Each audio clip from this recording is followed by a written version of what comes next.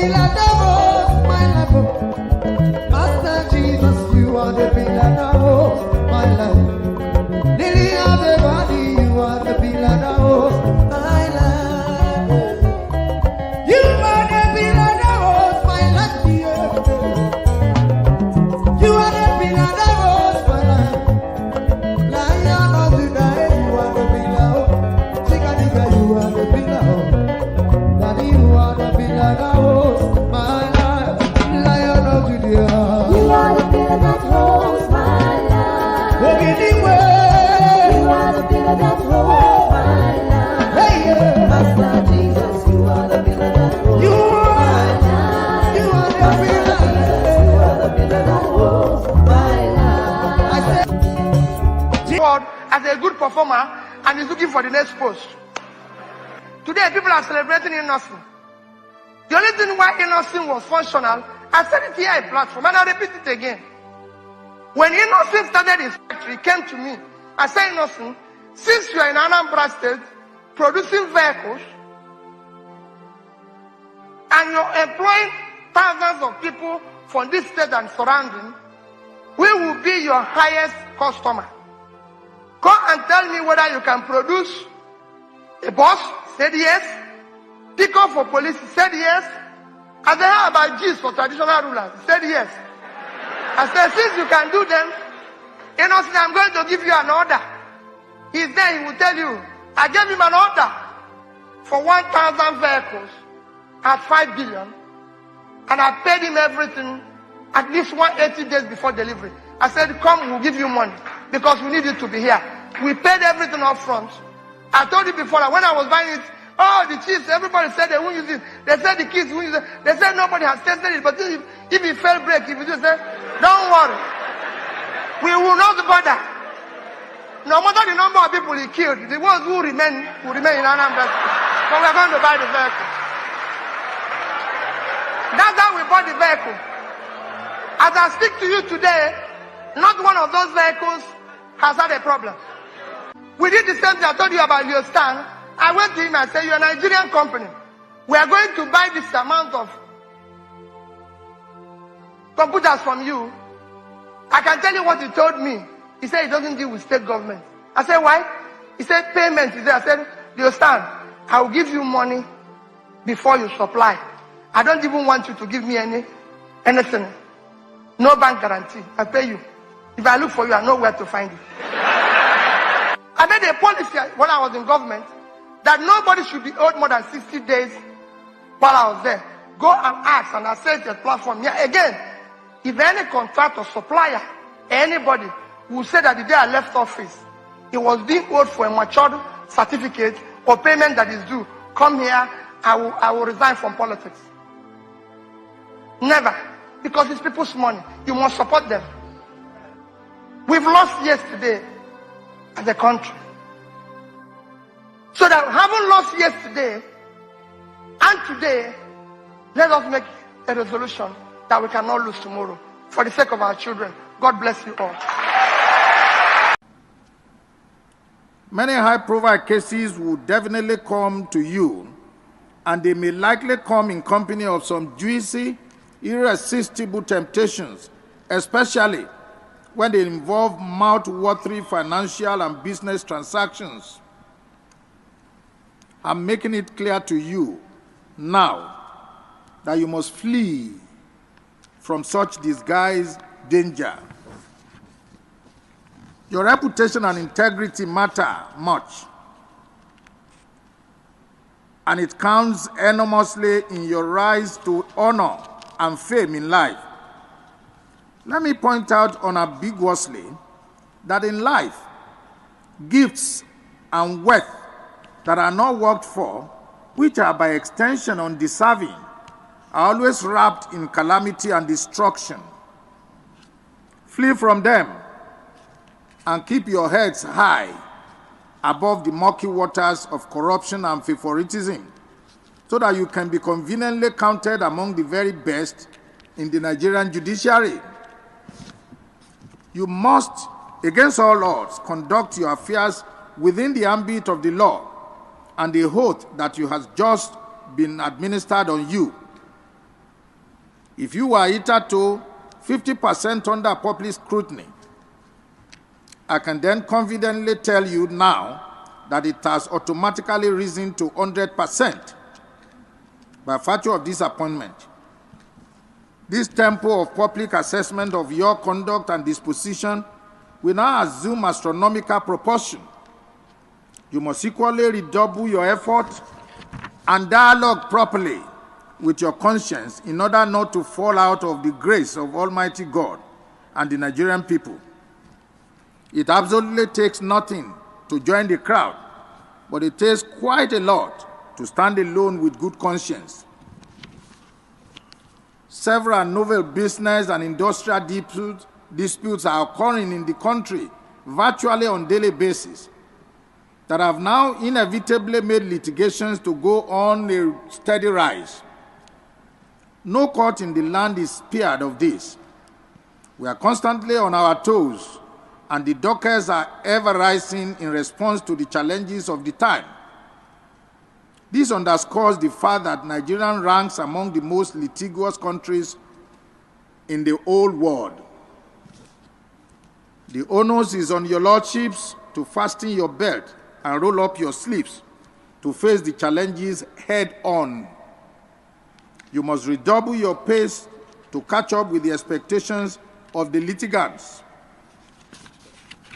As judicial officers, you have a defined mandate on earth that you must discharge with unveiled honesty and sincerity. You must give good account of yourselves to justify your appointment.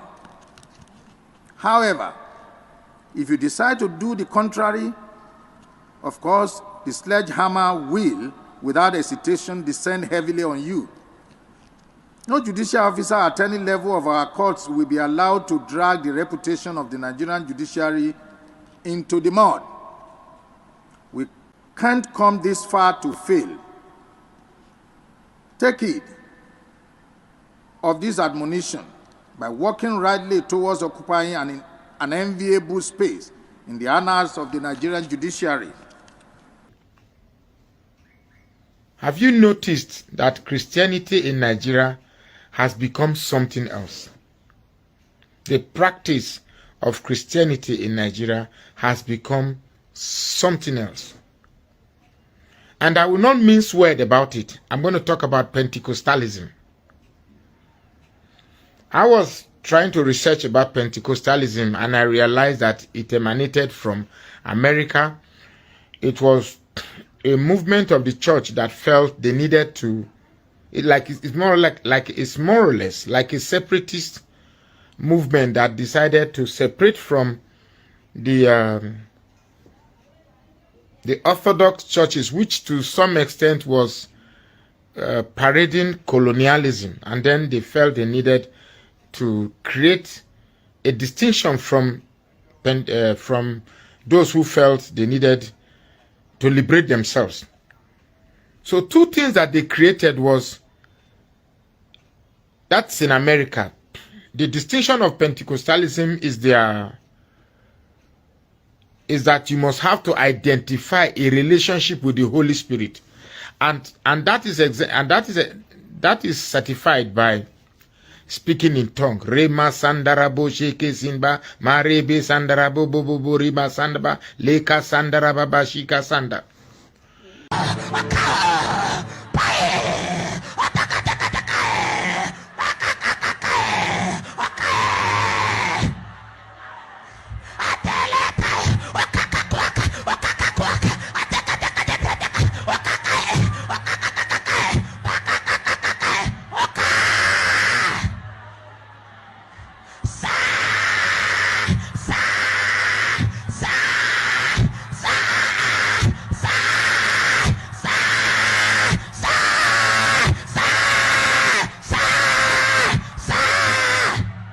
So these are supposed to be your indicators that you have been communed with the Holy Spirit.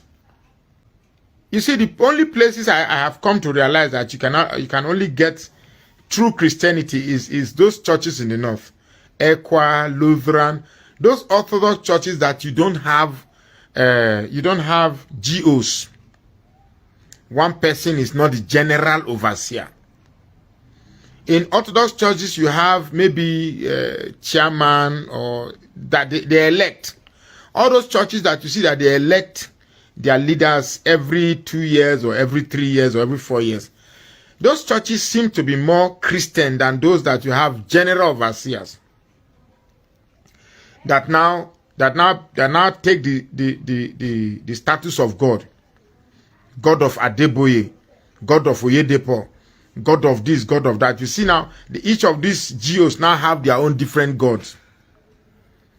God of Adeboye, God of Yakilome, God of this, God.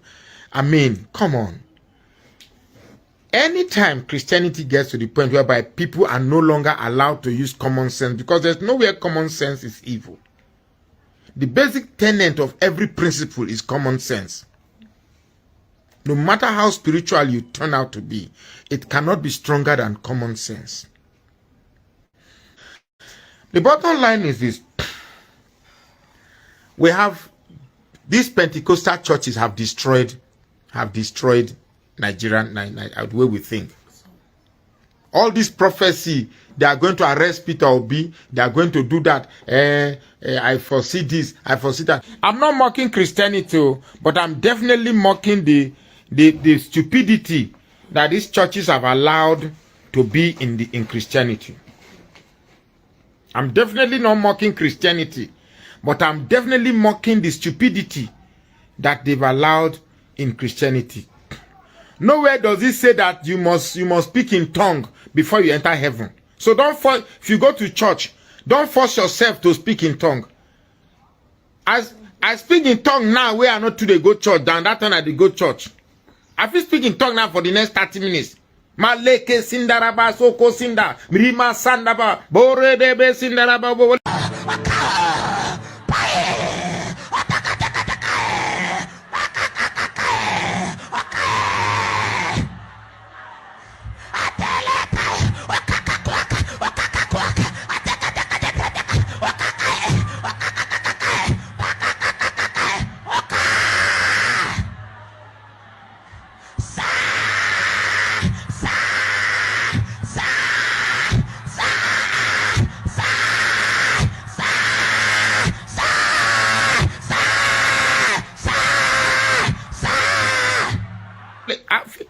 Go reach evening. What am I just? You're just kidding yourself, for goodness sake. It's just that our pastors have gone mad. That's and it's the truth. Our pastors have gone mad, honestly.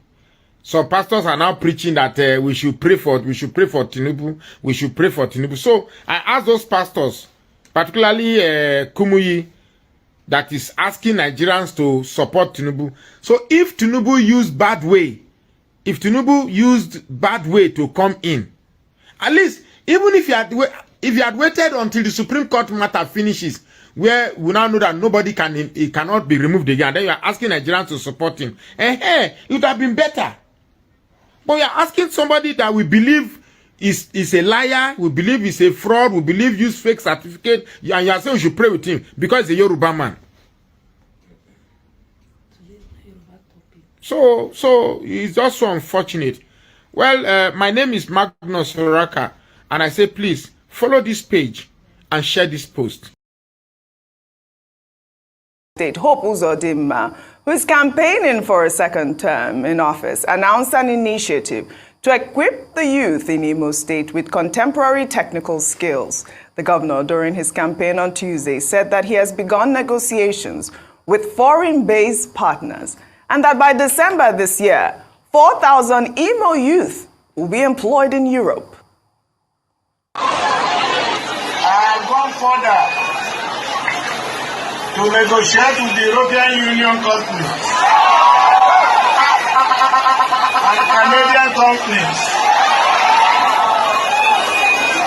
They are sending us special areas of digital skill, which our youth will also learn. And by December this year, 4,000 Imo youth will be employed in Europe.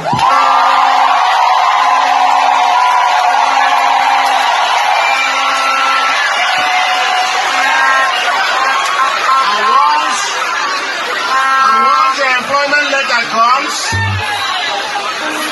The governor will pay for your 8 tickets. All right, Dr. Abata, 4,000 Imo youth will be employed by December. He'll send them their letters of, appointment and all of that. Some people have hailed it as a great initiative because obviously, diaspora remittances are great. But I mean, well, 4,000 Imo youths, are they employed in Imo State at this point as we speak, Dr. Abati? Well, there's nothing great about the proposal by the governor. And this is why we tell politicians, if they don't have anything to say, they should just keep quiet.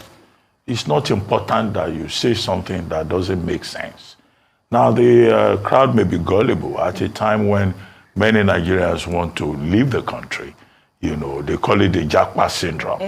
And, although the president and his wife went to New York, and both of them were telling people to Jackpada, to come back home because there's an enabling environment. Apparently, the governor of Imo State, perhaps having failed to provide an enabling environment and create jobs for people in his own domain. And Imo State has enough resources to be a center of productivity. Excellent. That the young people of Imo State will be gainfully engaged within the environment. But now you have the governor seeking a second term, preaching to the people that he will empower the people with skills so that they can go and get jobs in Europe. And he has talked to people abroad. And when the employment letters come, the state government will use state government money, the people's money, to buy tickets, to send people abroad. I mean, it doesn't make sense. The logic of it appears grossly incredible. And that's why we say, look, it doesn't make sense. The primary responsibility of the governor should be to make Imo State into an industrial center, a center of productivity, and to create opportunities for the young people of Imo State so that they can have hope, they can get jobs in the environment. I think it's most strange. It's the strangest form of campaign that we have seen in recent times, whereby a governor, a politician will be telling the people in his area that he will send them abroad. Okay, let us even assume that happens. He sends 4,000. Then, of course, he's telling the rest of the people, that it's better to leave this state and go to Canada or go to Europe. So let's bear that in mind in part of the European plans in terms of the budget. They would increase, and then we are treated, we are maltreated when we go to apply for visas. We're seen as it's such a desperate attempt. It's so attractive that a governor would use it as a tool to attract people to vote for him, that he would provide jobs, not in his state, not empower people, not create an enabling environment for businesses to thrive in his state, but he wants to send people abroad. There's a problem there. It should not have been seen. It should not have been said. It should not even have been thought of for him to bring this out. It is shameful. Well, all right, Ayo. We'll take another story then. The Minister of Works and Housing, Dave Umahi, on Thursday locked out some members of staff of the Ministry of Works over lateness, prompting a protest by the aggrieved staff members. The minister reportedly arrived at the ministry's headquarters in Abuja ahead of some directors and staff in the morning and denied them access to their respective offices. The workers were later granted access to the ministry but proceeded to lock the entry and exit points of the ministry in protest against the minister. Very angry. They locked everybody outside, saying workers came late for work. Yes, sir.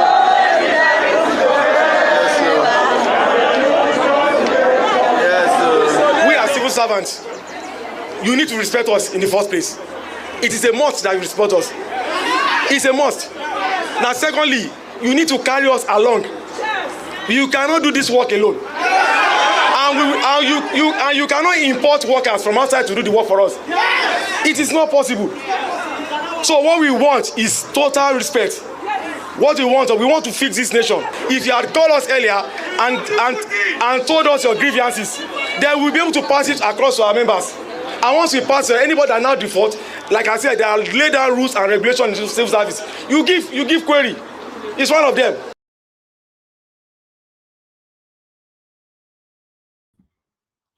Good morning, good afternoon, good evening to every one of you. It's good to be back here again. How you guys doing today? Happy weekend to every one of you right there. Happy Friday to you all. Today's 29th September 2023. I have to come in now because you hear that youth where they talk right now. These are part of the disgraceful youth that we have in Nigeria, who is telling the minister or how to treat them. I've said it before that the only way we can have a better Nigeria is everybody, including myself, everybody must be handled with an iron hand. Now alone and the late come work. Now alone and they locked out. And now alone they talk, say you must treat us with respect. We want a better country. You want a better country and you let it work. Listen, guys, for me, I say things I raise. If I was to be in that position, I would do more. Yes, I will do more. I'm sorry. I will repeat that again. The only way Nigeria can be better, because a lot of us, our mentality is gone. Yes, a lot of us, our mentality is gone. For us to bring us back to the normal thinking, how life's supposed to be, you must handle everybody with an iron hand. If you break the law, you will be penalized for it. That's it. There's nothing like you may treat us with respect. If you don't respect yourself, how do you want people to respect you? I don't really want to talk about that. Let's go to Uzodimma before I acknowledge the people right there. You see, when you see someone like Uzodimma come on air, because he's campaigning for his second term in office, or rather to be re-elected back in office, he come out with a blatant lie. A lie that is obvious to anybody on earth. Even the dead would know say Uzodimma the lie just now. The dead. That word, go talk for his side, go play that video for his side cemetery. They'll tell you, say, oh God, this one a lie. Do you know why things like this will continue to happen in Nigeria? Because, one, we have reduced ourselves to the extent that the politicians don't have single respect for us anymore. In a developed country, you can't just come and be saying this rubbish. You're going to send 4,000 people abroad, not for training. You're sending them abroad to leave Nigeria. May they go, they work for that side. I have negotiated or I've talked to the European community. That's a blatant lie. Normally, in a country that works, Uzodimma should be arrested for that statement. But some of you might say, no, what do you do? Not be talk. Then you are part of the people that their mentality is already being affected. When you see people compete with you, when you're trying to correct them, don't argue with them. Just have it in your head that, oh, these people are part of the people that have a slight damaged mentality. Or rather, you see, it's just like sometimes when we talk about some satanic pastors. You see people who come and read Bible for us. In Bible verses, whatever says, don't touch not my anointed. Don't blame them. Some of their mentality have dropped. It's not an insult. When your mentality is congested with the negativism, you're beginning to think like one. That's it. Mentality is not an insult. So when you are arguing with that kind of person, with that kind of mentality, you might likely argue forever. You will not get nowhere. So I bet you in that congregation just now, that group, that gathering, I bet you 70% of the people gathering there believe what Uzodimma was saying. Why? Because their mentality have been contaminated. They don't think like many of us anymore. That is what they believe, and that is it. Like Abati said, I will agree with him.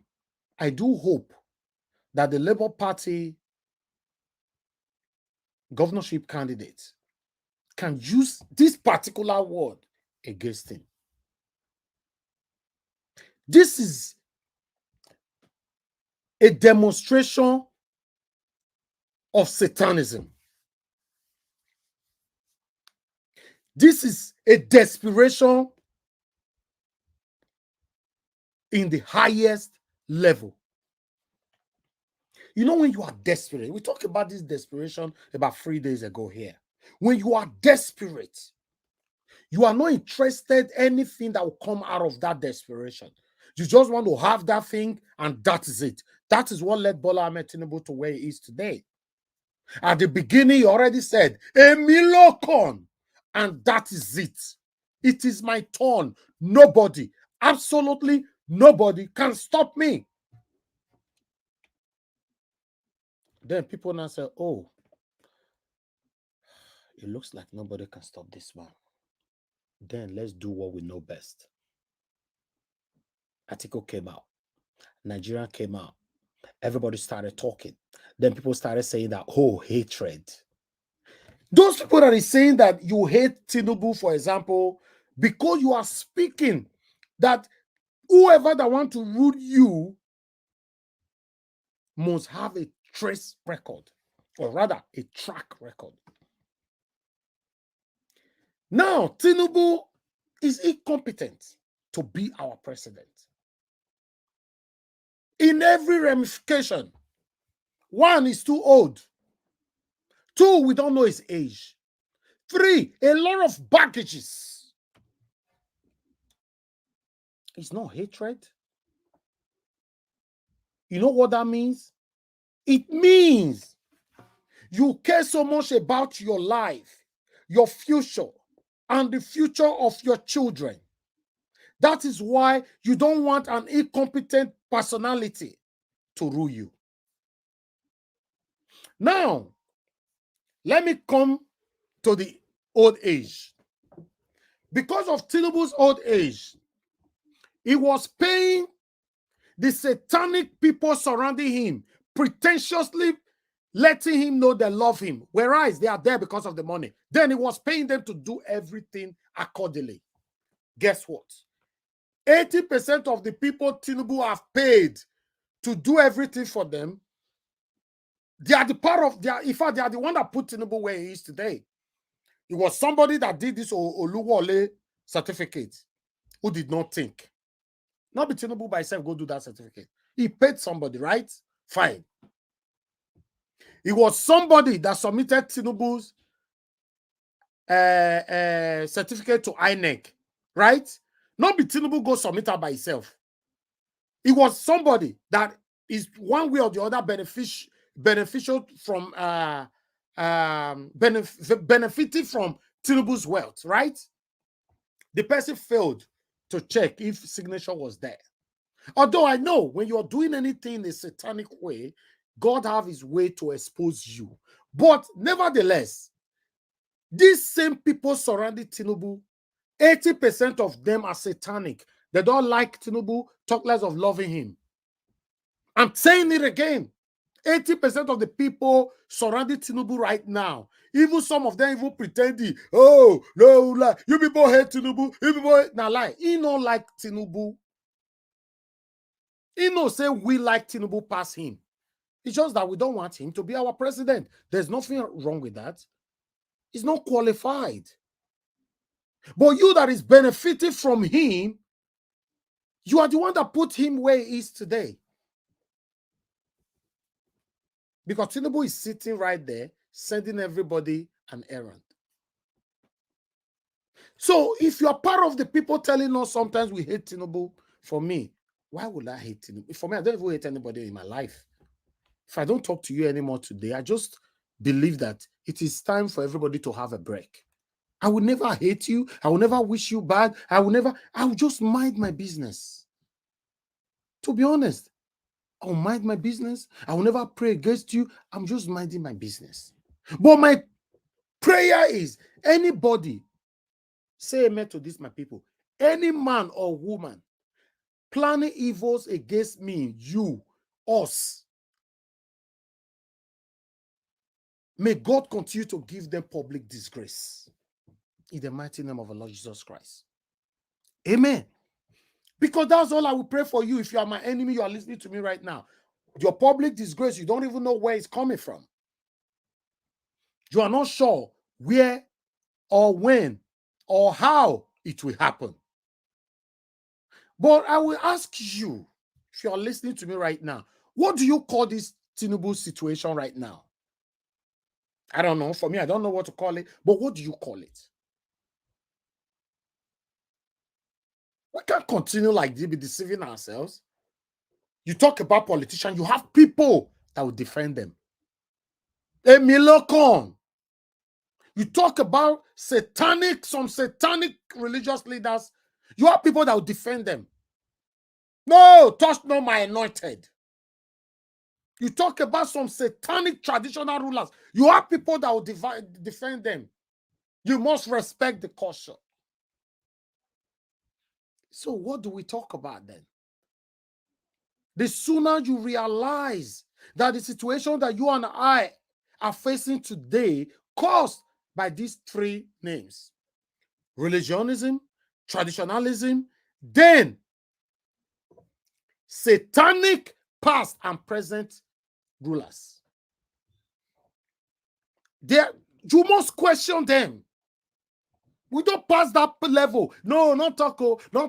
Hey, they go vessel. You go look like say you disrespect them. As long as you are not calling anybody out. Even them themselves know that they are part of our problems. They know that the problems that we all are facing today, they are part of it. They are the creator of those problems. As of today, tell me how many religious leaders speaking for you and I. Tell me. How many? How many religious leaders? How many traditional leaders speaking for you and I right now? Right now. How many? Oh, no. No. None at all. Then we should just be quiet because we must respect culture, isn't it? If you are a traditional ruler, you're doing the right thing, of course I will respect you. If you're a religious leader, you're doing the right thing, of course I'll respect you. Of course, we have good traditional leaders. We have good religious leaders. But I am more concerned about us that have allowed our mentality to be captured. And yes, I'm more concerned because if you check the people that is attacking us, it's not the same traditional rulers, it's not the religious leaders. Have you ever seen a religious leader come to my comment section to insult me here? All the emails and WhatsApp messages and all that I'm receiving all the time, messages from Twitter and all that, not be traditional rulers or religious leaders, is us. And this is what they draw. This is their plan for you and I to be fighting ourselves, for you and I to have confusion, division amongst us. They are not the one. So it's pitiful to know that most of us, our mentality is gone. We clap for them. We encourage them to do. It's just like a woman who is taking his son to church on Sunday to go and give thanksgiving because his son came from Malaysia, he bought Benz. But the woman is not interested how he picketed by the Benz. But what she's interested on is just to go to church, go give testimony, and give a bountiful offering. Then even the pastor that want to come outside to anoint the Mercedes will not ask the same son, the woman's son or the boy, how did you manage to have this? You see, our problem is huge in Nigeria. Stop blaming just the government. Blame all of us, including myself, all of us. Blame all of us. Our problem is huge. Yes, we can't continue like this. Good morning, good afternoon, good evening to every one of you. I appreciate you all. I would like to quickly wish Madam Naomi Bella happy birthday. If you guys are there, help me to celebrate this woman. She has been with us for years. She's been so encouraging. She has, in fact, she has been very, very supportive. Today's her birthday. Madam Naomi Bella, I wish you a happy birthday, long life, good health, and all the good things of life. May you live long to enjoy the fruit of your labor. May you enjoy everything that you have suffered for. You will not labor for others to enjoy. In the mighty name of the Lord Jesus Christ. Thank you very much, Madam Naomi Bella. I appreciate you and I celebrate you. Thank you very much, my people. I'm going to be posting now a link because I want us to take the other stuff that I want to take right now. I want us to take it together. Today is Friday, 29th September, 2023. Happy weekend to every one of you right there. I appreciate you all. Now God bless you now. Let me post out this link. Like I said, I'm just going to post it like that. I did not prepare it. But before people start coming in, I would like to appreciate two or three people that have already super chatted me for today. Then let me go to Amaka Fojabi. Thank you very much, madam. I appreciate you for always being there. Your text is wonderful. Good evening, Mr. Elvis and Nigeria's family. 3 days to go. Happy birthday in advance. Wishing you more glorious years ahead. A big amen to that. Guys, my birthday is on the 2nd of October. Like I said before, I would love to be celebrated by God's grace. It's not by force. You don't have to do it if you don't like me. It's okay. Everybody cannot like you. But if you know you like me and you think I've been doing a good job, I just want to be celebrated. Yes, I remember Dangote said something years ago. He said the only thing that pains his heart is that people don't buy him gifts because they believe that he already have it all. Right? Okay, now on an interview, I don't know whether some of you know what that interview. Okay, as for me, I'm not be Dangote, right? But with the effort I put in here sometimes, some of you might just think that, no, God will bless him. And I know hear him. I don't know if I get it. I don't know hear him. Really, really, for your house, you pray for me. And you never tell me one day. That is, I don't know. Everybody might be different. That encouragement is not really there. Because I need you. You are like the petrol I'm using to do what I'm doing today. So if you don't give me petrol, my car will stop for road. Right? So on the 2nd of October, which is a Monday, please, if you love me, you don't have to love me if you don't love me. You don't have to like me if you don't like me. But if you do, come around on Monday, show it. May God bless every one of you. Thank you very much. I have a couple of people already right there. Let me appreciate 2 more here before I start accepting you people in. I don't like watch, my brother. Thank you very much for being there. You've been with me for a while.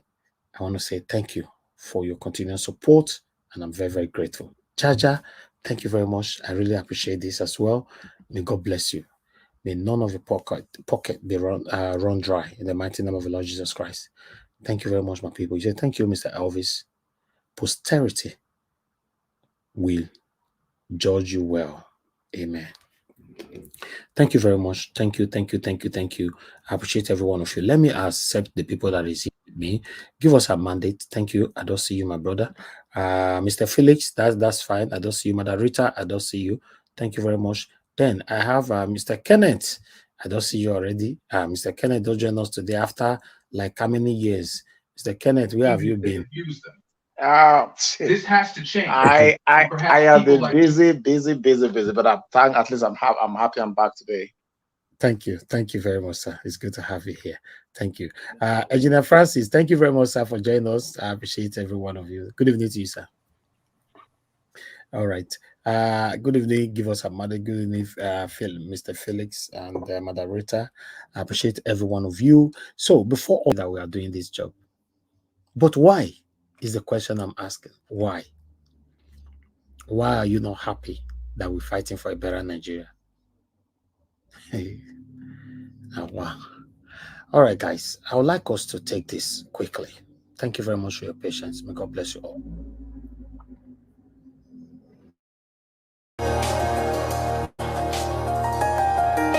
The Supreme Court has affirmed the nomination of Athan Achonu as the authentic candidate of the Labour Party for the governorship election in Imo State.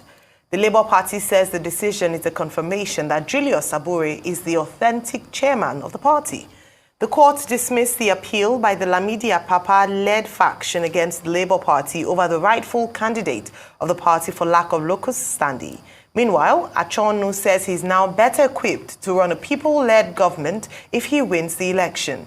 He is appealing to eligible voters in Imo State to collect their permanent voter card. Today at the Supreme Court, the learned justices put an end to the charade, the masquerading, the disguise, the pretense, and all the gimmicks, subterfuge, and small screen being played out by the so-called Apapa group. We thank our Lord Justices that they have seen through their gimmick. The Labour Party is one, led by Barrister Julius Aburi as National Chairman. Senator Achonu is not only the INEC known candidate, he's the only candidate of the Labour Party for the Imo State governorship election that has been backed by an order of court. I'm calling on all Imolites to now come out in their numbers to campaign and champion the cause of taking back Imo for themselves. Because what is happening there is atrocious. Joining us now on the morning show to discuss the party's victory at the Supreme Court of Nigeria is Dr. Yunusa Tanko, National Director of Media, Labour Party. Good morning and welcome to the morning show. Labour Party belief, and of course the result of some election petition tribunals where some of your members have been sacked from whether House of Representatives. Do you think that has affected momentum? Because you talk about structure, and that is one area that the Labour Party was criticized for during the build-up to the general elections in February and in March. Do you think that that has affected your members or the momentum of the Labour Party? And on another note, I'd like you to give a general assessment. I mean, since you're in the opposition now, of the administration as we look forward to the Independence Day celebrations, well, marking of the Independence Day on the 1st and public holiday on the 2nd. What's your general assessment of this government, and what would the Labour Party have done better or differently? Okay, now with regard to probably the dampening spirit, not at all. What the judgment and some of the rulings that you are seeing coming up, it kind of exhumed the inner minds of the Nigerian youth. There's a danger looming ahead because majority of the judgment has been seen to have been one-sided because of the interests of those in position of power. And it's not going down well with the Nigerian youth, I can tell you. So if you think that probably their spirit is being dampened, no. In fact, they are regrouping and rethinking that, look, if they cannot find justice in our judiciary, then there must be an alternative solution to our problem. My fear is this: we cannot continue to legalize illegality. I repeat, legalize illegality brutally and, deceitfully with a level of disdain. Because we have seen cases where the NYSC certificate that almost all of us are meant to suffer for, we go through for complete 1 year. Some of them could not even, survive the course, but they end up graduating, and then they are hoping, gladly and feeling the sign of proudness, and then being a Nigerian, that they can present that particular certificate as a yardstick for them to become somebody in life. Now, courts are saying that those particular documents are not important. That is dangerous. And I can tell you, it only spurs them to do more and prepare to challenge the establishment. That is one. With regard to the issue of probably this particular government coming to October 1, with all due respect, this government is suffering from the issue of legitimacy, and they are already making catastrophic mistakes. Catastrophic mistakes, it shows that they are ill-prepared. You see, there's a saying that they say that when the head of a fish is rotten, the whole body becomes rotten. And I give an example. We have a president that we are challenging his legitimacy as it were now. Even as we speak, our president is saying that he's pleading and begging that his result, which is supposed to be his strength, should not be disclosed to Nigerians. That is very, very appalling and challenging. And I find this very demeaning to the whole of Nigerians. Those intellectuals, those lawyers who are defending this particular should think about the grievance of this particular attempt of what they are trying to institutionalize in this country. And that, of course, has dovetailed into two of the ministers who are still serving. One of them is still serving as an NYSC member, yet that person is a minister. So what this simply means is that if I happen to be an Angora man in Kano State, if I have money, I can manipulate my way. I can buy off the system. I can buy off INEC. I can buy off certificate from the university. I can do anything I want because I have money. And I can institutionalize it. Then I can be the president of the Federal Republic of Nigeria. Which means that education does not matter anymore. Rule of law and order does not matter anymore. That means that anybody who has the capacity to manipulate itself into power can be in power. And the danger here is that continuously Nigerians now are orchestrating and arranging themselves in that order. And that puts democracy in danger. For those who have sold the idea of democracy to us, they should be careful and they should orchestrate and deal with this matter urgently for the future of democracy and the survival of Nigeria. Okay, Dr. Tanko, for you to be president of Nigeria, you don't need to buy a certificate. You don't even need to bother yourself. The fact that you can speak English, in the opinion of INEC, you can be anything in Nigeria. That's what the law says. So that's just the reality. Thank you very much. Okay. Thank you very much, my people. We are done with that particular video right now. Okay, I would like us to go to Dele Farotimi. I want you guys to listen to what Dele Farotimi have to say about Bola Ahmed Tinubu. This particular clip is trending right now. Then we'll take the reactions from Nigerians all over the world. Thank you very much, my people. Thanks for your time with us. Please press on the like button. Help us to share. Press on that like button. It's very, very important. Support us by pressing on the $sign as well. May God bless you all. I saw post out a link earlier on. I will do that. Let me finish this presentation.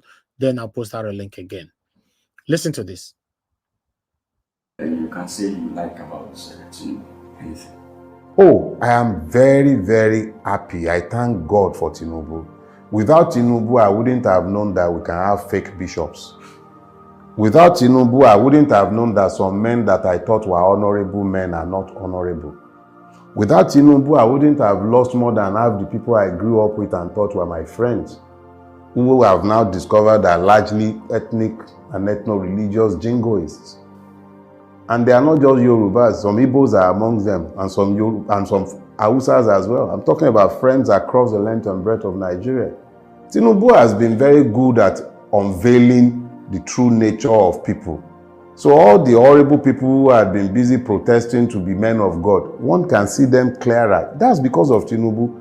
If Tinubu were to be a man whose evil was ambiguous, if it was possible to say maybe he's not bad, it would have been very easy for them to continue pontificating and sounding like men of God. But the fact that the man is so unrepentantly and clearly evil, and they have found accommodation for him, and they are the ones excusing the evil, explaining the evil, looking to normalize the evil, they don't even mind taking off their own garments of honor to cloak a filthy felon.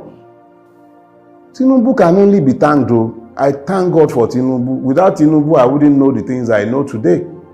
Some people I thought were men. In fact, some people I thought were gods. They've been revealed to be men. Just men. Just men. So Tinubu has been a very good thing for this country. Excellent thing. How would we have known how useless our judiciary is if it wasn't for Tinubu? Tinubu has been a fantastic blessing to Nigeria. So now we know that some men who used to pontificate about honesty does not matter to them.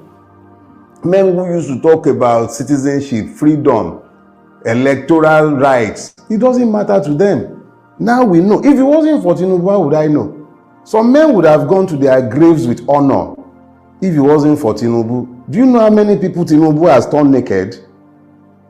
No, I am thankful for Tinubu. Is there anything? Kai, this clip, Dele Farotimi, now God will bless you for us. This one a Yoruba man, oh. Some of them where they generalize. Yoruba people, I dey tell you now all the time. Maybe you say some. Some people you all say no, not all you no, just say some. So not be Yoruba man. Payo Adebayo not be Yoruba man. Thank you very much, my people. Let's take on people's reaction to this. But before that, I would like to quickly appreciate Mr. Louis Okonkwo. Thank you very much, sir, for the super chat. May God bless you. Thanks for always being there. I appreciate you, sir. Thank you. Your text is wonderful. It said, greetings, the Niger Watch family. Mr. Elvis, thank you for providing this special platform for us to present our views. God will continually bless you and your family. A big amen to that. And you too, sir. Thank you, thank you, thank you. May God bless you too. Guys, make an help us press on the dollar sign, press on the like button, help us to share. Just do your part, any part. If you can press on the dollar sign, do it. If you can press on that like, you have done it already. You know, if you can share the same thing, just at least when you come to this platform, do your parts. It's very, very important. May God bless every one of you. Thank you. Let's take on reactions from people here. I have a couple of reactions though, but let's take it from here. Although, let's take this one by one. We have Oga CM with me today. Oga CM, are you there with us? Good evening to you, sir.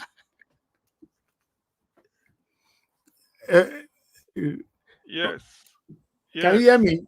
Yeah, good evening, Niger Watch. Thank you, sir. Good evening, Niger Watch. Good evening, everybody. Thank you. I want to give you an assignment too. I hope you're available. No worry. I beg, most start. Take her. Okay. Brother Baffy again. I be like say we go invite this chap. May he come here, come take resident. May he come take resident. No, may he come reside here now. Brother Bath in his Twitter handle, Brother Bath. No one loves evil unless he or she is one. They wish 200. Number one, they wish 200 million people cry. They wish they cry for 4 years or even 8. They hate the people for choosing the truth. Number 4, they deride them for rejecting evil. Hey. They are happy. Number 5, they are happy that truth is wounded at the moment. Number 6, they are glad that uprightness hasn't triumphed as yet. Number 7, Nigerians choose light, but they run into their evil crafted darkness, and from there say, let darkness breathe. Number 8, whoever loves a forger loves forgery. I agree. Number 9, whoever calls a perjurer a master strategist can perjure at any given opportunity. That is also true. Number 10, read the comments below and spot those that will insult me. Avoid them. They are the members of the company of the devil. Number 11, no one loves evil unless he or she is one. That's true. Number 12, Nigeria shall live in light, not in darkness. Those putting off her light shall be confounded and be confined in the darkness they conjure. Number 13, peace and joy shall be the portion of every Nigerian of goodwill. I agree, and it will be. Thank you, Oga CM. Then other people tweeted their reactions. Let's take this one as well. Okay, yeah. The Emperor said, when I listen to Dele, meaning Dele Farotimi, I believe, when I listen to Dele, I always remind myself that people with incorruptible character will always be found in all parts of this country. That's sure. All eyes on Nigerian judiciary. Some wisdom can be bought with money. They come as we pass through trials and temptation. Age is not a factor in honor, but integrity is a sure factor. As much as everyone will be tempted, only men of integrity will stand the test of time. Mazi Ibem had this to say. they can still go to their graves without honor if they don't confess to all they know about Tinubu on one hand, and the cabal holding Nigeria and Nigerians down. They have no shame at all. That's sure. Then Dele Farotimi, oh sorry, patriotic guy, probably writing to Dele Farotimi. He said Dele Farotimi is the reason why I Yes, will never. everybody, all the reaction you are reading, all of them are reacting to Dele Farotimi's video. Okay, yeah. So patriotic guy had this to say. Dele Farotimi is the reason why I will never agree with anyone who tries to generalize when you compare. Is quite incisive. This man has always shown that he is a man of honor. Evil exists everywhere, but the just will be vindicated. Yes, that's true. Next, please. Chukso Buago had this to say. Uncle Dele is a special breed. Man knows how to use those sarcasms and innuendos to drive home his points. It's true. It's true. Yeah. Okolo Ben had this to say. We need to also be thankful for Bubu because only he could have been able to bring the highest form of uselessness to leadership that would enable a kleptomaniac like Tinubu to have an ambition to become the president. So I'm thankful for Buhari, the useless. Okay. Obonnaya Frank Eke had this to say, wow, Nigeria is blessed with intelligent people. This is vintage Dele Farotimi. There must be a turnaround in Nigeria. Nigeria shall be great when the best of us leads the rest of us. That day will surely and suddenly come as joy in the morning after many nights of mourning. Ooh, this is hopeful, inspiring. V3C, whatever that means, had this to say. Tinubu as a concept should be studied in history. The concept stroke personality has revealed or exposed to the concept stroke personality has revealed or exposed to us many that are not genuine but have been paraded to be genuine even to some men of God. Thank you, Tinubu. Okay, Tinubu. Where is Tinubu? Tinubu now he put for there. Okay, okay, deliberately. Okay, Tinubu. I thought he said. I don't know why. Anyway, thank you very much, Dr. CM. God bless you. No, Yes. But one of them is missing. We've not read about. Has anybody seen any tweet or anything written by Shoyinka since this Professor Shoyinka anyway? Since this Chicago release or don't release? No. We'll never read them. We'll never take them. Okay, maybe we are still waiting. Anybody, but maybe because it's not about P2B and the obedience. Yeah, exactly. He never talk about them at all. You know, we are still waiting. Let me quickly take this one. Thank you very much, Dr. CM. Although you guys might not be able to see this properly, but I'd like to take it from here. Okay, you can see. This is just coming in now like 21 minutes ago. Breaking news. I read them. I'm hearing that the U.S. judge Nancy Maldonado of the U.S. District Court, Northern District of Illinois, has requested and received the appeal court judgment that affirms Bola Tinubu's victory. That is the appeal court judgment in Nigeria. Yes. That is the those five leprous fingers of a judge. Now, I am certain that the judge had gone through everything and still wondering how did he become president. The Nigerian court tried to delay by not sending the document to her. The trust say we get obedient and well-meaning Nigerians everywhere. However, a source at the appeal court sneaked out a copy and handed to a U.S.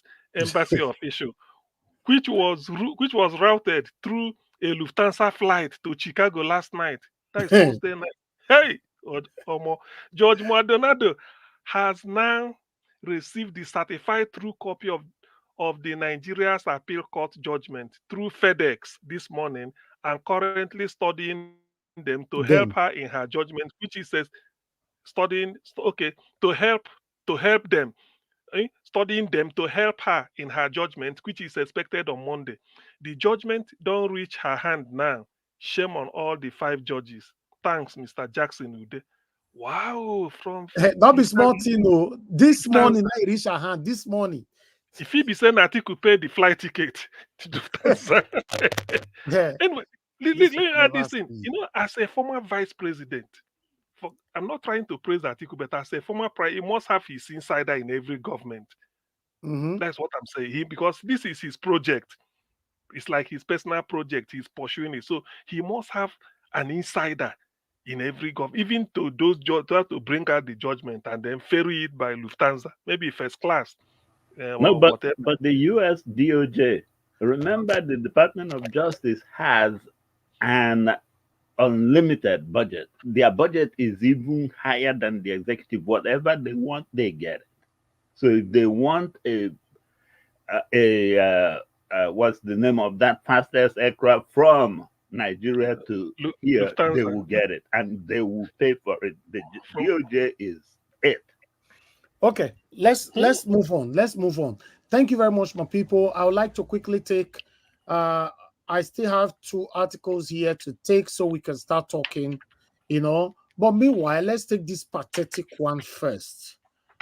This one actually breaks my heart, you know, regardless of what we're talking about, human being here. A minister was poisoned in Abuja. So, first way poisoning them now, they say they never know. Currently, she's battling for her life right there in the hospital of Abuja. So let's take this one quickly here. You know, Nigerian minister poisoned in Abuja, fight for her life in hospital. Okay, Nigerian tourism minister has been hospitalized in Abuja after suffering acute poisoning from unknown origin. People gathered was told as her family members fear time was running against their effort to save her life. Lola Ade John, 60, was rushed to the Federal Medical Center, Jabi, shortly after they started manifesting symptoms of her poisoning. According to the family source familiar with her ordeal, she has spent 4 days at the facility as of Friday morning, the Gazette heard. Ms. Ade John, a career banker and tech investor, has been on a machine to aid her breathing. Our source said the specific as to what substance she ingested and how could not immediately established by the People's Gazette. Police and the state security services did not immediately return a request on whether or not any investigations had been opened into the matter. Her worsening situation has further set the family against the government, with the permanent secretary of the ministry said to be the disagreement as to whether she should continue receiving treatment at a public hospital or move to a better equipped private facility downtown. The permanent secretary, Ngozi Uwandike, was said to have insisted that the minister should not be transferred because of FMC is a public hospital and its services wouldn't attract substantial charges to the government. A position her family rebuffed, but they remained with her as they could not raise funds to move her to a private hospital. Is she a minister? They could not raise funds. Is that for real? A minister? I don't understand this article. Let me take that part again. But the family remained with her as they could not raise funds to move her to a private hospital. Our sources said a phone number for the permanent secretary did not connect on Friday morning. A spokesperson for the FMC did not immediately return a request seeking comment from the Gazette about Ms. Ade John's condition. I'll stop you right there. I don't understand. Did anybody understand this article? I think I'm confused too, because a minister is supposed to have the health benefits from the federal government, don't they? Exactly, and she's supposed to have the fund as well. She's supposed to have the money, right? Yeah, even if she doesn't have her own, but the federal government should have her health insurance and stuff. That's why I'm confused. What's going on there? Yeah, but why are they complaining about the quality of the hospital? Aren't they supporting the government that brought that? They're making the hospital in Jabi seem like it's not competent. So we are all in this mess. So they should, everybody should take it. Angle. I know say Madarita will come from this angle. You know, I deliberately don't want to come from there because somebody is in the sick bed right now. But yes, you are right, because you know they created Mr. Elvis, there's a lot of women who are in the labor room right now. They've given birth and they give them their placenta. I have seen it. Go to the labor rooms in Nigeria. When women are they've given birth, they're giving them their placenta in a handbag, in a paper bag, just beside their bed. So what's the difference between this minister and the poor boy who has passed on because of 500 naira Panadol? Or the women the people that are sick? Listen, when it comes to the elites like this, nobody prays to be sick. But let us not pat it down because she's fighting for her life, allegedly. But there's a lot of people who have passed on that are not supposed to pass on. Babies.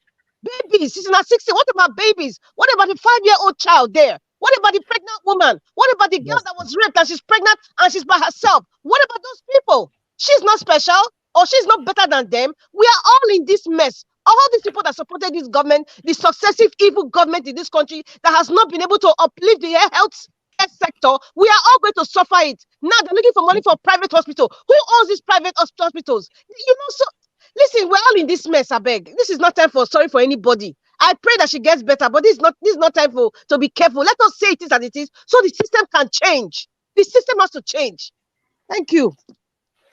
Okay. Thank you very much, Madam Rita. I can see my brother. Sorry to call me. Sorry. Okay. In respect of show. You said what? I said in respect of this minister's issue that you all presented to us now. I guess that we offend a little people or many people today, because if justice cannot be served to all Nigerians, I don't see anybody who is in the political power holders or office holder that should demand justice. Okay. Thank you. You know, if justice cannot be served equally amongst Nigerians, then nobody is more Nigerian than any Nigerian. Yeah, I support that. You know, thank you very much, my people. I can see on the comment section somebody is saying that she's broke. She just came to the country not long and all that. So, oh, I never finished my presentation. No. Madam Ola. Can I say something? Hold on. I already picked a call. Good evening to you, madam. Thank you very much. I've never finished my presentation and not let me talk. Go ahead, ma. 1 minute. Okay, it's just about this minister in the hospital. I support everybody. I don't pray that she dies or anything bad happens to her, but Nigeria needs to start happening to them so they will know that things need to be done. We have not finished Tinubu's yet, and this one is coming up. Something has to be happening to all of them so they will know that they are not better than any Nigerian. Yeah, God is working for us. Okay. But what about the good one? What about if she is a good person? Well, I'm sorry about that. That's why I pray that nothing happens to her. But I mean, God has a way of doing things. Sometimes some innocent ones will go for it. I don't pray for much of that because Nigeria has gone through a lot. But I don't know if she's or not. But let things start happening to show them that God is at work. Exactly. Thank you. Thank you, ma'am. Thank you very much. Give us a minute. Go ahead, sir. Well, I think to what Madam Rita said, and then somebody was saying in the comment section, she's not part of the evil system. The fact that if you just oppose this with Dele Farotimi's video, the fact that she can even take a ministerial nomination under this drug baron called Amoda. God bless you, my brother. See, Mr. Elvis, if Tinubu say, I will give you the whole world tomorrow, Elvis Edigan, use your platform to support me. Will you support him? Mr. Elvis, brother Bat, number 11. Read number 11 of brother. What brother Bat said. Number 11. It explains this. Go to number 11 and read it again. It's just one sentence, and that is exactly what we are saying. So whether she's good or bad, that's not the point. They're all part of this system. So you will not support it. So one thing is, that young guy that took ministerial nomination, that the minister that they bullied under Senate. We said the fact that he took that nomination shows that he's only a fake. So I pray that the woman gets better, but the fact that you can take a nomination like Tinubu shows that you are dining and whining with them. Thank you. Thank you. Now let me go offend people today. Now you say we get him. All right. According to Madam Rita, you are right. Number 11, no one loves evil unless he or she is one of them. Yeah. Oh God. Wow. Okay. Let's take this one on, so that we can have the proper time to talk. Let me quickly take these guys. APM marches to Supreme Court seek Tinubu's removal as president. As we speak right now, nobody knows where Tinubu whereabouts. We don't know where he is. Meanwhile, the Allied People Movement, APM, has joined other aggrieved political parties like the People Democratic Party and Labour Party to seek the nullification of President Bola Tinubu election victory at the Supreme Court. One moment, my people. The APM content that the Presidential Election Petition Tribunal decision of September 6 upholding Mr. Tinubu as having legitimately won the election was flawed because the court only dismissed their petition on ground of doubt nomination rather than looking at the issue from perspective that Mr. Tinubu failed to choose a running mate within the 14-day window stipulated by the law following the withdrawal of placeholder Kabiru Masari. I'll leave that right there. I think this one is quite long, but maybe they take the protest there. We want them to go there. Thank you very much, my people. I'll like us to. Okay, I have a couple of people on the backstage. Okay, Peace Soft joining us now. Madam Busy Brace with us as well. Thank you, Oga Peace Soft. So, good evening to you, sir. All right. Let me quickly acknowledge Madam Busy Brace. Thank you very much for joining us. Good evening to you, madam. Okay. We'll come to you. Everybody just stay mute. Just stay mute. Thank you. Thank you. Okay, good. We've done that. My people, not be smart, this country matter. Then, before we start talking. Sorry, Oga Elvis. I'm so sorry. I was trying to unmute myself. And okay, good evening to you, madam. That's fine. Yeah. Good evening, everyone. All protocols observed. I agree to now. Good evening. Thank you so much. Thank you. Thank you. Meanwhile, I would like us to come back to Mohbad. Let me quickly take this one as well so that we can take everything together. Mohbad, as you all know, that I was surprised to see that Omokri went to interview Mohbad. I don't know. I believe many of you have watched that particular video, and for me, I was shocked because that interview. My brother, sorry, not Mohbad, Naramari. Oh, sorry, man. About Mohbad was interviewed Naramali concerning the death of Mohbad. For me, watching that video, I was very, very confused. But I don't know about others. But I thought I should bring it here, even though I know many of you have seen it. I actually posted the video 2 days ago by myself, in other of our platforms. But let's quickly listen to this video here. Since then, and the music that he's been making, the copyrights and all of that, they belong to him, not to you, correct? Yep. So the only times that you guys had together was between the time you signed him, which was what year? 2019, my hottest year. I signed him my hottest year, 2019, December. Okay. December, so 2019 to 2022, you signed him, you recorded him, and then after that, he left. So you are not making money from his new music. Those accusations are not true, correct? I'm not making money from his new music that is dropping as Malian music. No, we not stopping his growth. We're not stopping him from dropping music. When he left, it was gone from Malian music. Okay, you see, we live in, will I say, a time when a lot of our people, especially in Nigeria, can be, will I say, they can easily believe stories, because we've heard people who have said that our former president, immediate past president, General Muhammadu Buhari, he died and was replaced by a clone named Jibril from Sudan. And so, it's very easy for people to believe, all of these things. So now we've known, by the laws of physics, you weren't even in Nigeria. And everything is a lie. Everything. There's a reason why. There's a reason why a lot of people probably trying to blame me for their own reason. I don't know why, but everybody can see it's a lie. Like something happened to him on the day he was out. Why there people are trying to cover up some things?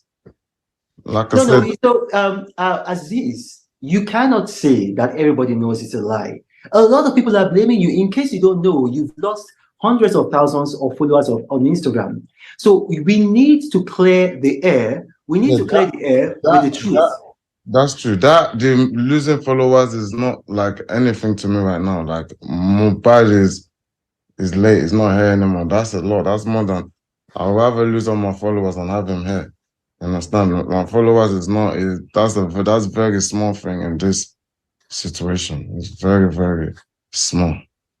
But to clear the hair is really, really important, and I believe the Nigerian police are doing their job.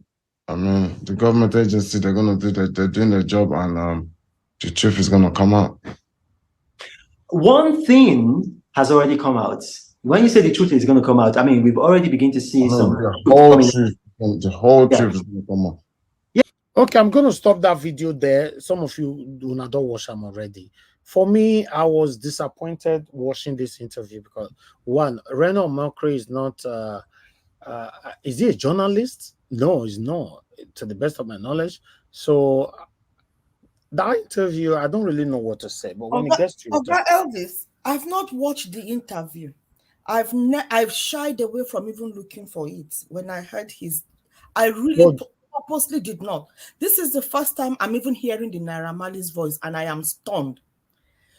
Very, very stunned. He is so illiterate. He sounds so what's the word? So simple, so thick, so dumb. You can just see his life is full of crime. He ran out he didn't stay inside classroom. He didn't look, from the way he was even articulating himself, like he did not sit inside classroom. They will send him to school. Okay. He will run out. All right. When it gets to your turn, everybody can talk about it. Unfortunately, my people, I can't finish that video because of time. But meanwhile, the Samuel Larry have been apprehended yesterday. I think he presented himself to the police or they arrested him, I don't know. But he issued out a statement yesterday saying that, this is what happened. You guys remember that video where he attacked Mohbad, on a video shoot. At the end of the day, he said he borrowed Mohbad 2 million naira when Mohbad was under Naira Marley. Then I asked him to give me my money. He told me that he lost his phone and blah, blah, blah, and all that. That is why, after telling me that he lost his phone and the money is not available, whatever, then... My brother, sorry to interrupt. He did say he borrowed it. He said he paid him for an event that Mohbad was unable did not come to the event. Okay, yes, he now asked him to pay the money back, right?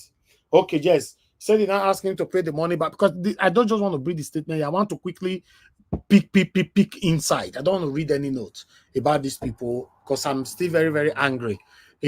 So he said he now asked him to pay the money back as long as he did not come up on the event. Then Mohbad now said he lost his phone, he lost this and all that. But 24 hours later, he now get to know that Mohbad was shooting a music video. Then he went there to disrupt the music video, because of his money. So what this man was doing there was he was trying to let people know that circulated video where he attacked Mohbad, when he was shooting a video was because of his money. But now the question now is, because there are more questions raising eyebrow right now, that how on earth will you pay for Mohbad to come and play for you when Mohbad, because according to him, he said Mohbad was still under Naira Marley at that time. Normally, it shouldn't be so. So for me, I don't know what to say on this. I'm really, really confused. Why the Mohbad mom? Because I saw a video of one or two people saying that Mohbad mom shouldn't be blamed, that she we generalized it, that everybody failed Mohbad, his mother failed, his father failed, and all that. But some people were there protecting the mother, saying that the mother did not fail, the mother was there and all that, blah, blah, blah. For me, I still stand my ground that the mother failed, and she did not only fail, she failed woefully. The father failed, he did not only fail, he failed woefully. If you want to talk about the normal citizens of the country, there we failed normally. Because his music, his continuous music that he was releasing, we didn't pay any attention to it. But Mohbad's mom failed. In fact, she even failed more. Because the interview that many of you are circulating everywhere, that watch this some lunatic and illiterate people doing this different kind of videos to justify and protect the mother. Everybody have their perception. You cannot be making video at the same time and be insulting the people that is attacking, or rather calling out the Mohbad's mom. And part of the people that called out Mohbad's mom, and I'll continue to call her out, she failed as a mother, and the father failed as a father. Then this is the statement from Mohbad's mother. That interview was on Yoruba. This is the video here. It was in Yoruba, but the interpretation is what I want to play. Except you people want us to listen to the video and leave this interpretation. What she was talking about, let me just put it here for you guys to know that the video is right here with me. I hope I've not... I think this is the video. Yes, this is the video. Listen to this video. 1 minute now. I'll read this. Enjoy ayé tó fi kú láti ayé náírà tí mo ti mọ̀ mí mẹ́ni tó máa ń pè ní náírà ọmọ mi ló jẹ́ kí n mọ̀ òun ló jẹ́ kí n mọ̀ wàhálà tó. Okay, I'll stop you right there. She failed woefully, and the father failed woefully. Nobody can cajole me with the crocodile tears. Now let me read this before I will say why I stand by my words. You can see here, my son said I shouldn't eat any food I was given whenever I visit him in Naira Marley's house, Mohbad's mom. My son did not enjoy his life till he died. Since he met Naira, I did not know who Naira was. It was my son that made me know him. The troubles he put my son through made me know him. I visited Naira Marley to ask him what my son did to him. Yes, I saw that video where the mother was kneeling down, begging Naira Marley and all that. Fine. Some of the videos that I'm seeing, they also mentioned those ones. We are getting somewhere. But he could not point out one thing he did to offend him. We even wanted to take him away from Naira Marley one time, but we weren't allowed. Yet my son did not have rest of mind. Whenever my son was driving, he gets really scared. He lived in fear till he died. Sometimes we refuse to go to shows. He will tell me that he is scared because I don't know the name of that Naira second. Okay, they always beat him. They beat him regularly. I don't know whenever he cries, but I was told he was always crying anytime he's in the car. I wasn't even aware that he's always crying, but I begged my son that he should allow me speak out. Mona, listen to this part, because this is where some people got carried away. I begged my son. I'll read that paragraph 3 times. I beg my son. He should allow me speak out. He will discourage me not to talk. I'm coming back to that place. We are getting somewhere. Then, whenever I visit him in Naira Marley's house, any food they serve me, I don't eat it. I don't really eat like that. I always fast in the morning. I even lost appetite for food because of the condition I met my son. One of the bullet point all this place down. I'm getting somewhere. Mona, listen to this thing properly. Or if it's possible, be reading it on your own. Because I'm getting somewhere. I can't even eat the food they give me. Whenever he returns from an outing, he will rush to me and say, "Mommy, I trust you. I know you did not eat the food they serve you. He will take the food and wine they gave me and flush it in the toilet. He will warn me never to eat the food they give me in that house because he doesn't want me to die. Then I told him that you don't want to die, but you are living here. Please leave. But he told me he signed 3 years contract and he completed his 3 years contract, but the beating and physical assault did not stop. One day I went there. They said I should be taken to hotel to sleep. I refused. I insisted on sleeping where my son sleeps. Why do you want to take me somewhere and my son isn't coming with me? I said, I'm not going. This is everything this woman talked about on that video why I play just now. Ladies and gentlemen, from the beginning to the end, for those of you that understand Yoruba, you've played that video, and for this interpretation right now that I've read, beginning to the end, I repeat again, from beginning to the end, una hear where Mama say, my son asked me not to cry out, but as a mother, I did this, I did that. Una hear am? You see, so people get carried away by emotions. This woman as a mother, what did you do as a mother that carried a son for 9 months? What did you do on your own? There are many mothers listening to me right now. If your son tell you saying they sick, he get headache, your leg don't cut everywhere just to make sure say your son survive. Now this woman came with a crocodile's tears, telling the world that my son told me not to talk. Now, what did you, because your son is not alive anymore now, so it's the best time for you to say, okay, for example, I went to the police station on my own, I wanted to let the police know what my son is passing through, or I went to so place. Please, man, please, keep your understanding of this whole situation to yourself and let everybody keep theirs to themselves. We pray, none of us, both you that is turning it around or me that is turning it around, I pray none of us should experience this situation. Because trust me, the parents, the mother, the father, for me, I don't know about you, for me, the father failed woefully and the mother failed woefully. And the same mother said, my son rented a shop for me and he gave me 5 million naira to buy goods on it, right? They never buried his son. His son, we are still looking for how we want to do everything. Then she said at the moment now she's looking for, she's not going back to Ikorodu anymore because she's scared. She's looking for somebody that she will rent that place for so that she'll be getting money from there for a daily bread. Now, for you to make that statement at all, they're looking for somebody that you want to rent it for to get money. You're already trying to get sympathy from the public.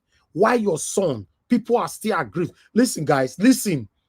Everybody is different. Everybody is different. Everybody should understand that everybody have different view in things like this.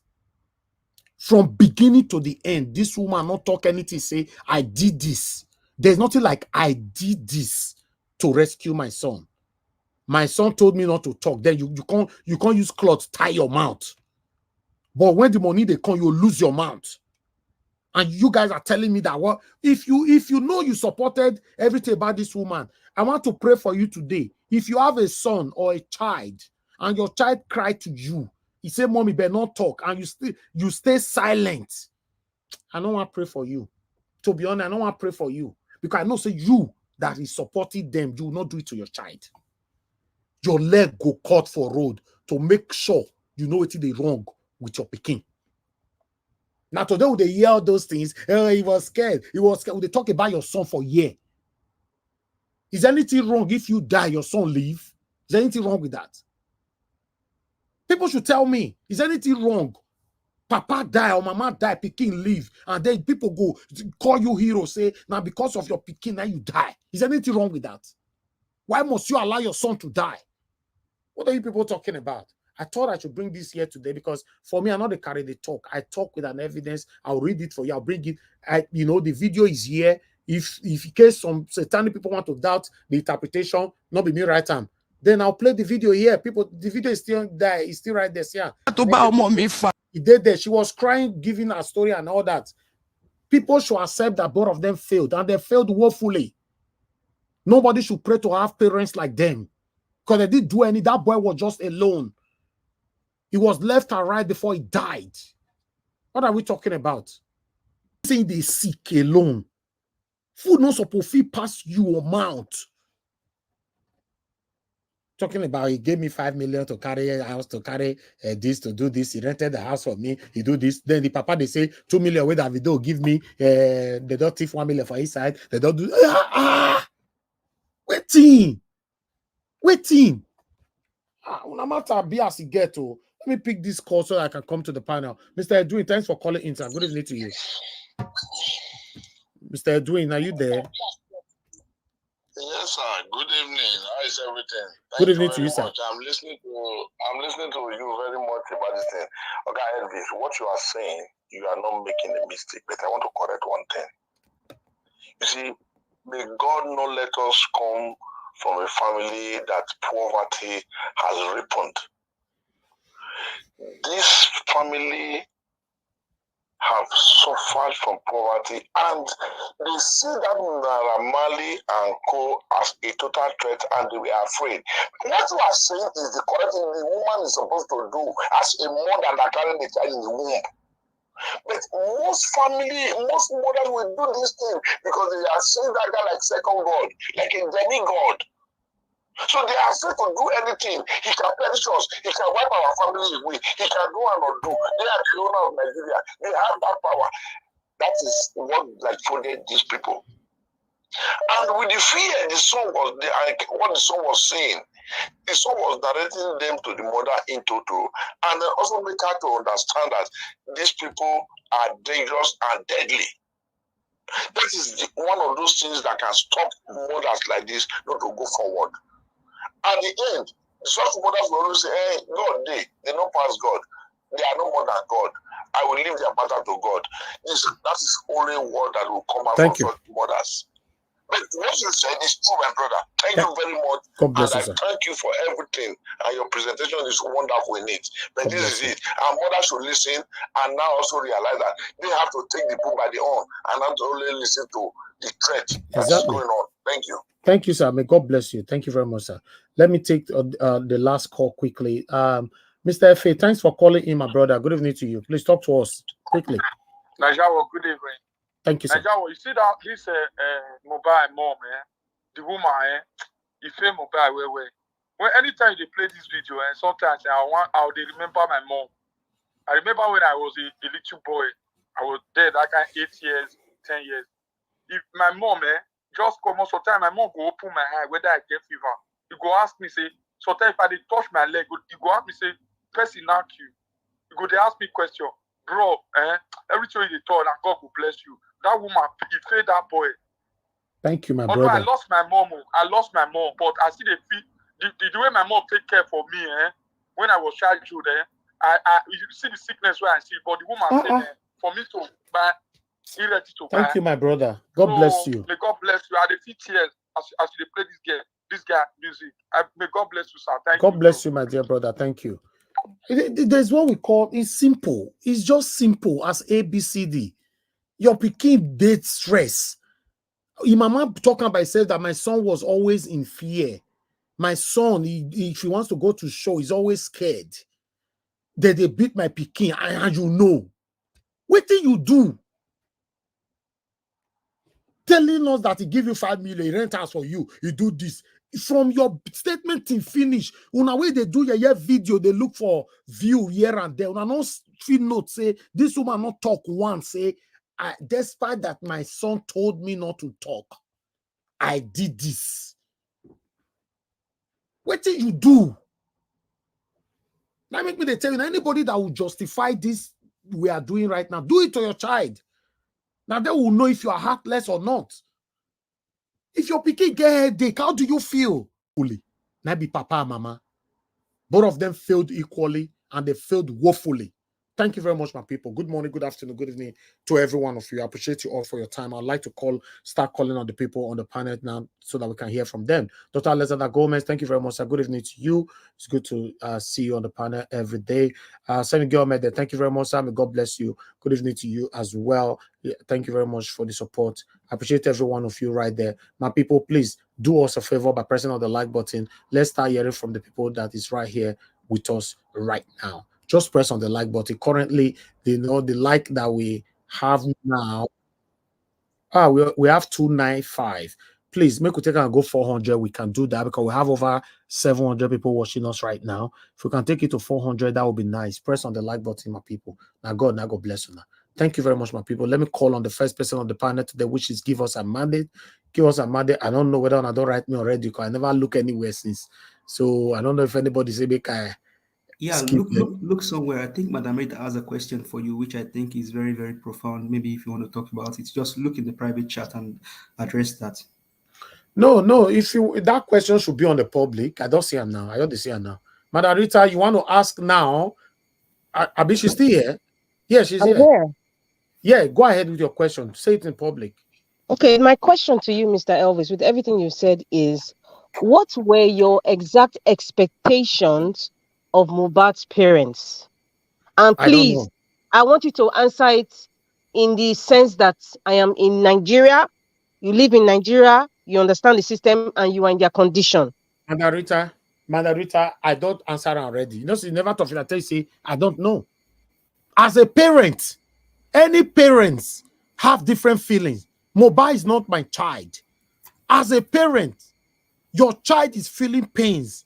What do you supposed to do? Now, parent go answer. Now, the same parent in that particular situation that can answer that question. I just make example just now. As I talk to you right now, Madam Rita, God forbid, my pikin saying belle the pain. I'll still be talking to you here. This is a simple understanding.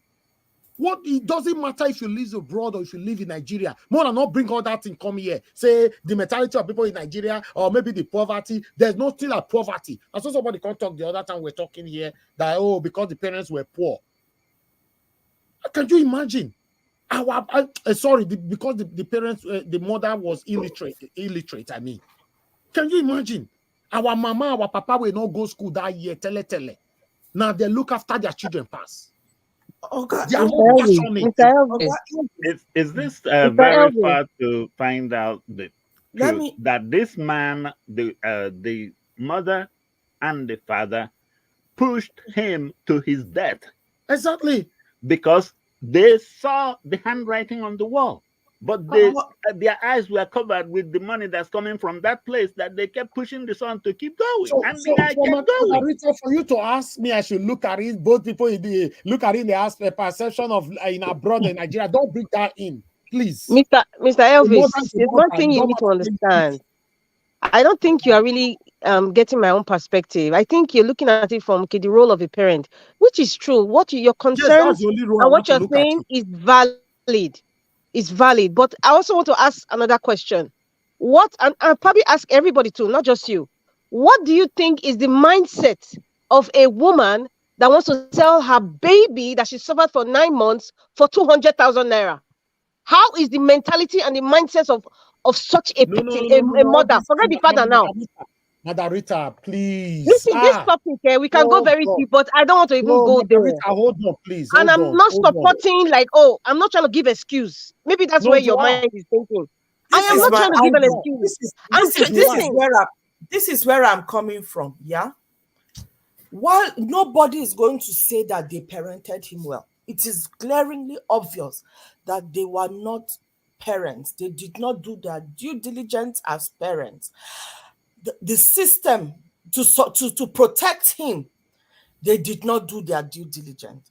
But my own arguments here, I'm not in support of parents, but I am just trying to put it back to say, if we had a fairer system in place that would encourage me as a mother to run to go and call for help without fear of the repercussion, and we do not understand the nature of the threat that was made to this young man, So for me, I will be looking at it while I do. Of course, she has questions to answer. They have questions to answer, and I don't think they can live with themselves. They are living with regrets. But the system played a huge hand in their behavior. Okay, let me put this through quickly before I will pick a call right now. My people, the angle that moderator is coming from, I will always go against it 100%. That angle of the where you are living, your mentality because you are in Nigeria or you are in America or No. Hold on, let me speak, please. Hold on, madam, please. That mentality of they will not come to also the system. Let me tell you, the system of Nigeria have been bad since before anybody that is listening to me now were born. Oh, God, it's not as bad as this. Not as bad hold on, as madam. Now you hold on. There are mothers that is very, except you are not a good mother. Let's say it how it is. Except you are not a good mother, you are not a good father, then you want to put your responsibility on the government to look after your child, to be there passionately. There is social engineering. There is social Mr. Elvis. Let me say something, madam. That is going on. Madam, if it comes to putting responsibility financially on the society or the government, I will understand. We're not talking about financial responsibility here. We are talking about emotional responsibility. What was her role? Well, if it is from her statement, it appears she did try to give emotional. No, she was only crying on camera. That's all. She didn't say I did this. I want to go with what she said. I don't know any other thing. Exactly. I feel that like she did, if it is emotional, she tried to be that emotional support. But what else can she do to fight a system? What can she do?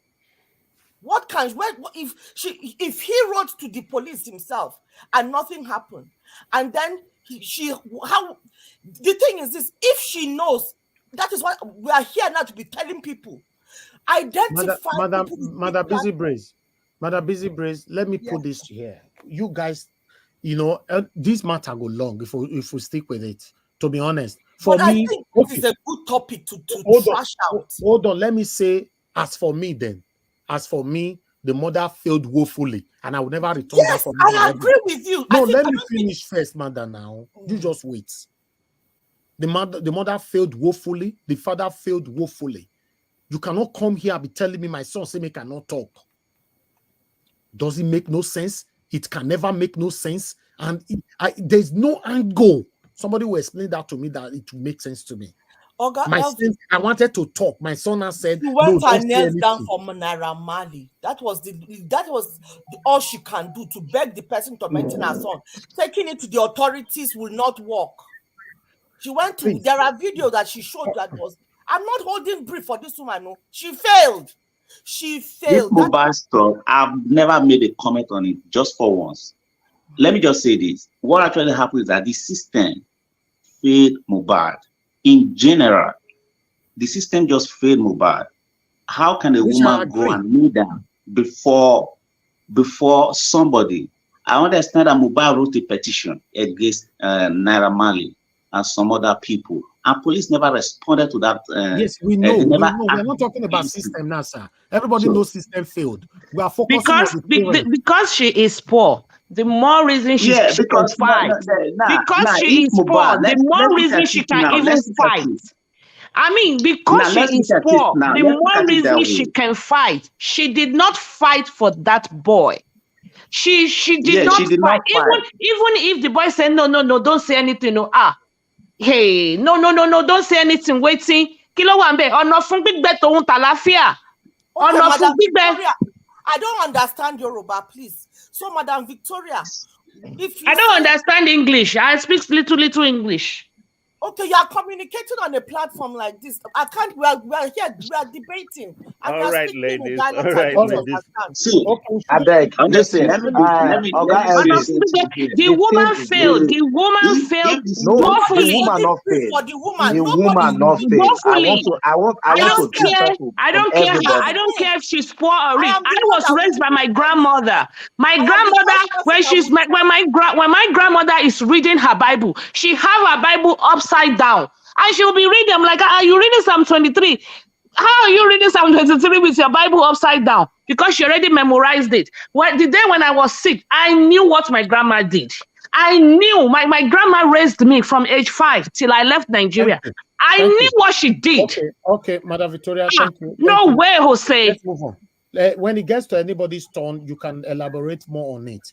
Everybody just stay mute. But plus the fact that the church was having infidelity, that's why she left. Their guidelines, stay mute. Please, everybody just stay mute, please. Okay, can I speak now? Hold on, sir. Hold on. Let me say this. I don't want to reduce myself to because Nigeria failed them. That's why the mother behaved the way she did, or the father. No.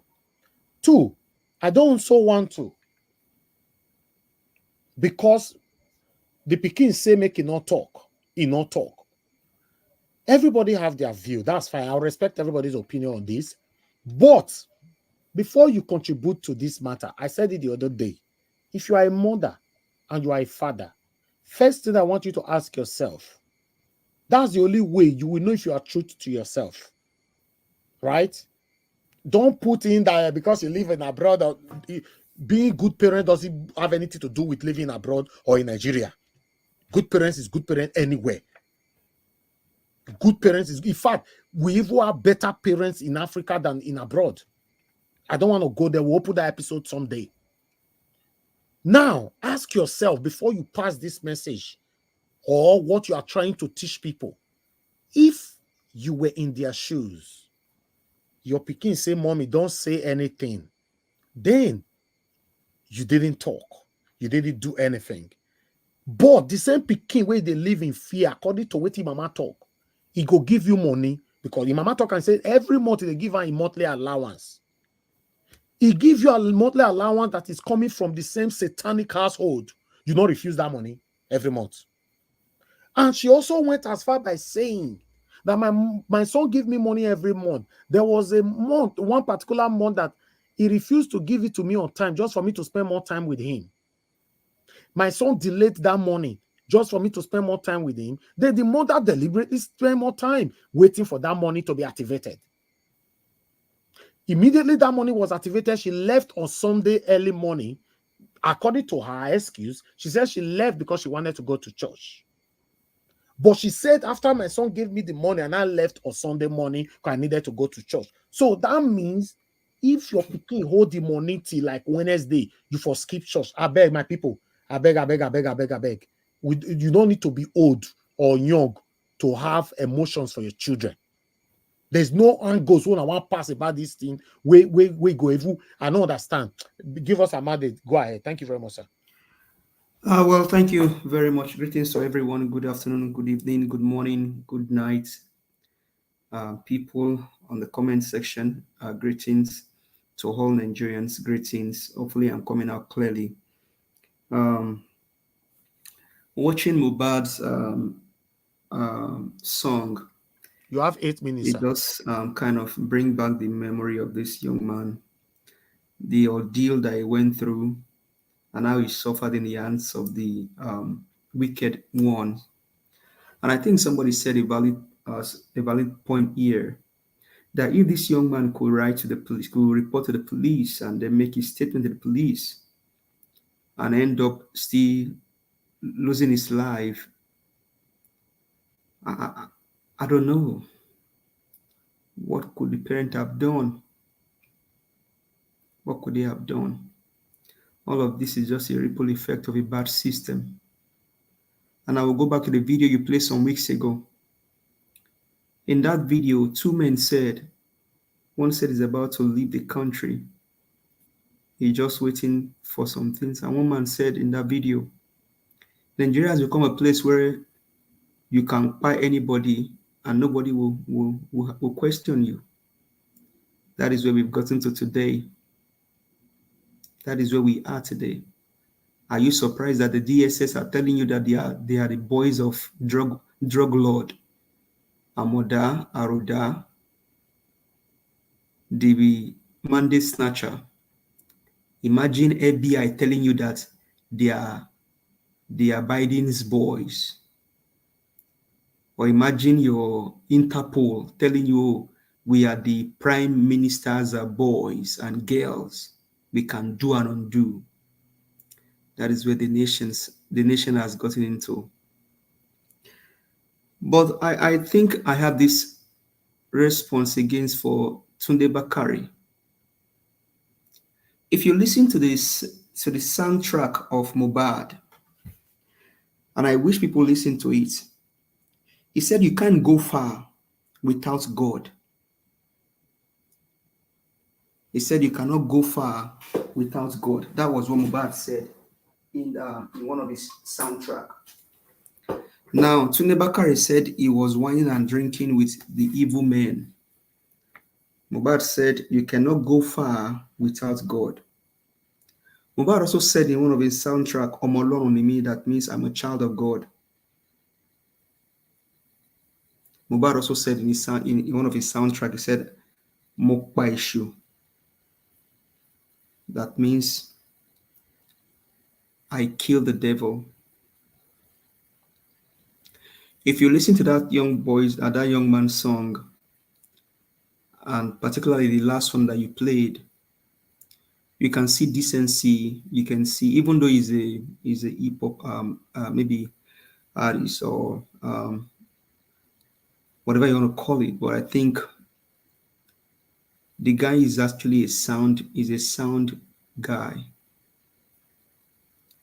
And so I leave that to the conscience of Tunde Bakari to deal with.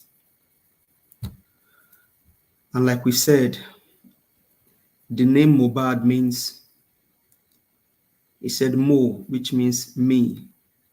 The B means bright, and the A means and the D means destined. That means more bright and destined. I am bright and destined. I only wish that the parent could have spoken out more, could have raised their voices harder, and let the whole world know. And I think I sent you a video of, I think a white person did capture the incident of Mohbad from when it started and how everything actually ended up. What all we can say is that God keep him, keep his family, keep his son, and Mohbad rest in peace. Rest in peace.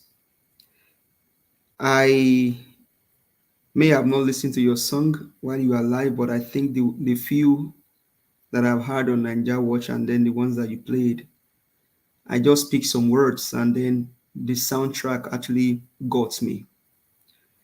And I wish that boy is still very, very much alive with us. And so this brings us to where we are in Nigeria. It brings us to where we are in Nigeria. Oraka said very wonderful words, very sound words, strong words, and I think I made such comment yesterday about Pastor W.F. Kumuyi now asking us to pray for a drug baron, a man that forged certificate, and now we have now become a laughing stock in the face of the world. Our passport has now lost value. Today now they said dollar is changing for something, it's changing for about 1,000 plus. This is where we are as a nation. This is where we are as a nation. Then go to Hope Izodema. You see that guy's name is Hope. He's supposed to give hope and succor to his people. But what did he give to them? Hopelessness, lies, bigotry, and deceit. Other nations are building other countries are building their people, they are training them on different things, but hopeless.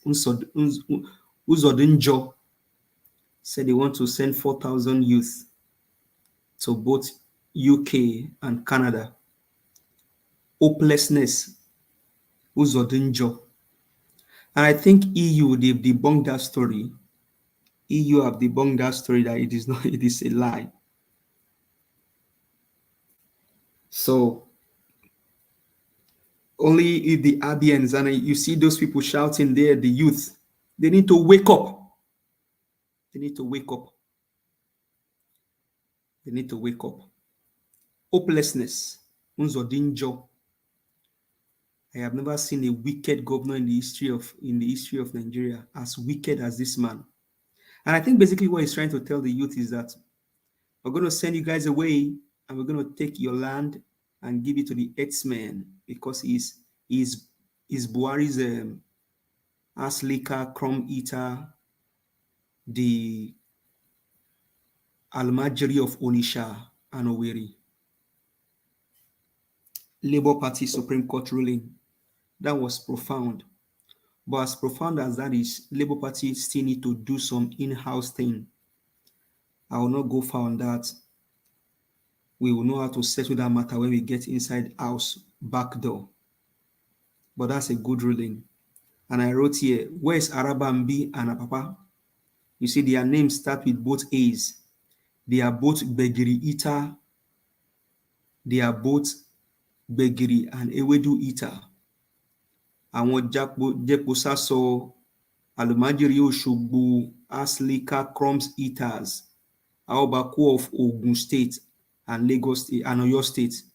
Because I think Apa is from Oyo State. It's only a shame that it's on my state.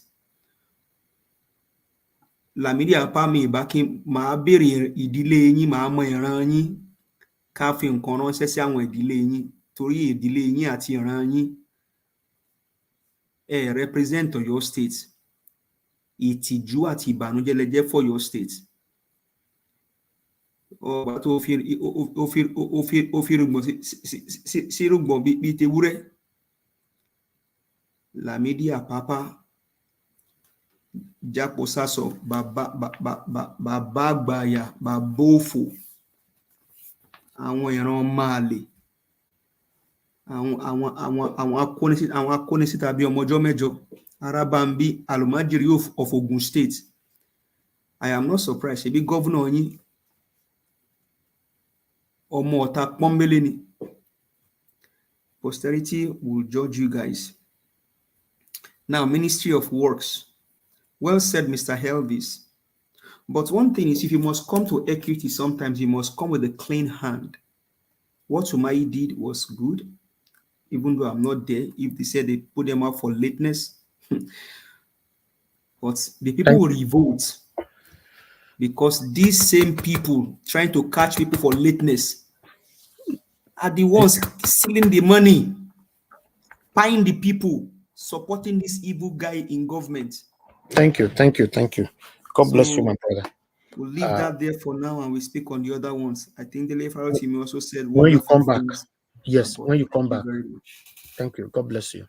Thank you very much, my people. Mr. Joseph Oji, thank you very much. I appreciate you. Although you didn't show me my time, but your time is I'm just kidding. You even talk more than your time. So for me not to show your time, you know, you're I'm only kidding, my boss. Go ahead, sir. And that's your time right there. I don't give out to you, Misia. You know, you talk for 9 minutes, 7 or 8 minutes, you know. Okay, thank you very much. Even though so thank you very much, everybody, for your time. You know, I would like us to move on. Let me call on the next person here. Although Madarita, I don't know whether Madarita come on, she come back again. Now everybody don't lose their spots. I felt to can say if you I know they record people down if you not come on to not come back. I don't know where. Okay, Mr. Felix now come be number second now. Okay, Mr. Felix, talk to us, sir. Let me just take it the way it is. Good evening, my beloved brother. Good evening, sir. Thank you very much, my brother. Good evening to you. I greet everybody, all the panelists, comment section, our viewer worldwide. Let me just start from the minister. You know, there are some certain ministers, they have minister of condemnation, minister of confusion. It's not that I'm happy that she was being poisoned. I'm not happy. But they have to test some of the Nigerians' pain they are passing through in their various homes. Because if they don't test from the food they are be given to Nigerians, they will never know how it look like or the taste of the food. I pray to God Almighty, Allah, everything where any Nigeria depends on, whether it's tradition or not, that they should continue to eat from the food they are be given to we Nigerians. Because she was out there, if she presented the case of Mohbad to her cabals, I guess I did not see any of her video where she do that. Now, you are not passing through the stress. You want me personally or Nigeria to sympathize with you? No, capital no. I can never do that. Because they say, show me your friend. Let me tell you who you are. Anybody under a constitutional government, he or she is still unconstitutional. Let me talk about the Agbadorians in the Chicago stuff and others. I pray God should hasten everything for her to answer Atiku, to release both the gender and everything, so that they will save us the time. We have time for other things, other issues to resolve in Nigeria. Because this is not the time to clap or sing or say upshare. My leader. We don't have time for that. Thank you, Mr. Peter Obi, His Excellency, for coming to drive the trailer, to be the driver of election process in Nigeria. If not for you, many of us, after the election, after they might have do their ringing, we normally move on. But you make us to understand that anybody we decide to elect will be the one that will be putting in that office or post. That is why you said you are not challenging anything, but you are challenging the process, because it's the process that matters a lot. You can't tell me somebody who does not have a bachelor degree or anything will come and be dictating for master holders. Capital no. You go to bank or any big office to look for a job, they will say, where are your CV, or where is your CV? Why do they ask? Because they want to know your past record, if you have an experience or not. Agbado pocketed Lagos. He have been the one who have pocketed most of the things in Lagos, international airport, seaport. That is not the only place we have as a seaport in Nigeria. Gele is there, Port Harcourt, Calabar, everywhere. Warri, they have seaport. We have a nice airport who is even more better than the Lagos airport. But they decide to compromise everything so that they will use that one to everybody for broadcast.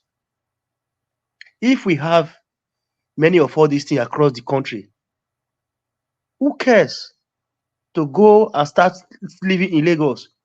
You go to your nearby place to go and clear your goods, or you fly through the nearby airport.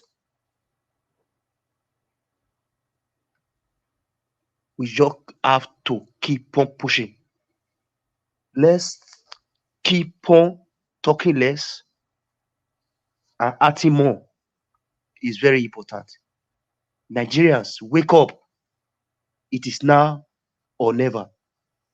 Because if you wake up now and take these people by their horn, they will never try it next time again, never in history. But if you decide to relent, they will continue to do it to our unborn generation. That is why we have to wake up. Let's get the head right. I guess that is what I have to say for now. Thank you, my people. And I yield. Thank you. Thank you, Mr. Felix. Thanks for your submission. You talked for several minutes. God bless you. Thank you very much. All right, let's move on, my people. I appreciate you all. Let's quickly go to the next person, which is, according to the table, Engineer Francis. Engineer Francis, thank you very much, sir, for joining us. Good evening to you. Please talk to us. You have 8 minutes. Thank you very much, and good evening to everybody. Thank you, every peace-loving Nigerian. On Mohbad's issue, I think the love of money made the mother in particular be a bad mother. It's like I can even bet you that there must have been days when Mohbad will be like, no, I don't want to go to this Naira Marley's place. But the mother will be like, oh, come on, go so you can bring the millions when you come back. If you hear that there's a place your son goes, and when he comes out, he's crying, why in the world will you not even cut his legs the next time he goes to that place? For money? But anyway, be it as it may, God knows why. And on this APM case, is it not too late for APM to file now to the Supreme Court? Or is there a special provision for them? Because I thought the deadline was like in 14 days. But anyway, let's push all those aside. There's something that worries me this morning. And that is that news about Judge Maldonado requesting the tribunal ruling.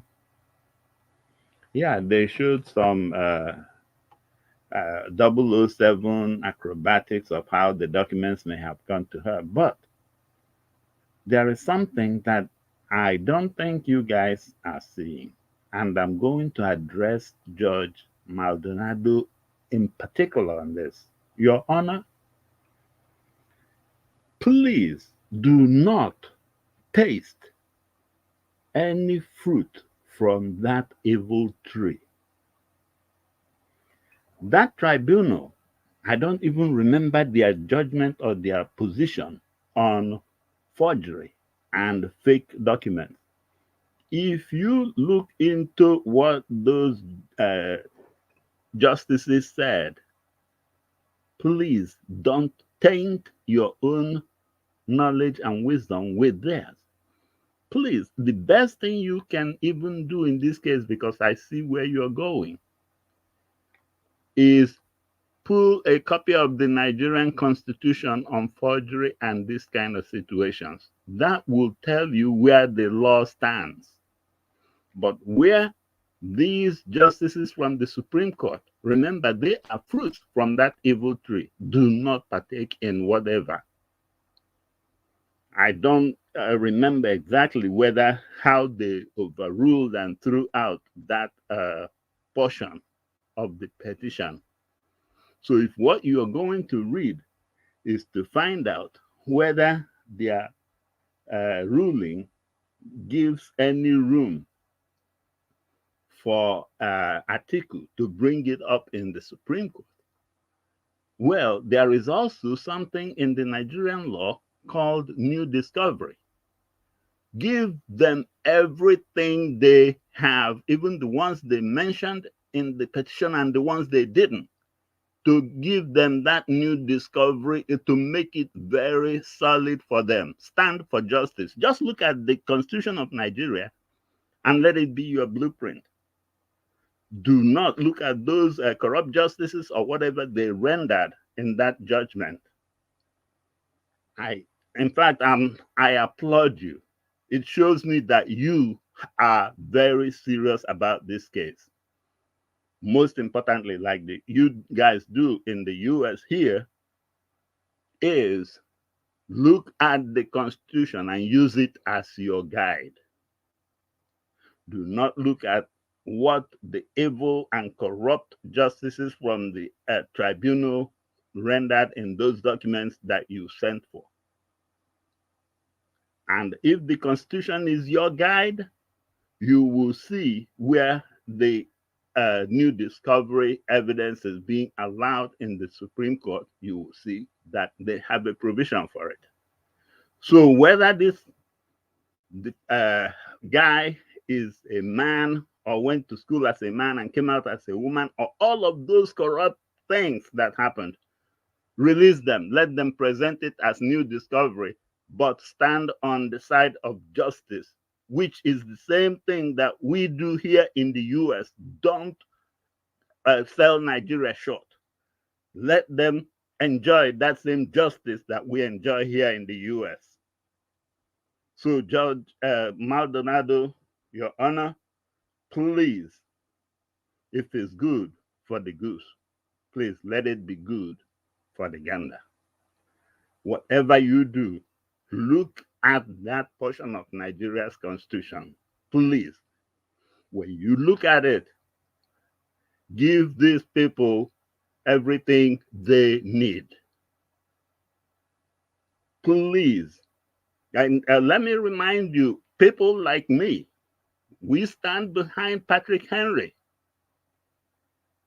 Give us freedom or give us death. So if you are going to abide by the Constitution that you are, I see you are showing signs. If you requested this document, please go to the root of the Constitution and see the provision they have for forgery and for all those impersonation and everything.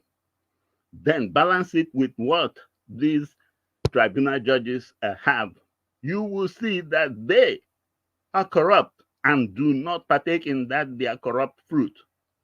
Do not look at things in their area. Look at things in the area of the Constitution of Nigeria. I'm not asking you to rule in favor or against anybody, but be straight. Please do that, and Nigerians will forever be indebted to you and to the United States of America. Thank you. Thank you, Engineer Francis. Thanks for your submission, and thank you very much, everyone. Please press on the like button, my people. God bless you all.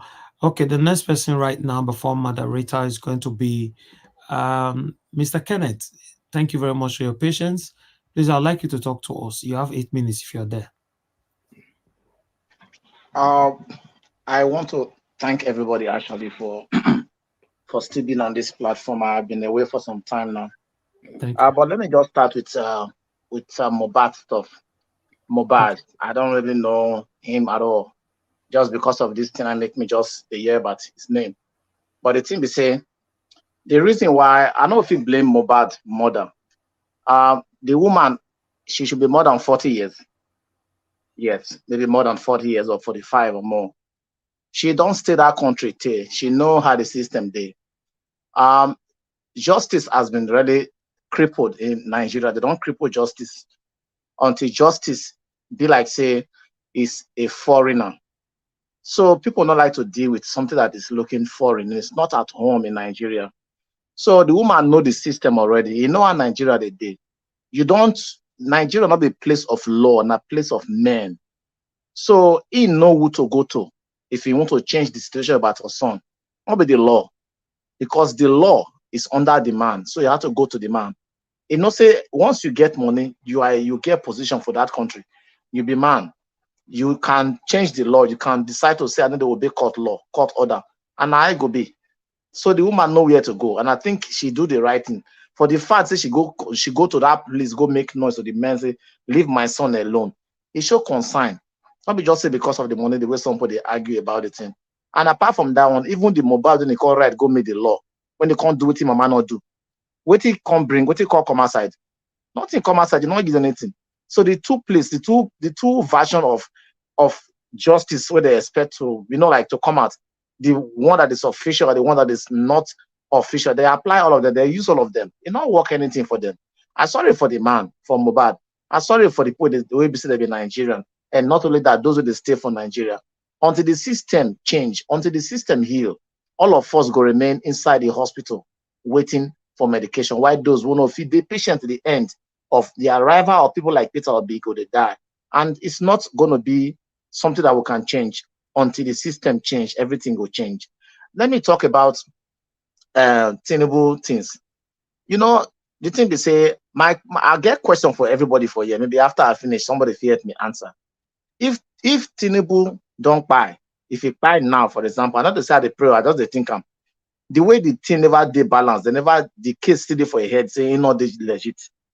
If he can't buy, what will go happen? Now, Shetima go can't take over as the constitution say president bam, the other person go take over, or the same law when the thing with the hang for a head to defend, they go transfer the entire Shetima head. We no go fit defend. We cannot be the person. You not go that college for CS. You not go there. I want to answer all of them, and you want to say make him go because the person died. There are some things that the question did for my head, and for that guy, for Tinubu, I just the pray say. I don't really know, but my prayer be say anything when in say in the depend on before, it don't come to an end, don't reach to the place it don't reach to an end. Because when something don't end, you will know. When something won't finish, you go to see the sign, say water for the tap, it won't finish now. You go to see well, NEPA won't take light, you go to see some sign. When rain won't fall, you go to see some sign. Now the sign I did for Tinubu so. When they see and say things they come out, as if they block here and that place they come outside. If Peter will be not fight them, somebody else like Atiku, they fight them. If that one not fight them, somebody from Chicago, one person don't even come out. Differently they come from every angle. I just they look at my prayer be say I want to encourage every Nigerian so they hear me as I want to rap. Every single common Nigerian so they hear me. The people they call commoners. Everybody, may they still they hold on small. The change what would they look for? Since the time where I don't know, apart from my own time when I started to look for the change, that change, it will soon come. I trust that thing, it will soon come. And when it come, it will stay for a long time and it will stay very, very long. That each time we remember these seasons of darkness we will face for the history of the country, we go to appreciate the one when it did, or we go to experience after now. When I thank you, I go stay for now. I go come back to come give my remaining point. Make I give chance for other people to talk. Thank you very much, sir. Thanks for your submission. I appreciate you. Okay, let me hear from Madam Rita. Madam Rita, if you're there, please Sorry, talk before to us. you go to Madam Rita, Mr. Elvis, I think he has a question about if Tinubu buy or I think from my own thinking, based on what was taken to court, the double nomination affects both of them. And so that should still hang on Shetima and be taken to the Supreme Court. That's my own understanding. Everything is still hanging. They dismiss everything, every evidence is everything. So the Supreme Court need to look at everything again from the scratch. What I'm even saying is that that double nomination was sacrosanct, and then 25% of Abuja because Tinubu did not win the election. If we look at it, yeah, but that's what I'm saying. All is so still then pending. Shetima will be struck out. Yes. Cannot stand. So all is still pending if the Supreme Court is willing to do the right thing. Madam Rita, please talk to us. Good evening to you once again. 8 minutes. Yeah. Thank you. Good evening. Good afternoon, Mr. Elvis. Everyone in the panel comment section. My sister Bella Naomi, happy birthday. Yes, Mr. Elvis just said it. Everything is still pending. Now, to answer that question from the fellow panelist, if peradventure that the man for Bodilon, goes to meet God for judgment, when they're going to apply the rule of Jonathan and Yaradua because it's in the constitution. When the president passes on, the next person will be the vice president. And then with the inner caucus or lobbyist or the caliphate, now we'll try to look for somebody possibly from the southwest to be his vice. Now, however, if that happens, like what Mr. Elvis said, it's still hanging. As long as we haven't gotten any judgment from the Supreme Court to date, right? That would be something that they will now have to fight Shetima for, the double nomination issue. But if this, whatever the Supreme Court says and is final, even if that kind of situation happens, automatically the Supreme Court has made the judgment, and Shetima will be, God forbid, the president of himself, and they will now lobby somebody from the southwest. That's just how it's going to be. I don't think it's something that that's a rocket science. I mean, we all know the constitution, what the law says, and the kinds of country we come from, so we can easily guess on what would happen. Not really guess per se. We'll follow through based on past antecedents.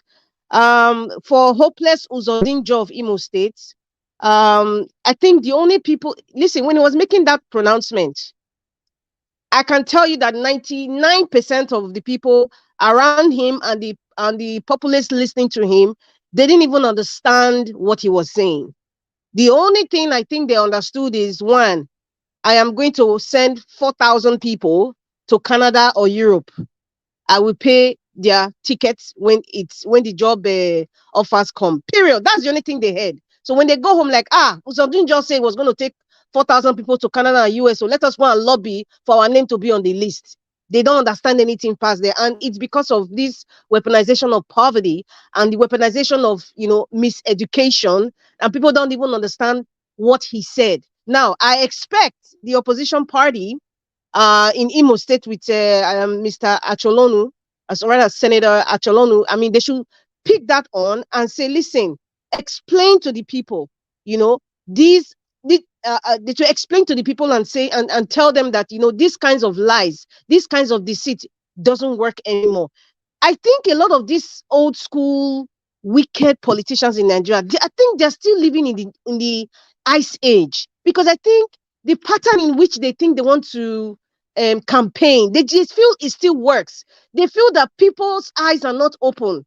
They feel that whatever they say, we will just take it and we will move on. Nobody will question it. It's like they haven't come down to earth. They haven't really understood the kinds of generation, what has really happened, the transformation that has happened in the minds of a lot of Nigerians. So when Hopeless Uzodinjo comes out and say those things, it's laughable. And I'm happy Rufai stated it out. If really, listen, to me, it just shows the low quality of political holders, that are just parading themselves as if they're something. Many of them, they're really, really nothing. And I can state it here. If it's not just this Bola Ahmed Tinubu's issue of Oluwole, many of them, including those in the Senate, if you want to trace them back to what they submitted, those that have been in the Senate for a long time, those past governors, if you want to check their educational records, many of them had Oluwole. Many of them had many.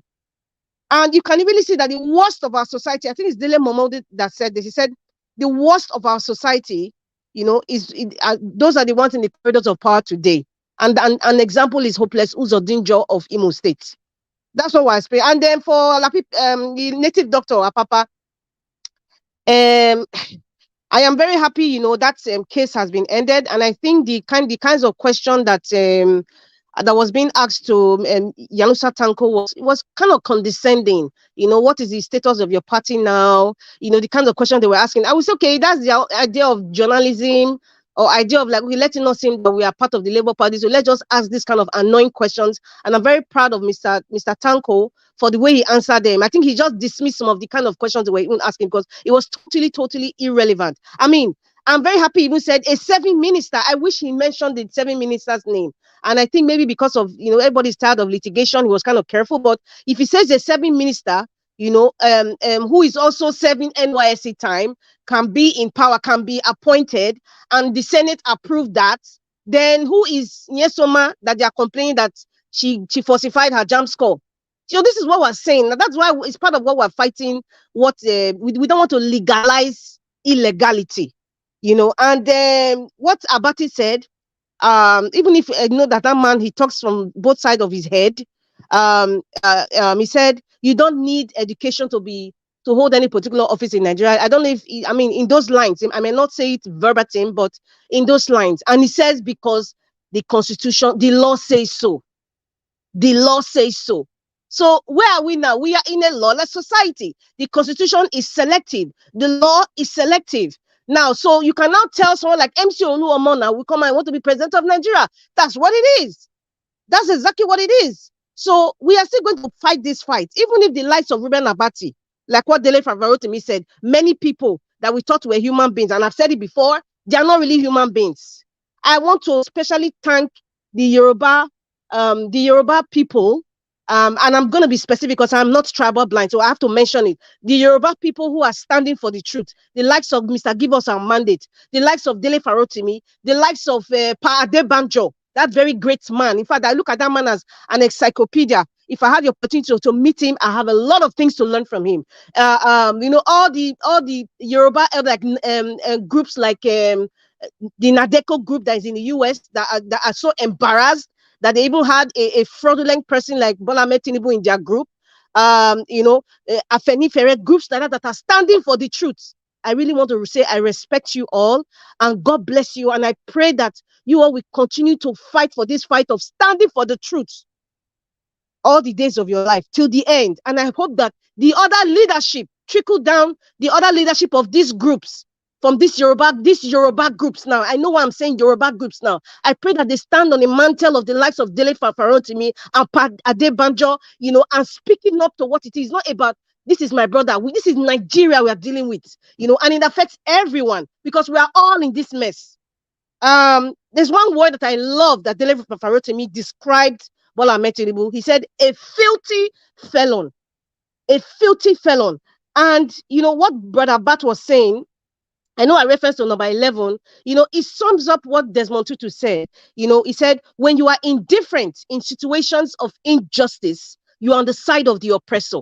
You see religious leaders that you thought were somebody, Professor of Rice and Peace, Professor Bajuwe, like Wole Soyinka, traditional rulers, the judiciary, Senator Bukachua, Justice Mary Odili, Wike, just there's a plethora of them in our society. They're in positions of authority. It just shows that they are part of this filthy felons conglomerate. That is what we are facing, you know. And you know, the Judge Nancy, I'm very happy she has received the judgment. I am sure it's also an embarrassment to those leprotic so-called judges, you know, that gave the judgment on September 6th. I am hoping that by Monday, you know, she will put a close to all this nonsense going on, this embarrassment.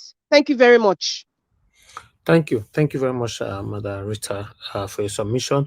I would like to add to what you said concerning what was it called? What was this governor again? Wike, Governor Wike. No, the one in the governor that want to take Uzodimma. Uzodimma, please. That's his new name. All right. Oga CM, are you there? Because I want Mr. CM to take this together, but it's not going to be part of your minutes anyway. Oga CM, are you there anyway? Yes, I am. Okay. Thank you, sir. Thank you. So, your minutes is not going to start now, but there's information we are seeing right now on Twitter concerning to counter the information from Uzodimma. The European Union have responded, you know, but this is on Twitter. So please take that, you know, for the public, sir. Thank you very much. It's on screen right now. Okay. So breaking news from Nwa. We are not aware of arrangement for provision of 4,000 jobs for Imo indigenes, said by European Union. On 28 September 2023, Imo State Governor Hope Uzodimma gave this pledge during one of his vote mobilization tour ahead of the November 11 governorship election in the southeastern state of Nigeria. Governor Uzodimma claimed that his administration had negotiated and reached an agreement with the European Union and Canadian companies to provide 4,000 jobs for Imo State indigenes. It's finished now. Okay, that's it now.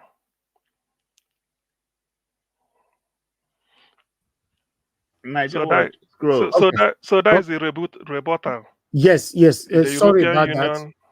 Okay. Europe. You're done with that, right? Yes, I'm done. Yeah. Okay. I want you to take this as well before you start talking.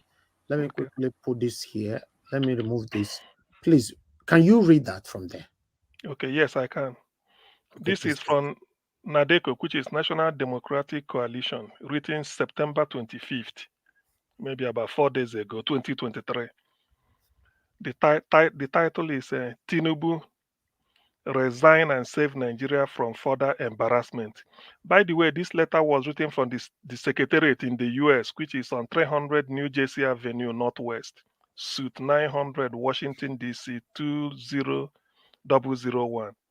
Telephone 1-202-840-5903 in case we ever want to. The email is nadeconigeria@gmail.com.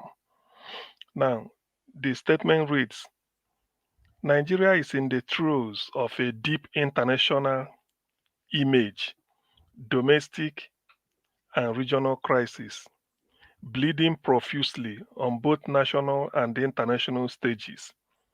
It is a nation held in disdain presently at the international stage, its economy in shambles and its people hungry for change. Presently, a dollar is a stone throw from 1,000 naira.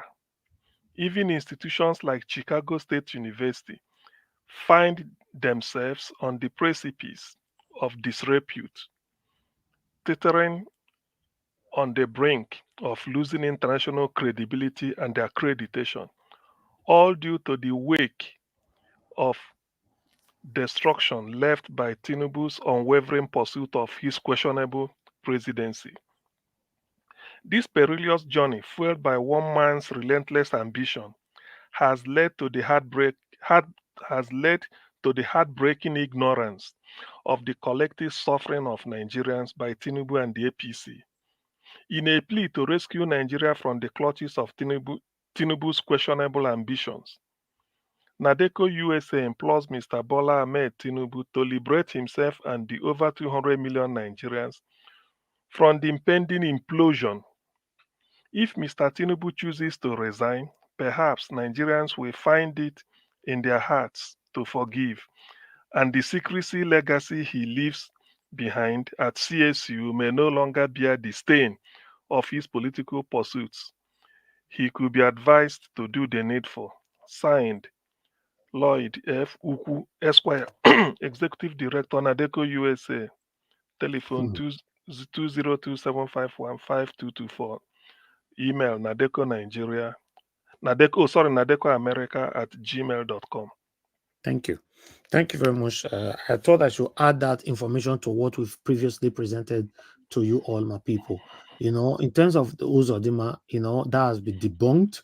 But if you find the proper article from the European Union, obviously I'll be presenting that before the end of this broadcast or tomorrow.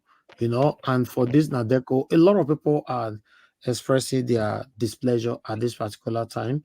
I just wish Tinubu would just wake up now and say, okay, let me resign so that everybody can have peace. But, you know, when there's greed, you know what that means. Thank you very much, my people. I appreciate you all. Press on the like button and let's hear from Mr. CM. Okay, CM, please talk to us, sir. Okay. Thank you very much, Niger Watch. Good evening, everybody. Once again, all protocol duly observed. Probably my voice is cracking. Well, what I will start by saying first, let me not jumble them together. The poisoned minister in Abuja, Adejon, much as I wouldn't like anybody to lose his or her life, but it's quite appalling. Or he goes on to say that Nigeria's healthcare delivery system is still not up to the scratch. Now, what her case points out is the case of emergency or urgency. At this point, where was she rushed to? Where is the emergency if somebody should be in her position? If a minister is scrambling to be, there's no place for her to be admitted, or maybe an emergency situation cannot be, taken care of as in her own case. What then will an average Nigerian do? Anyway, things that we know all this, I don't need to say that our healthcare delivery system is up. No, it's not up to the scratch. So this is exactly the Nigeria that people may not know, or the outside world may not know. Forget about all the nonsense they are making of APC. Imagine a minister saying that they are suspecting poison, and yet nothing has been done about it. To the extent that it's now in the national news, it's a shame. So with this, I always underline the fact that what P2B will confront when he gets his mandate is quite enormous. Be that as it may, let me comment on this Hope Uzodinma something.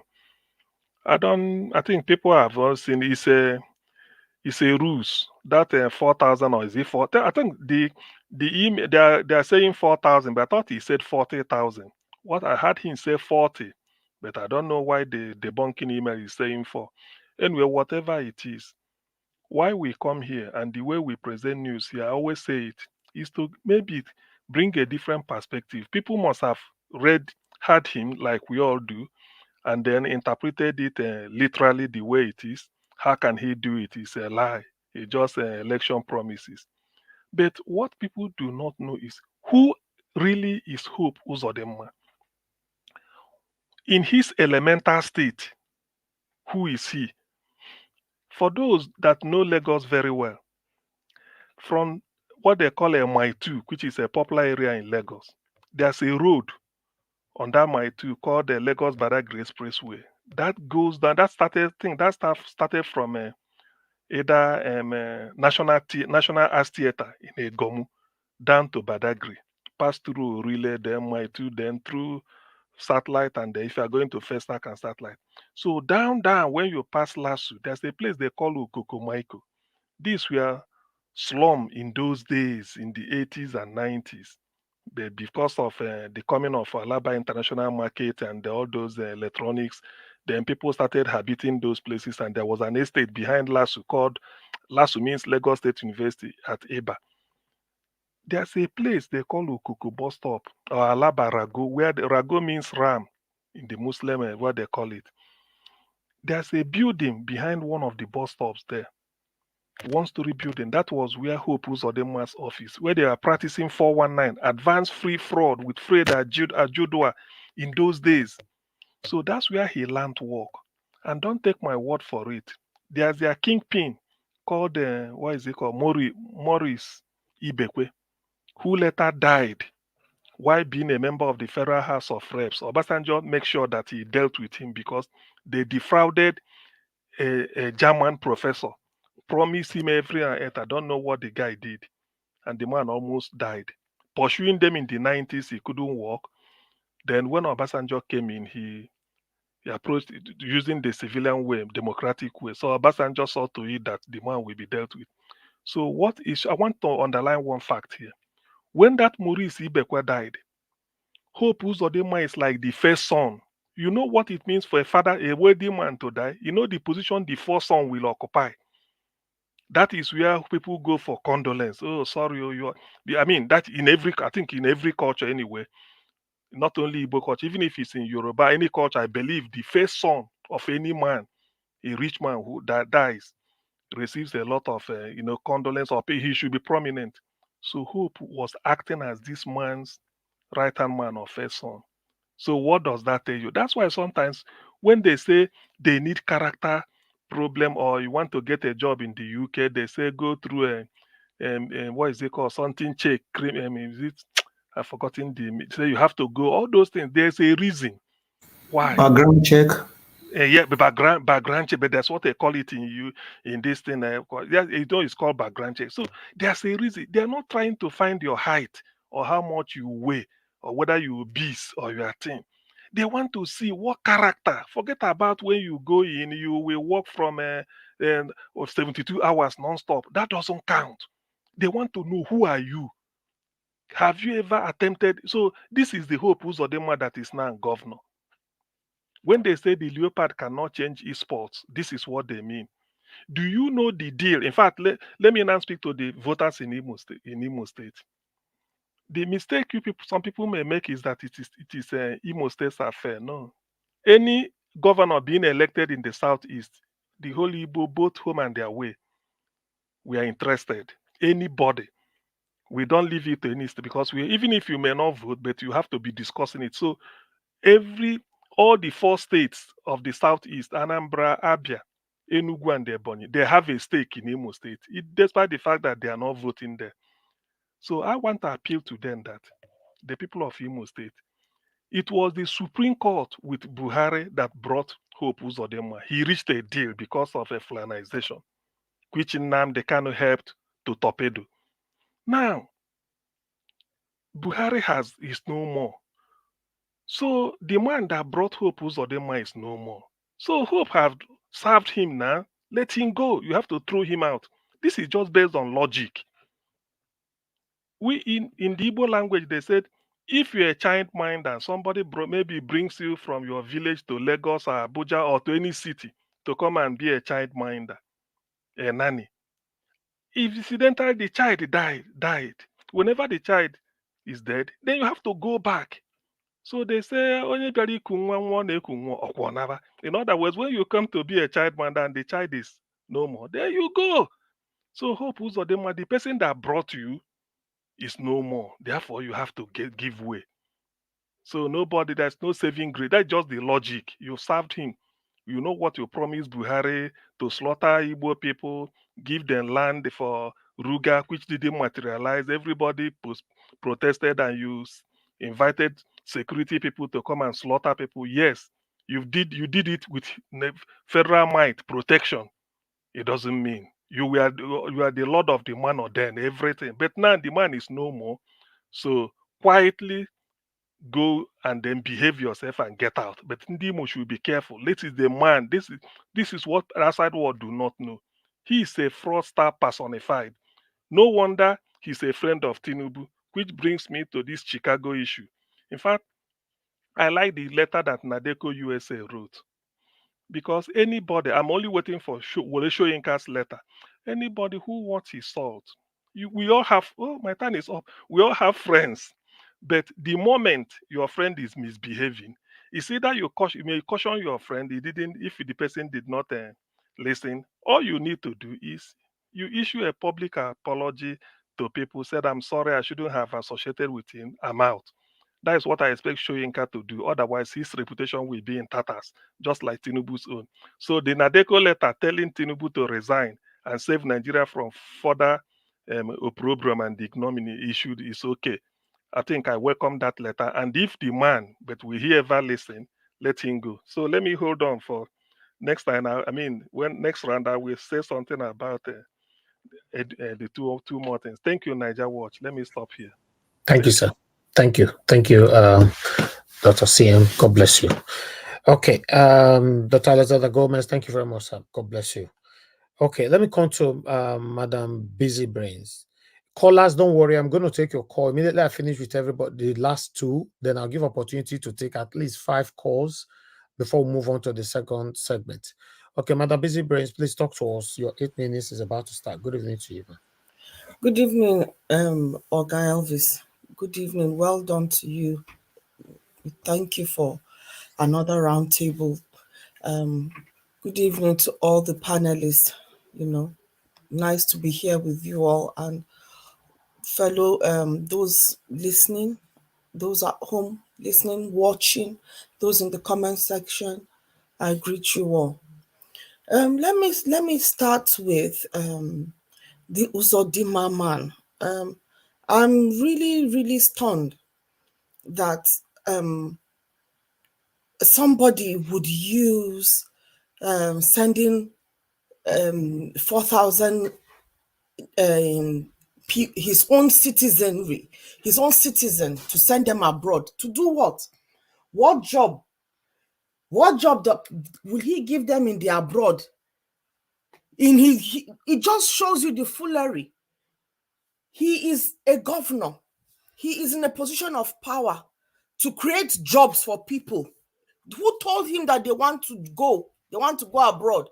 Is it not because of the state of insecurity, the lack of job and everything? Who wants to leave their own motherland and go and be a second-class citizen wherever.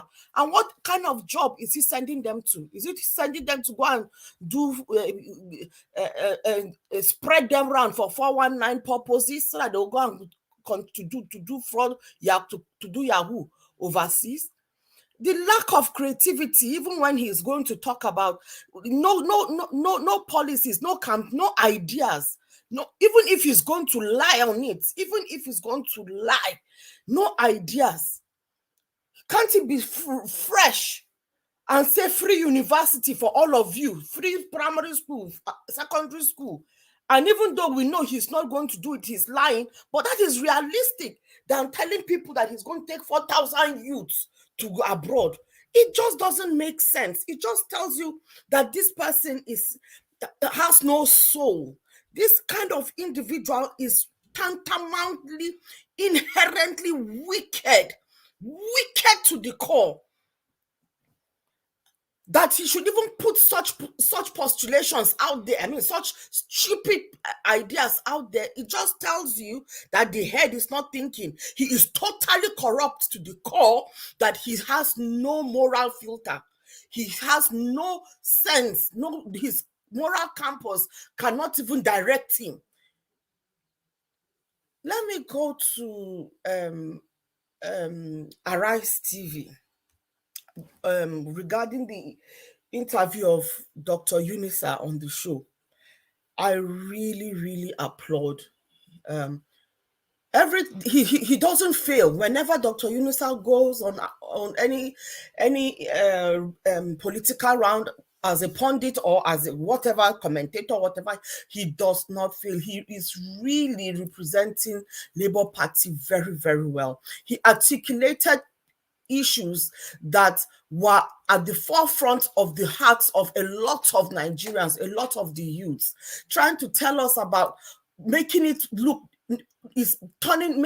normal for people with fraudulent certificates to be in power, for people drug dealing to be in power, for everything that we held as morally corrupt to be the one that is being dismissed as nothing. So that means we are a lawless society. He captured it very well. And it is today that I know that Arise has a problem. It's today that I know that Arise is not for Nigeria.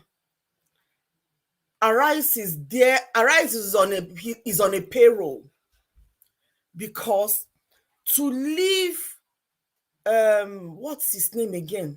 The one that is the Bati, to leave Bati to be the one that will end this kind of conversations. He always is left to have the last word, like the one that is going to bring a sane argument to cap it up. They leave him to come across as the one that that has the authority over the discussion. So he has the final say and he leaves it there. And the way he bullshit the points that was raised, we know what the block. Can I say the word BLOODY Constitution says? We know that it is allowing a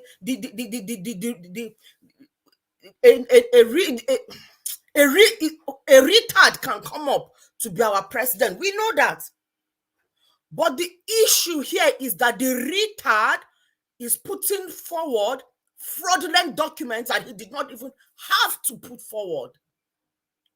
So the mere fact that he has committed fraud, perjury, all sorts, it should be condemned. I don't hear the Bati man condemning it. Instead, he spins it and make it is a non-issue, as if it's a non-issue. How can it be a non-issue? Then I come to Mohbad. Mohbad, may his soul rest in peace wherever he is. But Nigeria has happened to Mohbad. Mohbad is everybody's son, everybody's brother, everybody's husband. That is Mohbad. And unfortunately, he didn't have the power to choose who will be his father or who will be his mother. He happened to come through the loins of parents who themselves, I think, did not negotiate adulthood properly. That the essence of humanity in them have been tampered one way or the other by their own parentage, by the system around them, and the abject poverty that they have found themselves have crowned it up. Now, then they are in a system that exacerbates the situation that they have found themselves. While I pray to God that will never be me as a mother. I want to have not compassion for the mother, no, but I want to think of possible scenarios for someone who studied sociology as a minor and psychology as a minor. I study human beings. I earn my income from studying human beings. The situation that we find ourselves will determine how we react to situations. And I'm going to postulate here, it is not set in stone. This is my take. When this story first came out, what I picked up is that it is not about record label. There is a bigger battle that Mohbad was fighting with this Malia. The battle was beyond him. The powers that be were beyond him. So he was fighting powers that are overwhelming. His mother and his father most likely know. And for people who do not know, they don't have a clue on how to fight these things. They don't know it. They don't know it. We have seen situations in Nigeria where it is the child is one that is fending for the family. Where will the parent have mouth to even discipline the child? When you're the one that is paying your school fees. Anyway, I have a lot to say. You pause it. You continue from the other segment. Yes. I remember. Yeah. Thank you, ma'am. Thank you very much for your submission. All right. We have 2 to go before we come back to the roundup again. Guys, please press on the like button. God bless you all. Madam Victoria, thank you very much for joining us. Good evening to you once again. Please talk to us. You have 8 minutes. Good evening, sir. Good evening, everybody. Afternoon here. What do I have to say? Well, let me start from the Mohbad's mom. As far as I am concerned, everybody is entitled to their own opinion. She failed the boy, and she not only failed her woefully. I don't know how far it is true with what we are hearing, that she actually left. She was not driven away by the husband. They said she actually left because she was caught infidelity. She was caught with infidelity and she left the house. Okay. I don't know. And I'm not even going to speak on that. But you left 3 kids. You just left. This boy, as good as he it's not resting yet. I'm going to use present tense for him.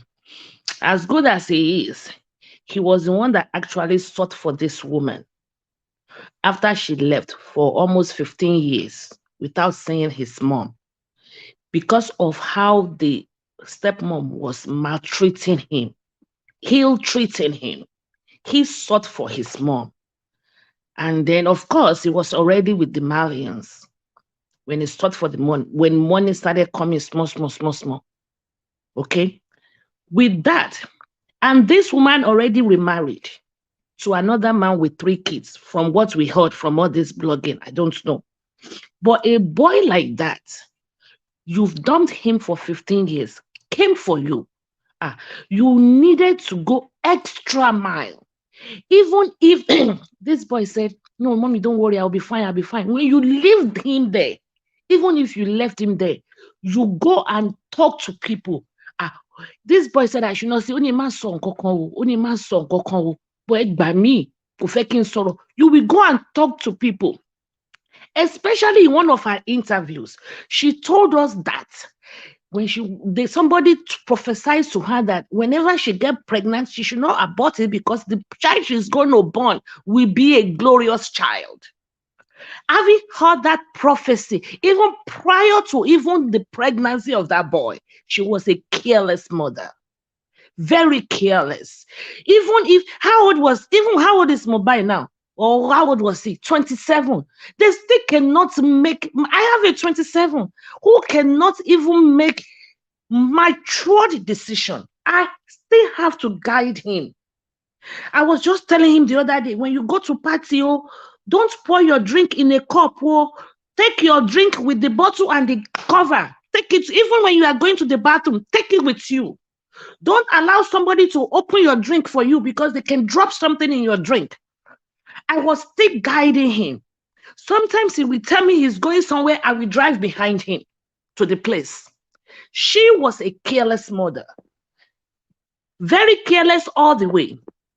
She had a responsibility to play in that role, but because she sought after money. Okay, poverty is not a determination in being a good parent. I was raised by my mother and I grew up in Oshodi. We were very poor. Okay, we were poor, but I know I can tell you 1, 2, 3 what my grandma did. I give it to her. When she started coming to America, I felt I owe her my entire life. Okay, she was careless. She went to Naira Marley's house and she was like, "Don't eat, yo. I know you don't eat, yo." That's pure nonsense. Can't you see your son? Can't you see your son is not looking good? He's not happy. And he said, don't talk to people. And you got back to Ikorodu. You didn't tell people. You didn't call the elders and say, I mean, this kind of situation, this boy does not want me to speak out. Please help me. How can we go about it? I don't want, I don't want him to hurt him. I don't want him to know I came to speak to you. Please help me. Help me. He's saying he was talking about food, talking about the shops. She was selfish. And it was even her selfish reasons, according to what we heard, that even made her left the house to begin with. You left? Which woman? Is it perfect? Don't we all know that you don't leave your children with stepmoms? Don't we all know that? I'm yet to see a stepmom that took care of the children of the other woman as much as she will her own children. I'm yet to see one. Thank God I am not a stepmom to anybody. I am yet to see one. So to me, and there's no way anybody can convince me that she did not do well. She did not do well. And even if at that, when they wanted to bury the boy, where was she? Was she not there? Was the boy buried outside of her knowledge? Did she not see what happened when the whole thing was flying? I saw it here in Chicago. She didn't see it right there at the Ikorodu that her son's head was bent in the casket? What did she do? I'm yet to hear her say, I went to the dad, I went and fought the dad, I went and did this, I went and did that. Did she not listen to all the lyrics where I know some mother, my stepmom did not? What did she do? Is it poverty that blocked her mouth? People that are poor, she had nothing to lose anyway if she had spoken up. She had nothing to lose. She had nothing. So what is she going to lose if she had spoken up? To me, she was a failure. Even right now, I see her monetizing the death of the boy. I see her, I have 3 shops, so he bought me the freezer. That's what we're talking about. You lost a glorious child, a 27 years old boy. You are talking about freezer and 3 shops joined together. So she's a very, very selfish human being. Selfish to the core. Selfish. That's all I have to say. Thank you. Okay. Thank you. I was just to display your time for you now. Okay. Thank you very much, Madam Victoria, for your submission. I appreciate you. Let me call on P-Soft. Is the last person right now. So after P-Soft, I'm going to take some calls. Oga Elvis, please, let me use some minutes of Madam Victoria and ask her a question, please.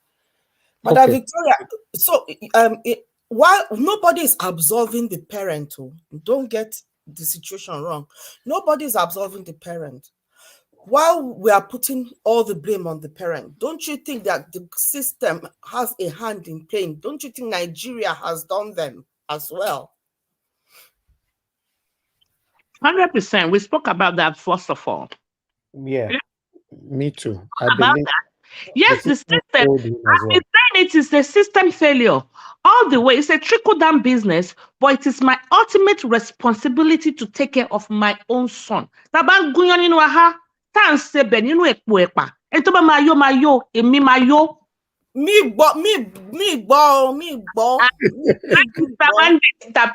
there are some things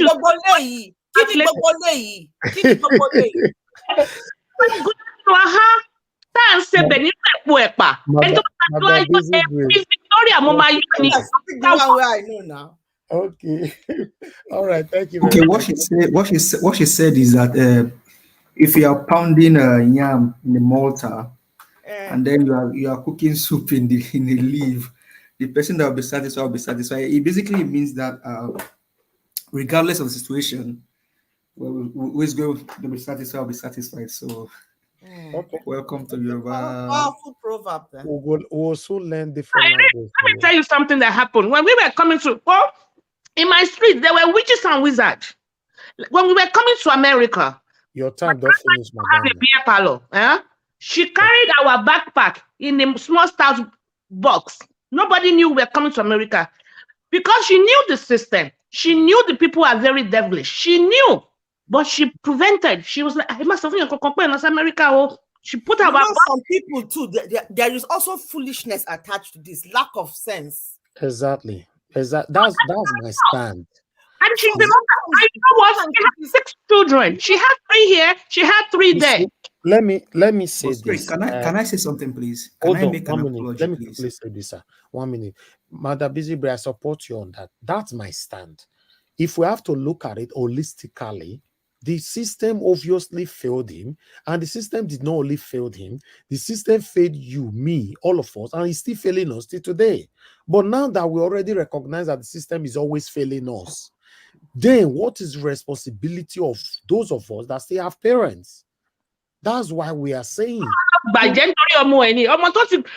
they have told her prior to even the pregnancy that she's a glorious child, that she's going to bear a glorious child. And by Jenny. Give us a mandate. Thank you, Mother Victoria. Please mute. Thank you. Give us a mandate. Go ahead. Yeah, I think we've dealt with this issue. Maybe we should just let it rest for a little bit so that this family can grieve their loss. It cannot rest. There's still investigation going on. We have not talked about this issue for the past almost more than a week now. So when there's information, for example, tomorrow, people will still start talking again. The guy is not buried yet. So there's nothing like rest. That word shouldn't be in existence at all for now. Because the guy... I mean, that's my opinion. That's my opinion. No, yeah, your opinion is respected. But I'm trying to let you know. Hold on, Sana. But madam, I'm talking, please. Sorry. You know? So, yes, your opinion is respected. What I'm trying to say is that there's no way this can rest. What about another breaking news happened first thing tomorrow morning? People will still talk about it. So people that is advising people let this still rest. It looks like, I don't understand. Somebody is not buried. Investigation is ongoing. Everything is ongoing. Many things there are more revelation coming out. So people will always talk. You understand, I think the thing is this, right? If we can use this as a discussion on how the system can be better, on what one can learn from the situation, and then move away from the fact that we are not in that situation. We don't know the situation. We can never say, because I mean, if I'm going to work with the theories I have in my head, the woman will be absolved of this matter. And I'm Okay, one that thank you. I'm not a woman. Well, I'm a woman's woman, but I'm not blind Okay. to women's faults. Thank you, Madam Bezibri. Let me quickly answer you before I call on the next person. You know, this coming on air, cast blames and all that, for me, I don't support it as well. If you notice, for the past 1 week or more than 7 days, I've not discussed this issue here at all. At all. You know, even somebody mentioned here 3 days ago that, oh, they thought I wanted to talk about Naira Marley's interview and all that. So I didn't talk about it. But because this guy submitted himself, or if he was arrested, Sammy, Larry, or whatever yesterday, so that's okay. Most still talk once on it. So, but one or two things led to one or two disagreements where people are trying to protect the mother, and people are also saying that no, the mother failed. So everybody, like my brother give us some say, everybody are entitled to their opinion. I might deliver my opinion and somebody will disagree. That's fine. I don't have anything with you. You know, I might also disagree with you. You know, so what I'm trying to say is that we did not bring it here as a topic. We brought it here because there is breaking news that Sammy Larry have given himself out. Why Naira Marley granted an interview with Reno Mokri. So tomorrow morning, expect another interview, breaking news, because investigation is ongoing. So the world let anything. He cannot rest until they bury him, so that this guy can have peace. If you go to social media right now, immediately one news is out, everybody just start talking. So by the special grace of God, he will be buried soon. Thank you very much, my people. Let's move on. Peace officer, please talk to us. Thanks for your patience. Please, you have 8 minutes. All right. Thank you very much, Niger Watch. Thank you, the panelists, the commenters, the viewers and listeners. God bless you. Thank you. I understand that mobile issue is just a side talk, so I'm just going to side talk it as well. You know, I've never, for one day, talked about this issue. I've never, except maybe I discussed it with my family members while we sit it down, but on the public issue, never. Never, because Mohbad is just 1 in a million. The only reason we're talking about Mohbad is because he's a celebrity. So it happens to him and he's a celebrity. People raise alarm and people begin to talk about it. There are many people going through different situations. I mean, like, because the system had actually failed every one of us. The system failed. I think it was Madam Busy Breda said that Mohbad might be fighting something bigger than record label, and I agree with her. We might just be taking his record label. Look at maybe allegedly, I would say, if you listen carefully, few weeks before this incident happened, it was alleged that Naira Marley has become an ambassador to the NDLEA. So what does that mean? Who was Naira Marley before? If you go back to his history, how did Naira Marley become an ambassador to the NDLEA? And who was he before, and why did they choose him? And if you look deep, Naira Marley is very, very deep. It's very, very deep. You know, I'm not saying it's Naira Marley that is involved. Of course, Naira Marley bullied him. I'm not saying he's the one that is responsible. But if you are dealing with drug cartel, you should understand these are the things that must come up if you fail to obey their instructions, or if they try to. These things are not new to the rest of the world, because this is one of the reasons Western world in Asia country is by penalty. When it comes to, you know, drugs, it's by penalty. There's a reason for that. These guys don't have conscience. If you're dealing with them, you are like sitting with Satan. You're like sitting with Satan. If they want to harm you, I can understand why the parents might be, you know, reluctant to talk, because they must have been threatened. For example, Mohbad wrote a petition to the police. If I was to be the police, I want to start this investigation. The investigation will start from the police themselves that received the petition and refused to act on the petition. In America, if you threaten somebody just online, you don't need to write a petition. Just threaten somebody in America online. Before you finish, the police is at your door. The only reason they are there, they are trying to let you, hey, we saw what you're doing, and then if anything happens, we think that we might bring you to book. Why is it that the police did not invite whoever Mohbad had petition against? Why didn't the police, whether they have evidence or not? They don't need to have evidence. You don't need to make any arrest. All you need to do is to invite them, let them know that police is aware, police is in this very case. It's a psychological stuff. That's why I love what Madam Busy Brain, I love what she said she studied. You see, it's a psychological stuff. The police are not trained to protect the common masses, the ordinary people on the street. They are just not trained. They don't even know their jobs. It's a shame that we are, we're in this mess. I don't just want to talk. If we want to analyze this issue, a lot of people will go down. Believe me, a lot of people will go down because we'll carry out our own investigation. We'll trash it. A lot of people will go down, including the police, down to the NDLEA. So a lot of stuff.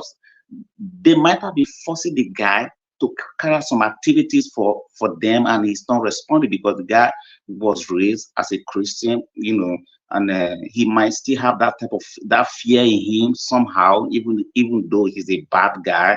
You know what I'm saying? So all of these things could, but let me just say that I'm also ashamed of with the interview that Renomokri did. Renomokri is trying to bring himself out right there. I don't know. He's trying to cover up for Naira Marley. That's what I can get from that. He's trying to say, hey, Naira Marley might be innocent right here. I mean, it's just psychological. So they're trying to play on Nigerians' mind. Another thing I want to say is that Nigerians are even fighting the wrong fight. You see, when you say Mohbad, how many Mohbad are you going to fight for? It's because Mohbad is a celebrity. So how many Mohbad are you going to fight for? So they are fighting the wrong fight. They need to fight the system, because once the system is okay, all of these things will be resolved. That does not mean that they will not have bad guys in our society, but it will be very, very minimal, very, very minimal. Now, on Tinubu, it's just a shame that we are on an international platform, not for good, but for this type of mess. We're in a big mess, and Naira is depreciating every day.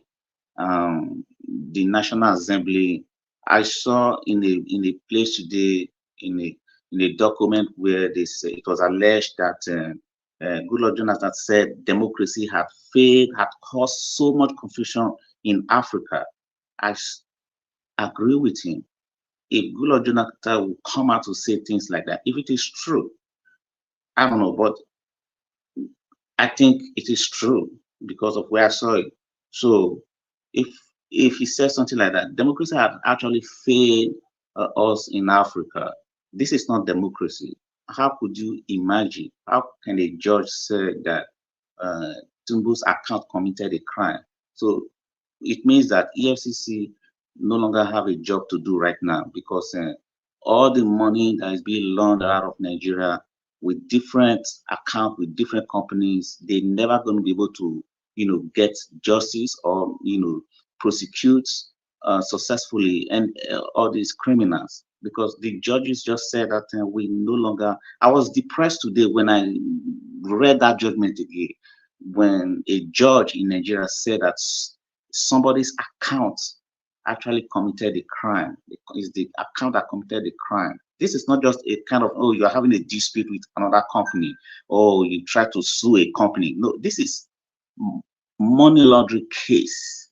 And a judge sat down and looked at him and said, it was not you that actually committed this crime. The money was taken out of your account because your account was, committing a crime. So in what way would an account, or does I don't know how to see, I'm short of words because I don't know how to arrange my words anymore. I don't know how to, because Nigerians got into my head. Their crazy activities, their crazy ideas got into me I was all down depressed. Not because most people that know me, I don't brag.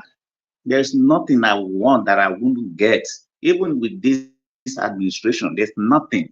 But I feel so depressed. I feel so sorry for my country, for my people, because this is deep. This is deep. It simply means that we do not have government. We do not have a system. Our system is broken. Bunch of people are just the one ruling this country. How would you say it? How would you put this out there that Hope Uzodinma, a governor of a state, is promising his own people? It's one of the things that actually made me, really to be down. And then people say, yay! He said, I was thinking, like, is it that they didn't hear what he said? That he was going to get a job for them outside of the country. And you shouted, yay! What mentality? What's wrong with our minds? Thank you, sir. Thank you very much. I appreciate you. God bless you, Prisoft. Thanks for your submission. That is it. Callers, call in now. If you want to call in, if you are listening to me, I want to take only 5 calls. First 5 is what I'm going to take so we can move on. But before I get the first call, I thought I was having something. Okay. Yeah, let me quickly showcase this here. Mr. Peter Obi, what Mr. Peter Obi have to say here quickly. Don't tell me he's not here. Oh God, I thought I shared this thing. No, I did it. Okay, hold on, guys. Okay, why? Let me pick Madam Joy. Madam Joy, thanks for calling in. Good evening to you, Madam. Talk to us.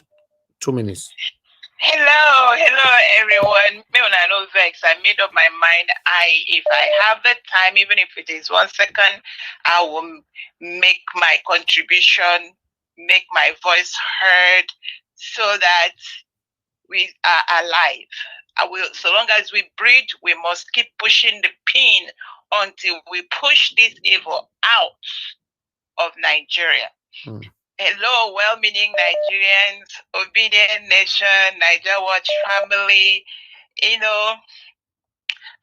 Mr. Tanko gave it a good name. We are a combo. All the obedient, all LP, all well-meaning Nigerians, all people of goodwill, we have gathered. For a long time, we have not had a voice, but God gave us a flag bearer in the person of Mr. Peter Obi, and we have a voice through Mr. Niger Watch. Which one is it? Is it AKA Elvis or AKA Niger Watch? Whichever one. I don't have AKA.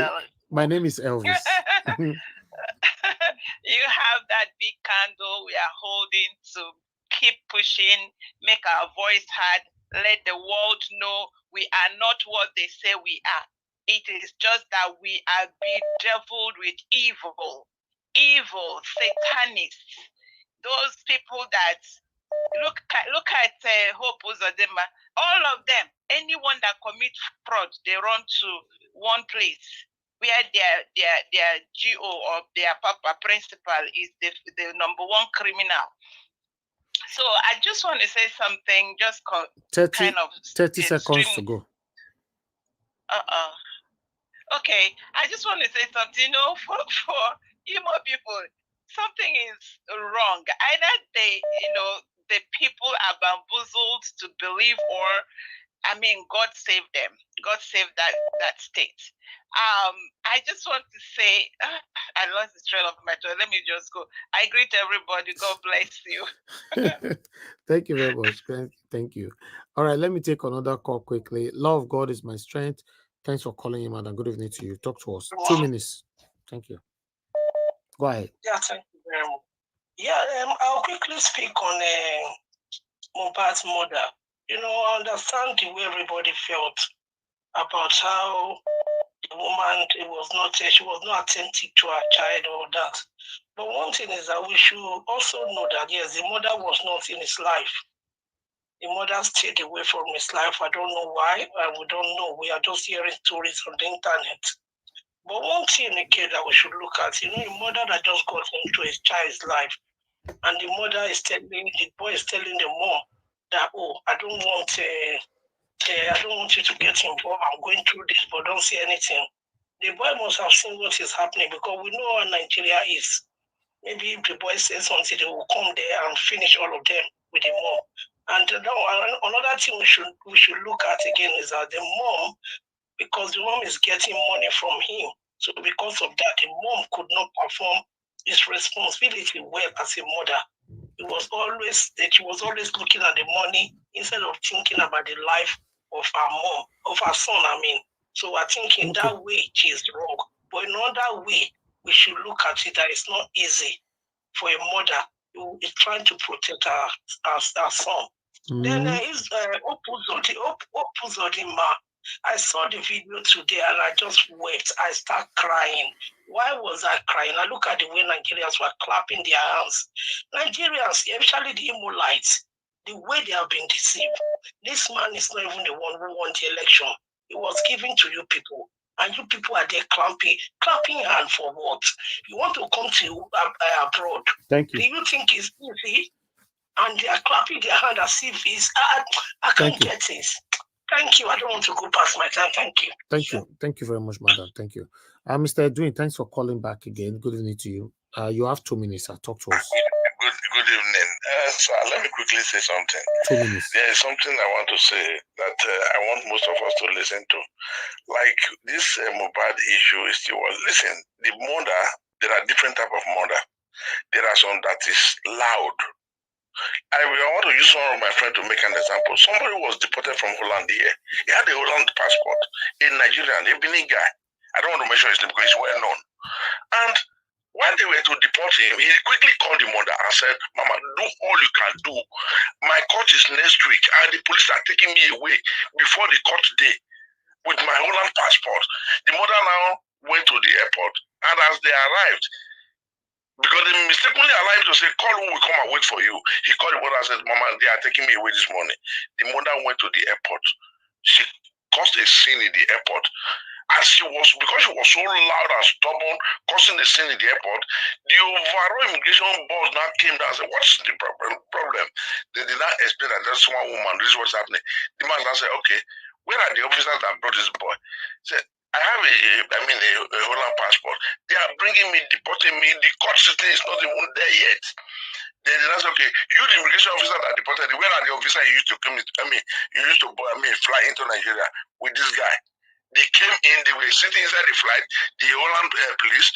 They were sitting inside the flight, and they were not having visa in their passport. Because of the action of the mother, they now detained them in Alagmo. After 3 days, the Nigerian government and the Holland government now agreed to take that guy back with the police back to Holland. But if it was to be a quiet mother, a mother that said, what will I do? I don't know anything. I don't know what might happen to me. That guy would have been silenced in Nigeria with Holland passport. Okay. So it's just, there are numerous problems like that. Thank you very much, you are trying for everybody. You are trying for this topic is also a learning stage and a learning point for most mothers, even parents in general. Thank you, so sir. thank you very much, my God brother. bless you, sir. Thank you so much.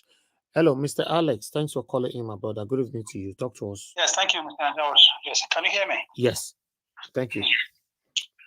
Yes, I want to contribute to the program. I greet everybody. Those on the comment section. Thank you for the great work of viewers worldwide, and of course, my fellow panelists, my fellow political and media gladiators. I say euphoric greetings to you all.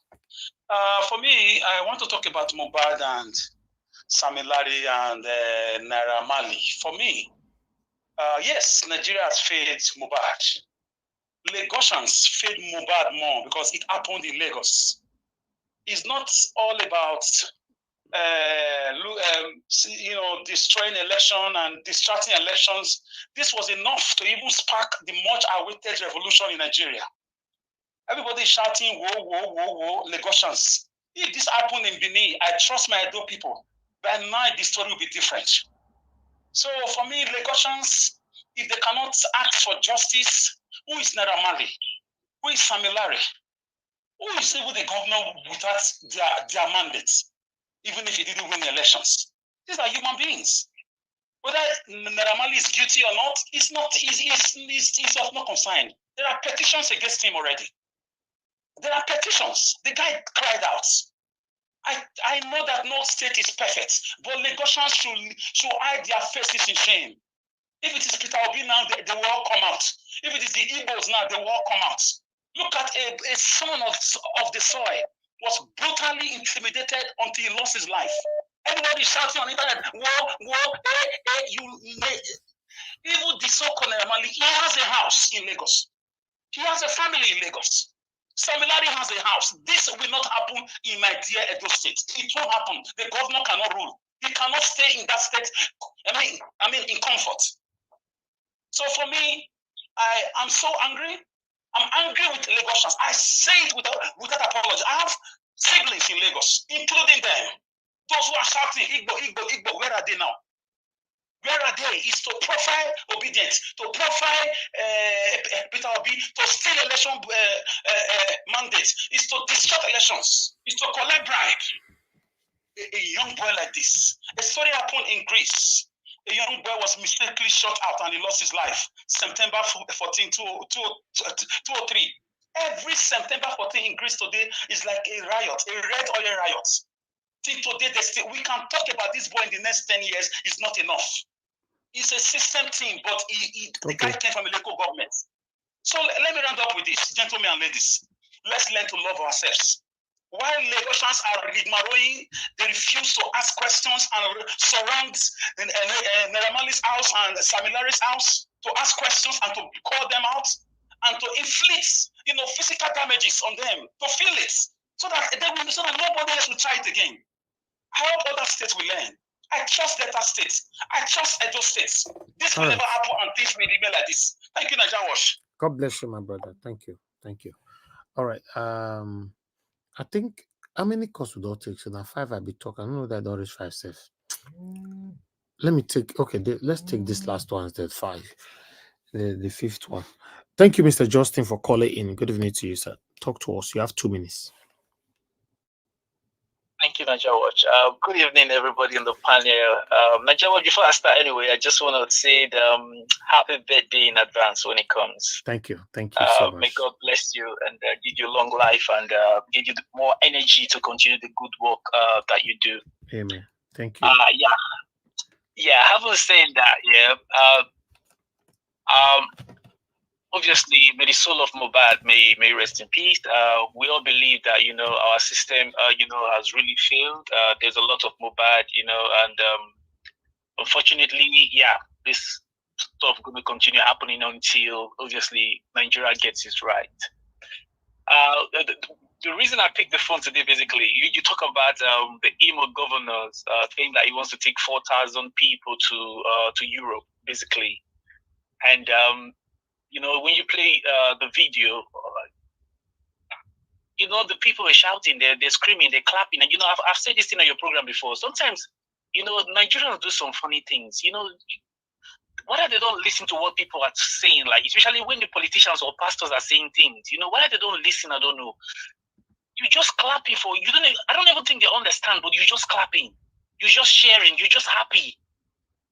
And another thing again, I think the pastors, I'll call them out here because they say that they should support the government. So probably maybe the people trying to support, they're trying to obey their pastors, with the instructions that they've been getting from their pastors. And that was the last one I was saying before I go. I know this one is not the topic today, but this one is going to go to fake King Emeka. Tinubu needs you guys back home to invest right now. The country is going down. The naira is depreciating. We don't need you here right now at home. We want you guys to go back home to go invest. Okay? If you can hear this, please. Thank you. All right, thank you very much. And, God bless you. Thank you. Yeah. Okay. All right. Callers, please. I need to come back to the panel right now. But before that, my people, I want us to listen to Mr. Peter Obi. Peter Obi don't throw some jabs here. Me myself, I surprised. Hey God.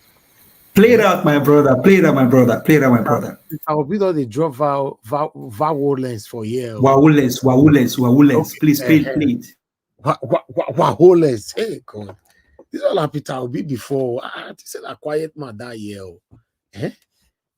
No, the man quiet now. What are you saying? This one are quiet. No, this jabs. These shots. Let's listen. Good behavior. This is part of leadership. So you can. Hold on, guys. Good behavior. This is part of leadership. So you can be done. We have all the talents and everything all over the world. It's a question of the leadership have to show it. You have to start by saying, "My name is Peter Obi. I'm from this town. I went to this primary school. this secondary school, this university, and take my hand. They're very important. You know, when Chika was saying my CV, he said Harvard. I said, no, Chika, I did a program in Harvard. I'm an alumnus of Oxford and Cambridge. You can go and be verified. Verified. I don't need to put injunction for you not to see it. Go and tell them in Nsukka whether they'll give you my transcript. These are things we must. And we must do it and say, this is who we are. Because that's what makes us. Nobody said you must be anything. No. We have had leaders all over the world that didn't go to school. Just say, this is who I am. These are my parents. These are my students. You know? So we will do that. Oh my God, Mulana. There'll be no trust on jobs on there. The thing is well, it may be surprising to people because Peter Obi came on the scene as a presidential candidate. Then the rest of Nigerians had the opportunity of now knowing him beyond what they may think is former Anambra governor, and then he is speaking. We from Anambra State, we are used to him. We know the way he speaks. We know. Peter Obi went to tell one millionaire who had an industry that manufactures mattresses. The man is called the Winco Foam, W-I-N-C-O. The win comes from Godwin. So he used his name, Godwin, to do Winco Foam. Peter told him, say, look, I want to go to Abuja to change it. Since you've been manufacturing foam, you are not yet a billionaire. The man said yes. He said, but people that will stay there 4 years that become a billionaire, I want to go and change it. The man clapped hand. So that people like you that employ people in their hundreds and thousands will be billionaire. But those of us that say the eyes have it, the nay don't have it, then we become billionaire. He said, I'm going to Abuja to change it. People were shouting. So that is the man. That is his system. You can. Anyway, this was done in Princeton University, United States of America. In New Jersey. They were doing Chinua Achebe Memorial, something about Achebe. So he was invited as a guest speaker or something. So he used the opportunity. That are here, they can go and verify. It was done in Princeton. Hold on, guys. It was done in Princeton University. Hold on, I have somebody on the phone. Thank you very much, madam, for calling in. You have 2 minutes. Please talk to us. Okay, I'll quickly talk. I called earlier. Okay, just in response to what Mr. Alex just said, Lagosians said that they are waiting. People have been advised to wait for the police investigation, not to interrupt it and whatever. They're actually angry about that. So we don't pray for violence, but we don't know what they're going to do about it. But what I really want to talk about is the judgment in U.S. court. What if they pass the judgment in our favor and then the Supreme Court in Nigeria still upholds the PEP's judgment? What's going to happen? Okay, that's a good question. I think I'm suggesting that we start an online petition. I don't know how to do it, whatever the topic is going to be. And then another concern of mine, which I wanted to talk about, although it's not one of the topics today, is about David Indoyin. That man needs protection. Another online petition can be started also for the United Nations to protect this guy, whatever way they want to do it. They want to give him, what is it called? Protection in any way by helping him to stay in another country because they already know he's in Ghana. Regarding Mohbad case, I think enough is said about that. I know my stand. Thank you. That's all I have to say. And I know your stand. Bye. I'm not going to talk about it anymore. I have a lot of people that are on my side. But regarding this Tinubu case, I think we can start an online petition. He has to resign or they have to nullify the election. God bless you, man. I don't know how to do it whichever way. We can make it global on any platform that is obedient. We can do it. We can, join hands with every other obedient platform. Yes. Thank you. God bless you, man. Thank you. Okay. Callers, I'm done for now. Ladies and gentlemen, They're having a final submission right now. Unfortunately, this final submission, I'm going to leave it for everybody to talk on their own for the next 1 hour, 20 minutes. And I want to promise something. I'm not going to extend this program, blah, blah, blah, blah. Broadcast today, I beg. Only 1 hour, 20 minutes, make we manage them. You know, I'm not going to extend them because, you know, I beg, won't say pity for me. You know, so I'm leaving you guys for the 1 hour, 20 minutes. Please, if you know, say everybody can interject on this second segment if you want to interject, you know, and then we'll take it from there. Thank you very much. But I'll call on the first person. When the first person is done, I'm not giving any minutes. Anybody can interject. If you want to allow one person talk for 30 minutes, then it will remain about 45 minutes. Then we are done for the day. Thank you very much, my people. All right, let me call on the first person here. Let me start with Give Us a Mandate. Give Us a Mandate. You're the first that are supposed to call, followed by Engineer Francis. But anybody can interject. Thank you. Go ahead, sir. Well, thank you very much for this round two. It could have been better if there's a whistleblower here that can actually moderate this this also. But regardless, okay. Do you want me to moderate it? Okay, I do it. I do. Don't worry. Let me listen. Okay, don't worry. Okay, the same is it. Okay. Okay, so, please, because for no moderator now, somebody if you talk from this, I can do it. If you guys want me to do it, back more quick, do more comments. No, we can allow you to go take a stash and black soup. No, I'm here. I'm here, but I want everybody to have freedom of. You remember the first one we do. Every day you the chop. You know they do. They chop diet. And every day be black fat and black. No, now they chop and not be me or gas here. Now I know. I just they pray because. Okay, now they chop am. It's not a balanced diet. Okay, thank you very much. Guess who they backstage, my people? No, bring him in. Leave him there. Bring him in. Bring him in. I was going to say it. Yes. Bad full. Unless he get news on Oshomoland.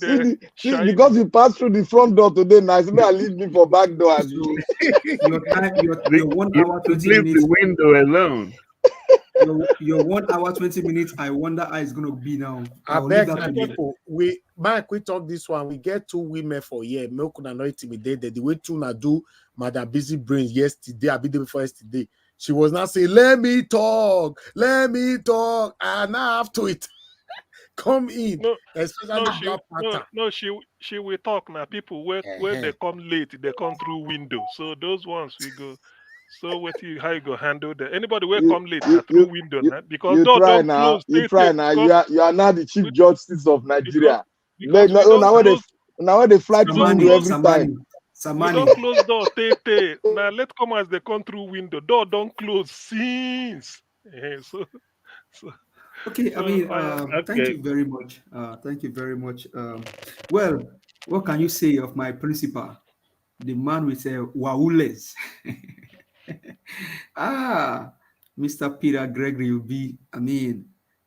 Honestly, following you is been a wonderful. Time. We may have had roller coaster moments, but all the same. In all of this 1 year is being a time to learn and keep learning from someone like you. Thank you for standing for the truth. Thank you for standing for what we as Nigerians and even the Igbos, the Yorubas, the Hausas, the true Igbos, the true Hausas, the true Yorubas, what they stand for. And I'm not surprised that the Afeniferis and they are supporting you.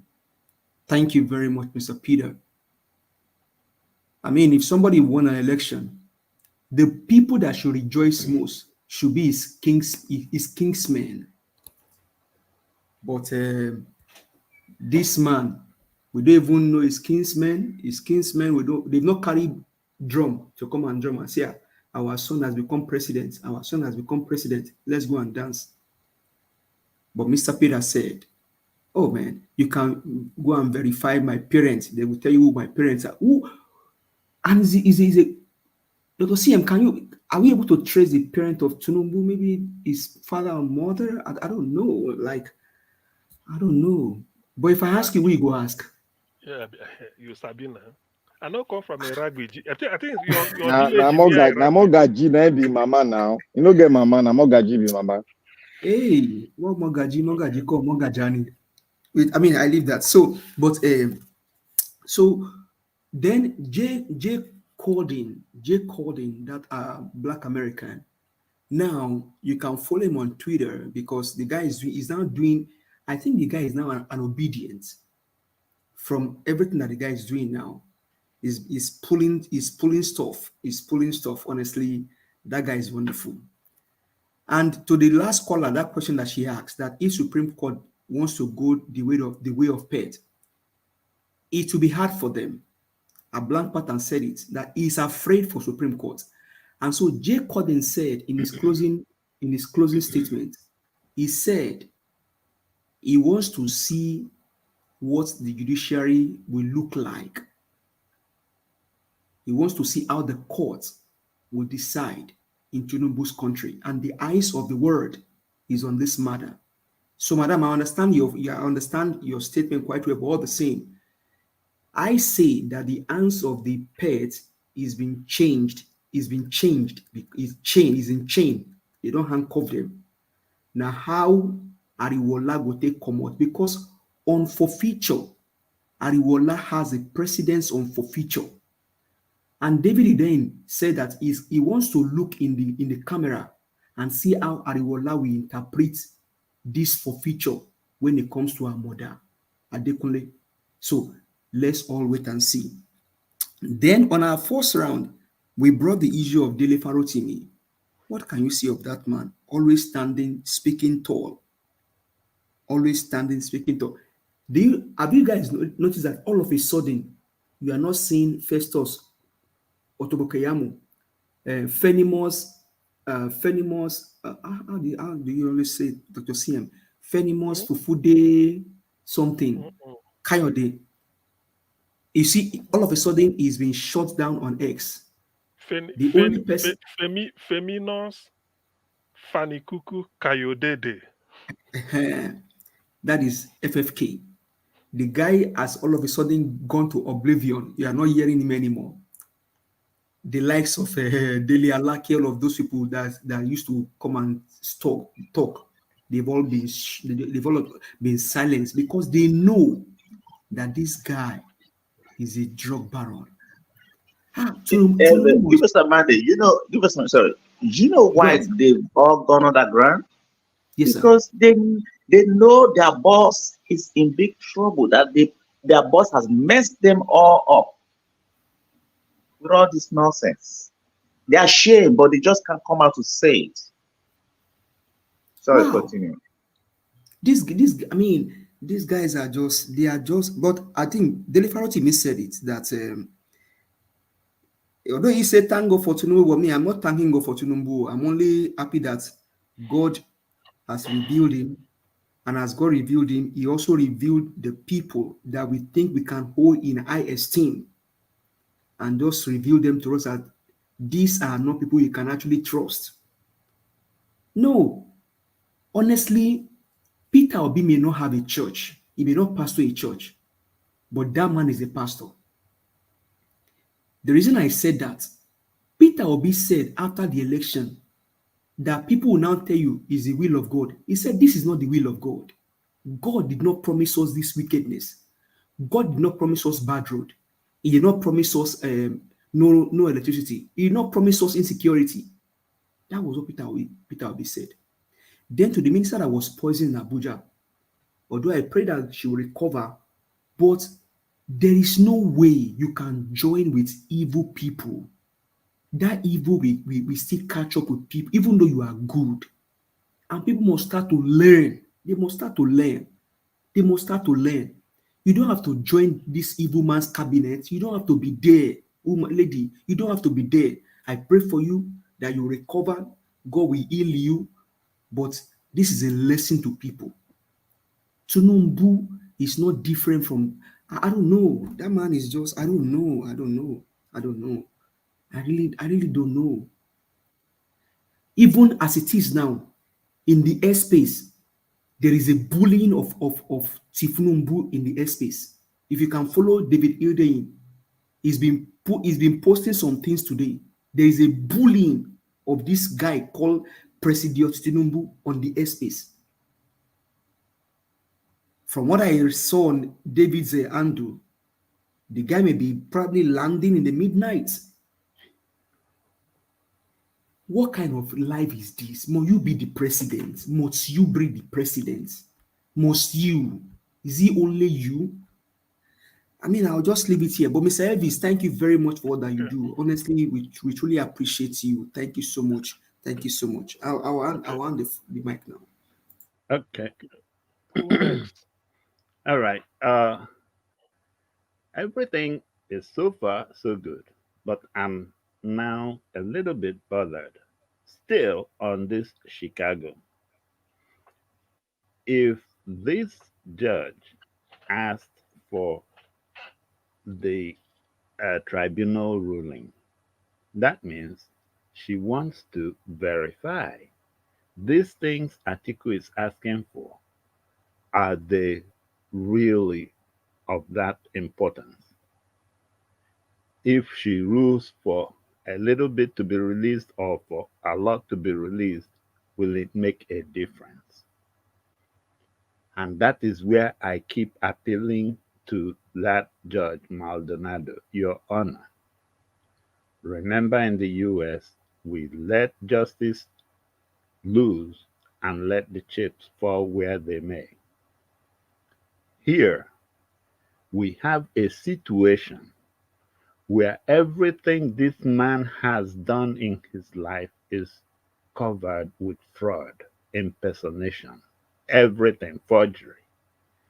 I will call your attention as you peruse whatever documents they have brought to you to please, you can even go to that jurist.ng, that Nigerian, but look in the Nigerian constitution, especially section 463, section 465, and section 467 in particular on the Nigerian criminal code, so that you will see exactly what this petition means.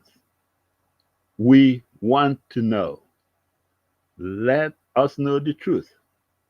Don't side somebody that you know. And you remember, in the US, you make judgments that will hold years into the future.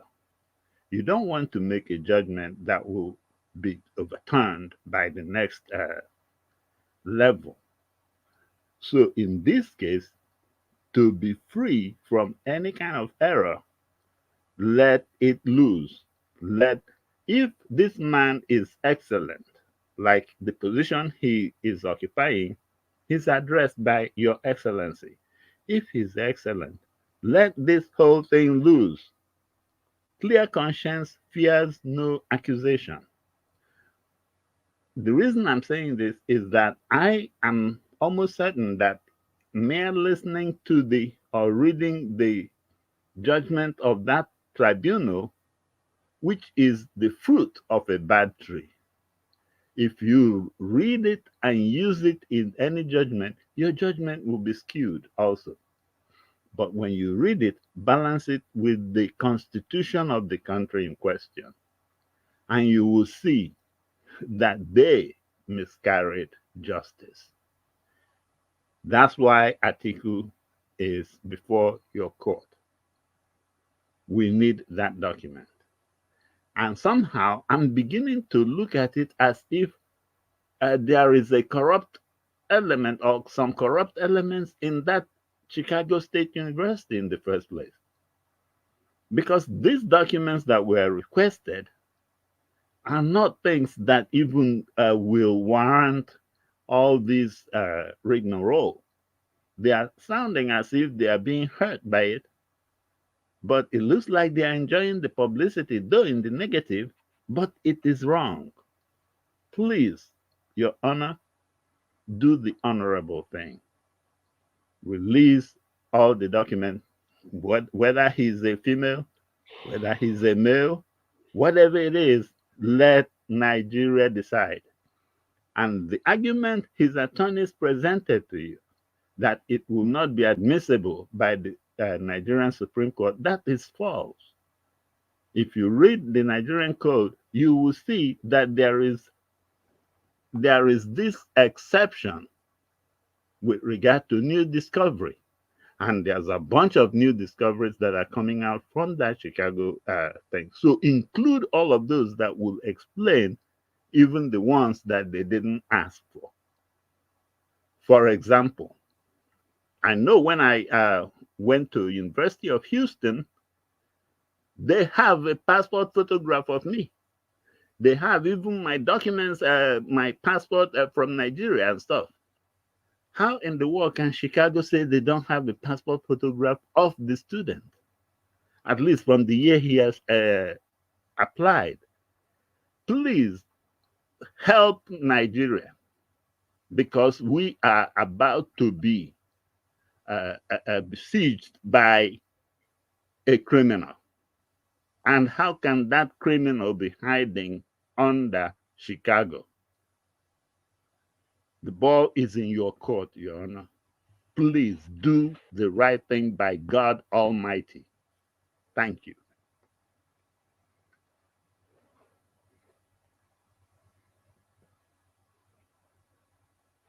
Okay, who next?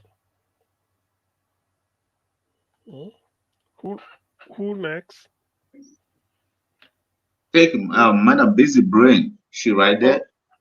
Is it all eyes on the? Okay, I don't know. Give us okay, I've not spoken. Busy Brain is not. Is she not in? And okay, Mother Victoria is not in too. So look, now 1 hour, everybody you can talk. Anybody can talk. Oh yeah, okay. Anybody can talk. And Black Panther, you can go on. You can blast the blog. Okay. Thank you, everyone. Thank you. I've been listening to you guys since. I've been laughing, and Elvis almost made me to fall down where I went to. It just a blast anyhow. And I thank you guys for your aggressiveness and passion towards this all that we have discussed. I want to throw more light on. I want to throw a little bit of light on the woman, the minister that was poisoned.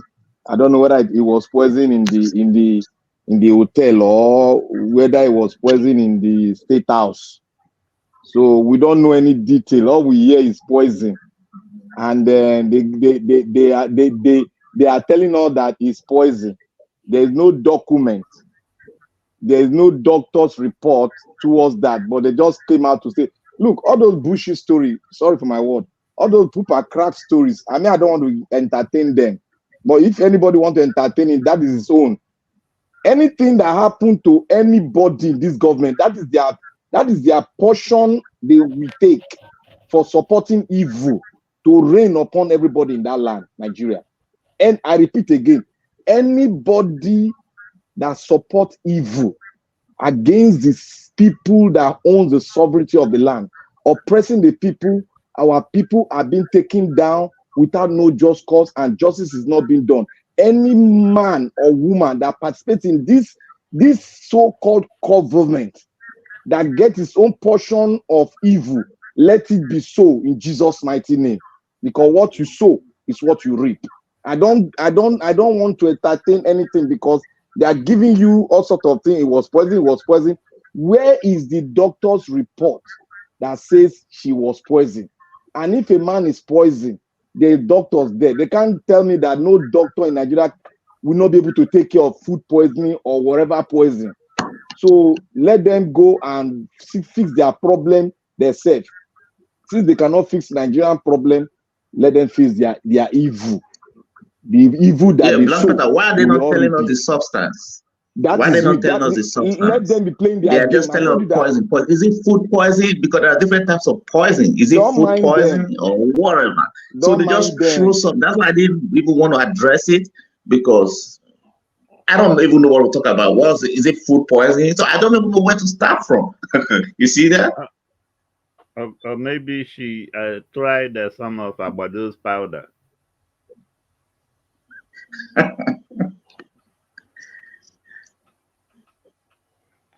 point is that we have a very serious situation. So as I was saying, sorry for that break. I'm somewhere.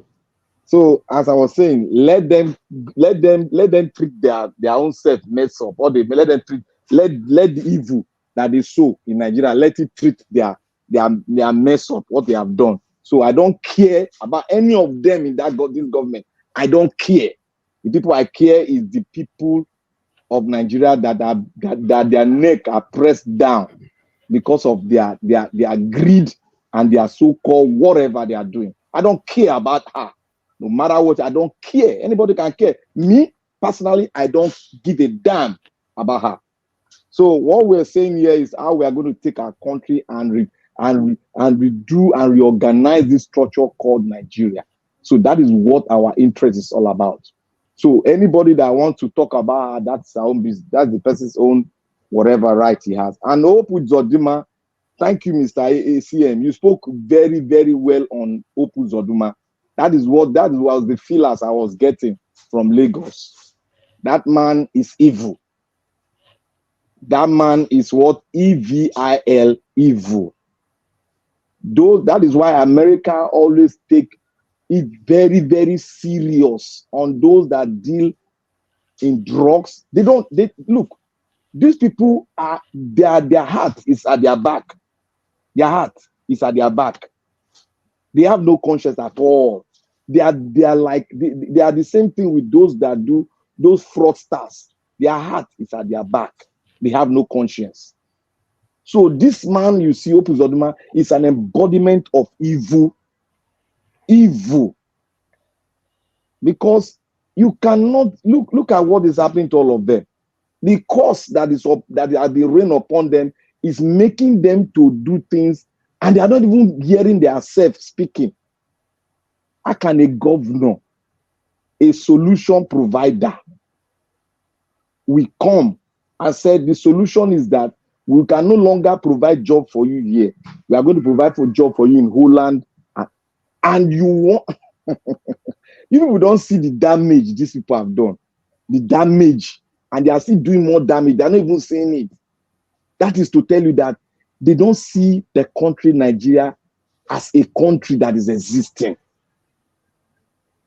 Awolowo described it, but we have not really sink into that to open that canker worm of description that Awolowo gave. A geographical expression. That is what he said your country is. Go and understand what Awolowo meant. That was why I was telling people that we have no leaders in Nigeria. We have no hero. We have nobody that fought for us. We are the one fighting for ourselves. From the day Nigeria was created, we are the one fighting for ourselves. That is why I interjected the other time when Madam Busy Brain was talking about Nigerian past leadership. No, we don't have anything. All of them are all trash. They were tribalists.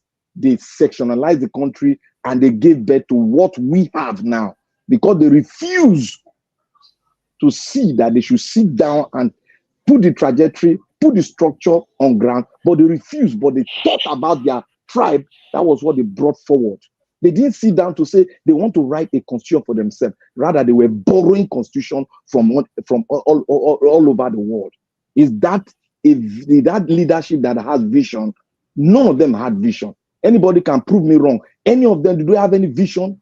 What vision did they have in 100 years time about the country they stood for? No vision. So we are the leaders that are going to write the constitution, and they will write more about us that we stood for it. Can I interject? Yeah. The 1963 Constitution is really a very, very good document. It was a borrowed one from England. Well, but it really gives the room for amendments and a progressive nation. So even if we go back to that constitution, believe me, it fits well.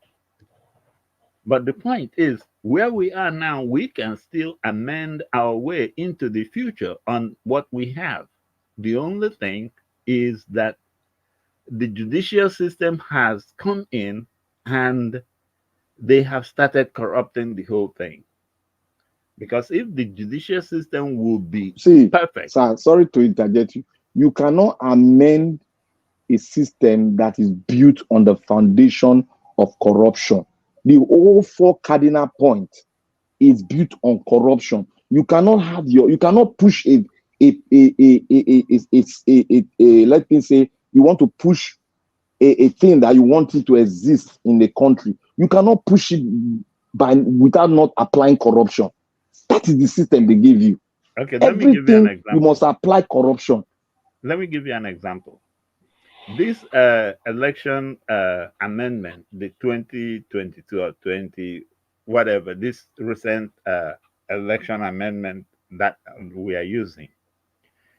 Remember, the whole idea was that we have seen that after the elections, by the time the votes are carried from one place to the collation center, the boxes change, are switched, and the votes and everything is messed up. That was what gave room for this amendment with regard to beavers. The only thing is that they did not, in every paragraph, cite the fact that what they are this amendment for is to avoid votes leaving the polling units without being recorded somewhere else, the IREV. If votes will leave from the polling units, let it be that there's a copy of the counts already on IREV. If there's not, you guys, the poll workers, remain there. Sleep there if you have to. You see, it's like they didn't make it such an absolute demand that, and that was the loophole that gave INEC the room to go in and drive a tractor trailer through the whole place. In this case, they are even bold to come and tell voters that they are not uploading, when the law that was amended strictly says that. So it's that enforcement of the law that is my headache. Because the judges, whenever you are ruling in anything, you go back to the foundation. What is it that made the Congress write this law? And what they made that INEC, what INEC creation was based on, is to avoid votes after being cast, moving from the polling units to a collation center without a backup in the IREV. That's the whole essence of the law. So the tribunal, in whatever, any other way they want to judge, they should remain close to that essence of that law. And if they had remained on it, they would have realized that what INEC did by not uploading is verbose. And as a result, nullified the election, in fact. Because you cannot go back to manually transporting these things to the collation center without the backup in the IREV. And then when you get there, the old thing that was happening before this law was amended is what ends up happening in this case. And I think that was the position of the Supreme Court in the Dele case, that IREV is the thing that if it is not there, if that record is not uploaded there, and you all of a sudden come and resurrect it at the collation center, that is nonsense.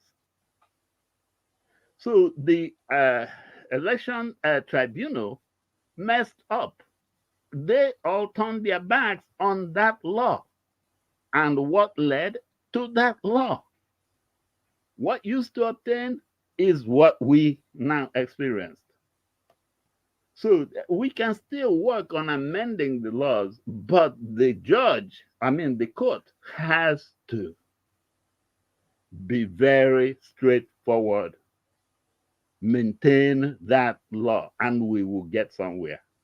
But if they keep all this zigzagging to accommodate Abodo in this case, then we have a big problem. And I think Even Atiku wanted to do the same thing Tinubu did. But the only thing is that Tinubu probably was willing to spend more money than Atiku, and he got more of the people. So, along with the law or the court maintaining this law, the court should also do something. By next week, at least, if that is a country, by next week, I will expect both the police, the DSS, to start arresting some of those coalition officers, especially in those areas where they have all those mutilated EC9s, and some of them that were blotted out. The police should start some serious investigation and start arresting people and bringing people in to come and account. Forget who is in Asarok. Maintain the law. I don't even know why this is hard for Nigeria to make the judicial system a separate branch of the government.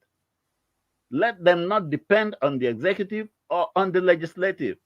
Like here in the US, okay, we were talking about Judge Maldonado wanting some documents flown from Nigeria and how it was done.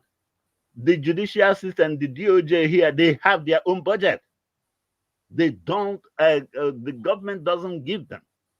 Oh, well, however it does. But the point is that if they want $1 trillion today, no questions asked, they have it. So if Nigeria should make sure that they solidify the stand of the judicial system and let those judges not be swayed whenever they see 1 penny or $2, they will start salivating like dogs. If they can do that and let them interpret the law and do the right thing, believe me, everything else will fall in place. But as long as they are under the executive, for instance, if a judge wants Tinubu to be arrested today, he's supposed to issue the order to the DSS, right? Is the DSS under the courts? Are they under the DOJ, like the Department of Justice? Okay, in Nigeria, the Ministry of whatever. But does the judge have the final word for the DSS? No. Look at Emefiele's case, where the judge is saying something, the DSS is overruling the judge in his own court. And then we look at it and we just brush it aside. No, those are the things that we need. Those little things are the things we need to nib in the bud and let them know that, hey, when the court speaks, you listen and you do what they say. If they say arrest the president, arrest the president. But, I mean, that's true. Yeah, it's easier said than done, isn't it? No, it's not easier said. Believe me, a judge here in the US can easily issue such an order and the FBI will carry it out. As a matter of fact, most of the time, you will go through. You just said in the US, right? That's the problem. We copy it from them. Let's copy it right. Yeah, but at the end of the day, we don't have a system that will allow that to happen. Yeah. So we need to get the #1 seat right for things like this to even be talked about. At the moment, it's not even possible. So we shouldn't waste our minutes talking about it because it's not going to ever happen if we cannot sort that #1 seat out. Yeah, the thing is that the older generation president is the most powerful president in the world. If you understand that, you know that nobody, he has everything. The power is just too much. It's just too much. Look at the law, this 2022 amendment you just made reference to. Both parties had members in the House where they passed such law and they allowed that loophole because you know why? Both parties already planned to use those loophole to, you know, fight for themselves. You know, Luck, or let me say, the Luck actually ran against PDP. That's why they're making noise. They were in the House. where that loophole was passed, and they passed it. They never said it. They thought that they were going to manipulate it, but APC seems to be more kind of like smarter, a little bit, in a demonic and crafty way, to use it for their own purposes. And while the PDP were divided, and then the obedience were focused on the law, were focused on it. We thought that, not me anyway, because I never believed that they were going to do a free and fair election. So a lot of obedient believed that the INEC would do exactly what they said. INEC gave out a manual. This is where I'm really holding INEC. You gave out a manual to political parties, how you want it to be done. You are the one who gave out the manual, the instruction. You sent me an error and you gave me an instruction. Then you went from my back to change it without notifying me, and I kept on doing what you asked me to do. And the court could not even ask these questions. Who gave out this manual? Who told them that they were going to transmit using the beavers or whatever? INEC, did you print it out? Yes. This is where I have big issues with the judges. If you give out a manual, that's why I love Peter. He said, you should have told us that it was going to be anyhow, so that we all can be prepared to do the anyhow. You see that? You deceived us. You told us this is how you're going to run it, and we ran with you, believing that you are a just and a true, body. That's just anyway. Yeah, the generation of Sir Francis, I think, the older generation, they pander more to a more conciliatory and conservative approach. Let's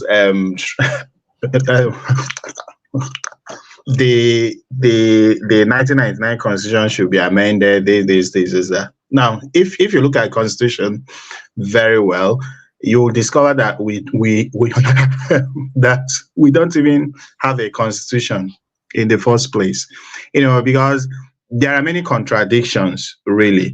And the 2022 Electoral Act, when you look closely at it, and then try to juxtapose it with the 1999 Constitution, there are several loopholes really there. And when they drafted the 2022 Electoral Act, they somehow still thought that it was going to be a two-horse race.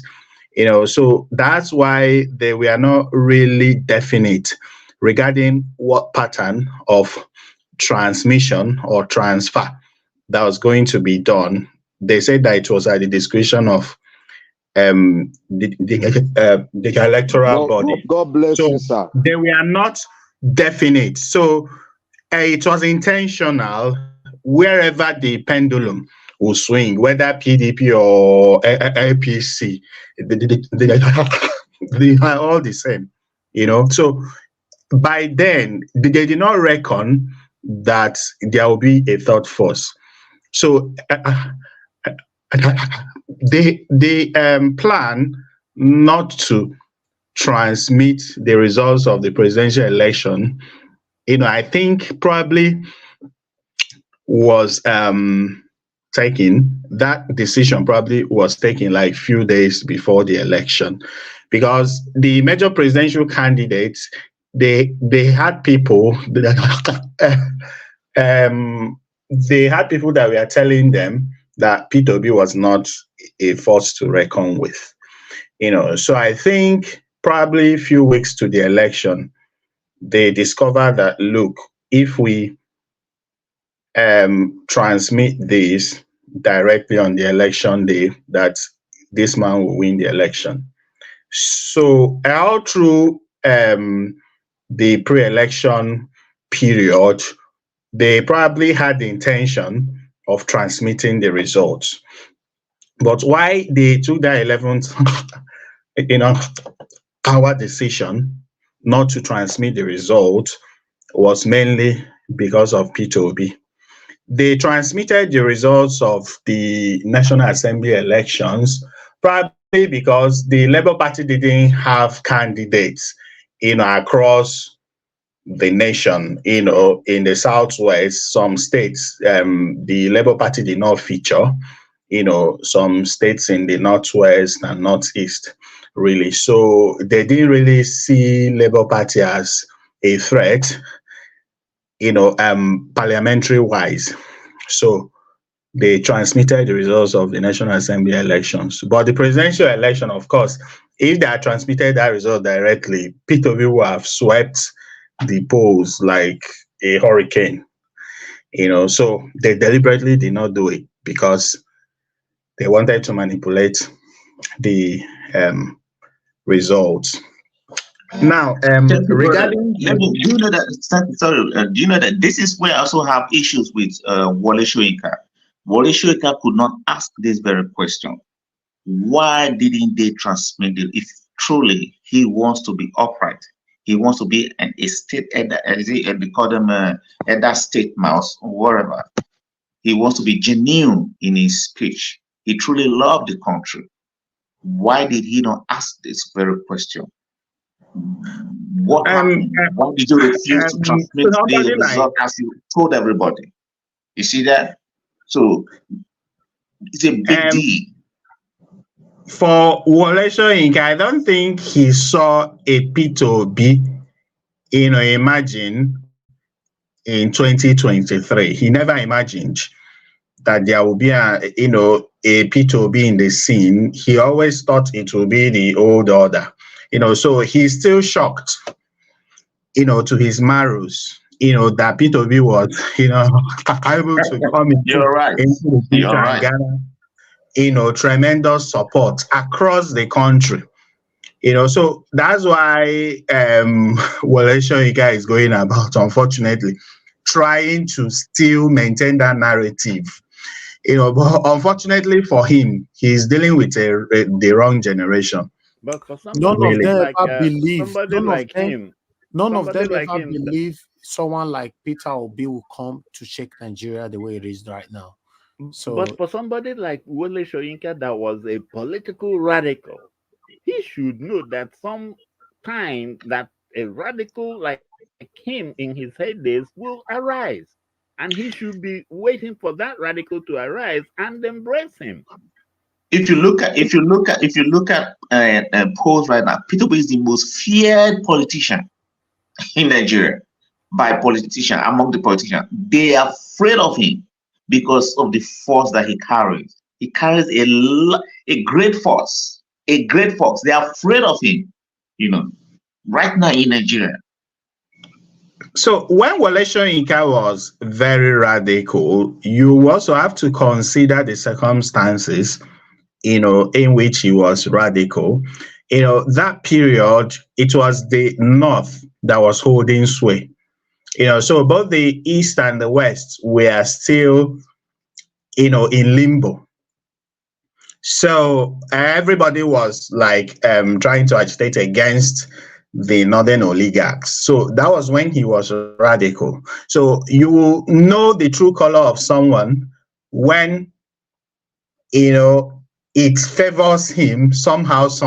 You know, the level of you know, regionalism, nepotism reigning supreme in Nigeria. You know, so that's when you actually know the true intent, you know, the true colors of somebody. So when Wole Soyinka was agitating against, you know, he was agitating against the northern oligarchy. You know, even when Obasanjo was in power, because it was the likes of Babangida, you know, that really did the background work for Obasanjo to come in. So he knew that Obasanjo, you know, had this allegiance, you know, to the northern power bloc. You know, so he wasn't a fan of Obasanjo. You know, but he believes that Tinubu is for the West. You understand? So he has been an ally of Tinubu for a very long time. So you will not expect him. He believes that one day that Tinubu should have his share. You understand my point? That Tinubu should have a stone, you know, at the federal pool. So, for someone to come to spoil the party for him, that's why he's agitating, going here and there, granting interviews, abusing young people and the rest of them. So I think for Wokole Soyinka, it wasn't a surprise to me. I knew that he has been a friend of Bola Tinubu for a long time.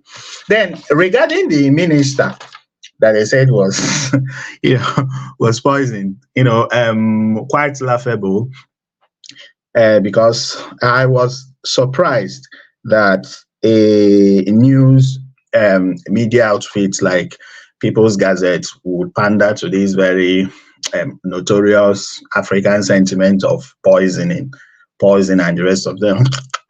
I read the whole story. I thought they were counted to talk about, say, gas poisoning or some sort of real poisoning, but from the whole story there was no clue as to what kind of poisoning, food poisoning, so I don't think it was a very good journalism, from them, coming from that angle. Yes, the whole story is that the minister is sick, and for somebody working for the federal government, all federal government staff have a degree of their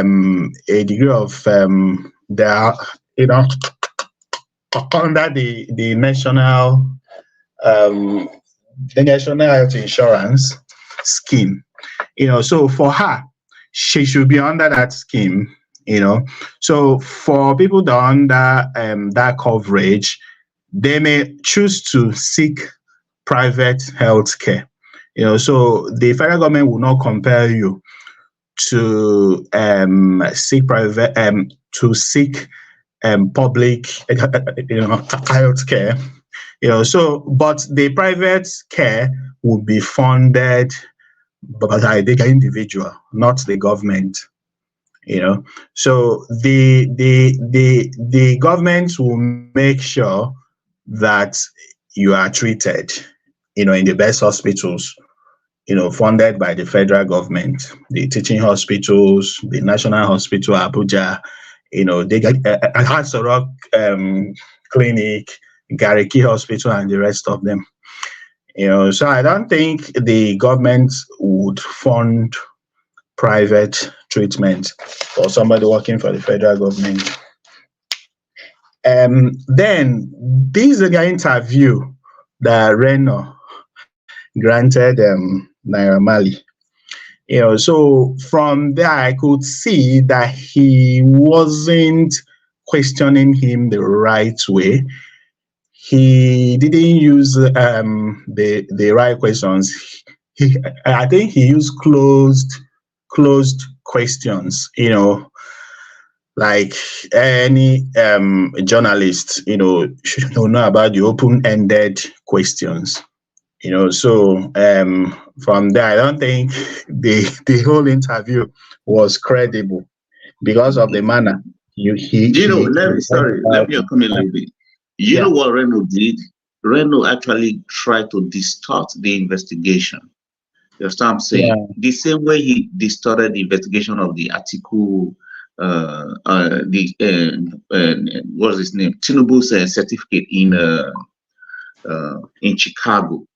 You understand that? So he's a kind of fast forward guy, try to make people see, hey, I tried to do this, you can see that, you saw everything. So he's actually distorted. I just don't want to talk about him because he's actually, security agencies should know by now with that interview, they should know that if you listen to the questions, he will ask the question and also answer the question. You understand what I'm saying? If you listen, he asked the question and he answered the question himself for the guy. You understand? So he's actually trying to distort the investigation against that guy. I don't know what interest Reno had with the guy. So, but that's just the fact.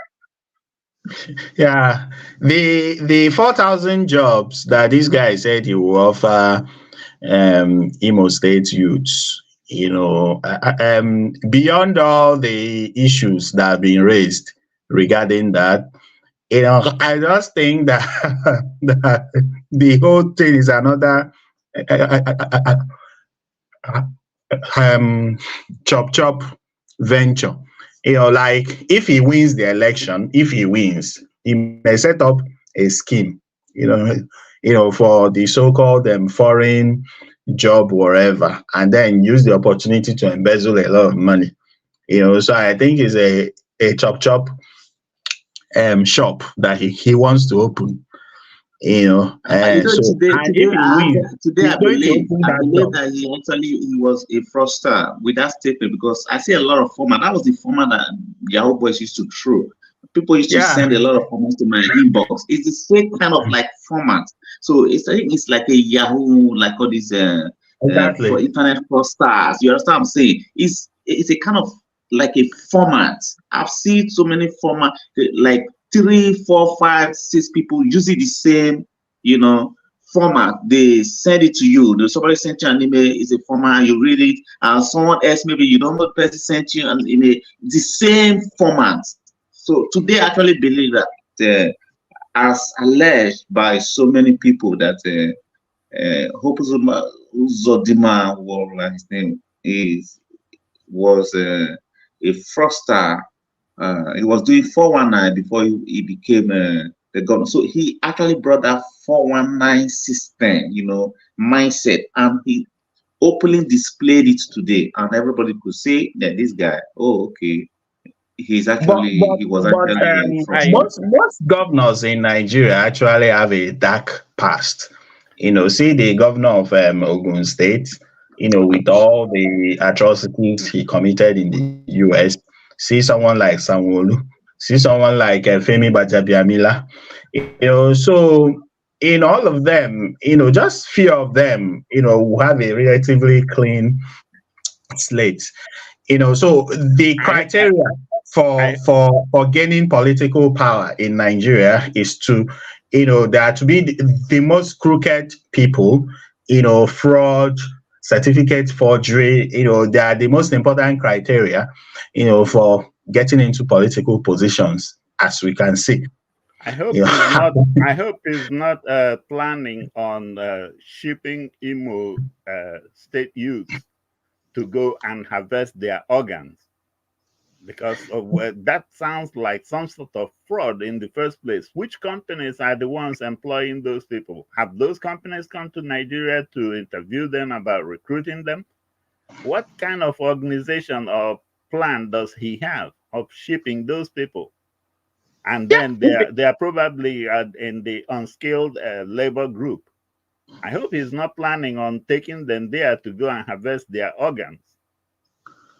Some girls will even be trafficked, you know, to do prostitution. Exactly. You know, that's what I wanted to say. That maybe he's trying to set up a trafficking organization, so that when he leaves office, you know what I'm saying, so that when he leaves office, he will live by that, with that kind of system. You understand what I'm saying? Now, most people, if you look at European countries, are facing their crisis. I mean, shortages of you know, jobs are nowhere. There are no jobs. You understand what I'm saying? And someone is promising you here from Nigeria that he's going to take you to Europe and Canada for jobs. When those ones are praying to get a job, is that not fraud? Is that not a fraudster?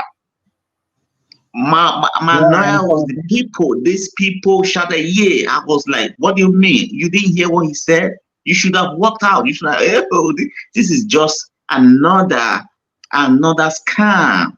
This scam is taking too far. Believe me, it's taking too far. This scam is coming from a governor of a state, try to scam his own people, taking too far, and the whole world is watching. I mean, you should be talking about getting more people into your state, getting more jobs and opportunities created in your state, and attracting the rest of the world, not to be shipping them out. And then you'll be governor over who? Nobody.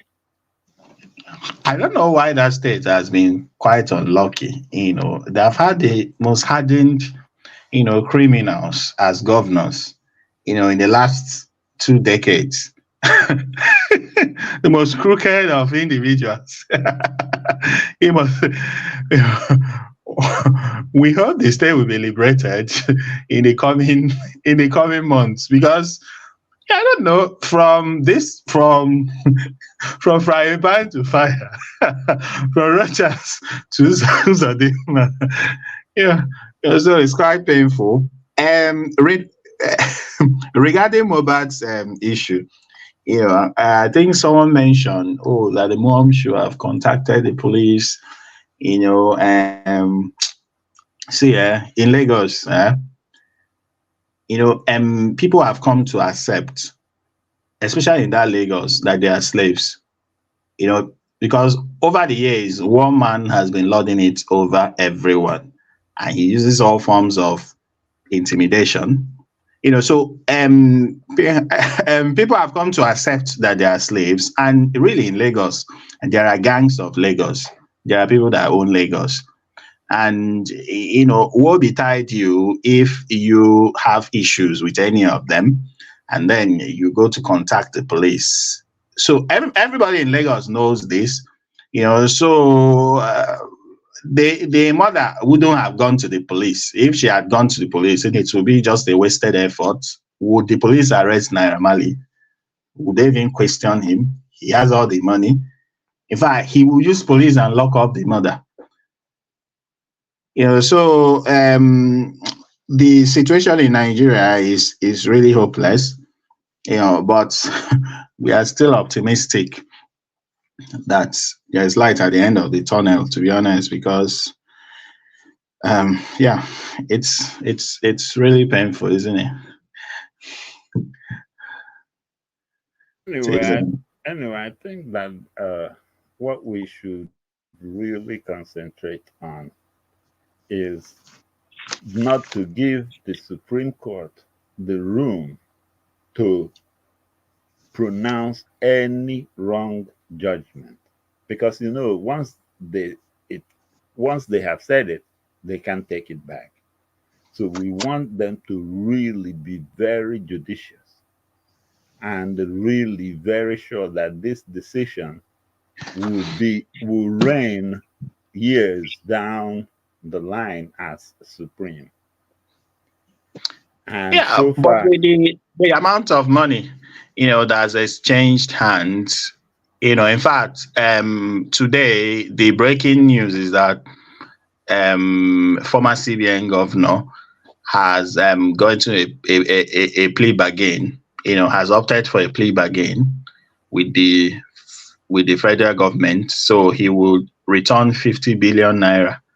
From, I think, Sahara Reporters just carried it. So he has accepted to return 50 billion naira to the government. 50 billion. What was his salary? Huh? And it was established that he's the owner of Polaris Bank. How could you be a CBN governor and you're establishing a bank? It's against public service rules. In fact, as a public servant, you should not do any other business. Any other business, except in some disciplines. Like if you're a doctor, if you're a consultant, in the teaching hospital or general hospital, you could have your private. Can I come in here? Yeah. You know why he did that? Because we have been, even Soludo himself have done something that we don't know about. He know how he covered it up.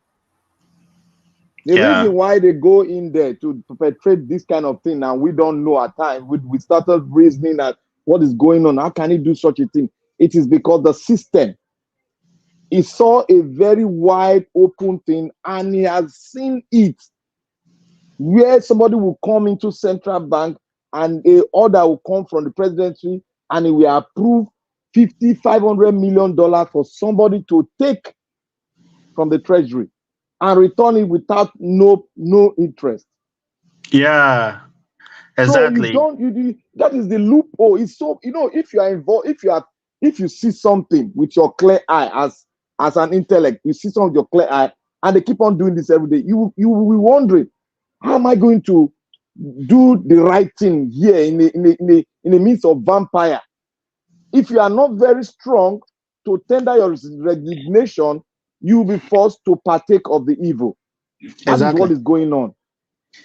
And that is why when they tell me, Osibajo is good, so person is good, I'll be like, how good? They were all part of the gang. Osibajo was sharing, money for vote buying on the eve of the 2019 election. So if someone comes to you and say, so person is good, he was among them, but he's good. He's not good, my brother. And let me ask this question. Does Nigeria have any kind of protection for whistleblowers? Like, assuming there is a staff of the central bank that witnessed these things going on, and he decides to be a whistleblower, does Nigeria have a protection for him? Yes, on paper. On paper, there are laws regarding whistleblowing, with all the things, accompanying them, but it's on paper anyway. We know that in Nigeria, freedom of speech is largely suppressed, so if you blow the wrong whistle, you go in for it. People like David Hunde are on exile, because the government would kill them if they find them. That's exactly where I'm leading to. Like Samuel Ogundipe of People's Gazette, so they have been tagged enemies of the government. So that whistleblowing on paper, exists, but to what extent is it implemented? Yeah, because when Jonathan removed Sanusi, suspended Sanusi, it was, then revealed that actually the central bank, does not have any institution or body scrutinizing its budget. They make budget, they pay themselves, nobody audits their account, nobody approves their budget. Their budget does not go through the National Assembly. So they make their budget, spend anything they want. So like someone mentioned, when Soludo was there, he probably would have, also participated, in some underhand dealings, who knows? But it was very evident during the time of Sanusi, because he was doling out cash like Father Christmas to donated 100 million to Kano State, to just doling out cash to several agencies, mostly in the north, because he wanted to be the emir of Kano. And when Buhari was there, Buhari so dumb, so docile, so clueless, so because he wasn't around, he was very sick, he was junketing, all around the place, around the globe. So his ministers were also as clueless as he was, and also morbidly corrupt. So the CBN governor became the minister of the federation, minister of everything. Agriculture, loan doesn't go to CBN. COVID-19 came, humanitarian go to CBN. CBN governor became minister for sports, minister for health, minister for labor, minister for agriculture, minister for everything. So they were printing money, trillions of naira, without producing anything, without exporting anything, no foreign exchange. Buhari met a foreign reserve of more than $30 billion, and he depleted the reserve to $3 billion. So I think Buhari should be the worst. Let me chip in a little bit of point here. You see, when one of our engineers was mentioning that we should try as much as possible to amend the constitution so that it can suit us. You cannot amend what you did not write.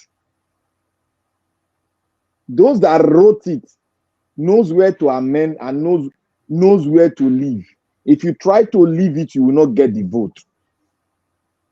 Because the vote from the north is higher than that of the south. So you probably not get the vote. That is why we are saying we need to pull it down to make each zones, each region be equal to each other. Then we can say the middle belt will be a neck breaker in the constitution. The middle belt, like there, will be the breaker of anything that is about to be taken as a law in the country. You now do what? You now go around the middle belt to negotiate so that you can fight for vote from them. That is how we were speaking. But these people, what they brought, they are hell bent to make it stand. They don't want to change it. If you like, go anywhere. We Nigeria need to bring the system down. Because there's no amount of you turning around, going left. They know this thing they wrote. You cannot know more than the people that wrote it. If you touch one area, they will say, okay, take it to the National Assembly. The vote. If you say, take it to the State Assembly, what are they saying? It's the vote.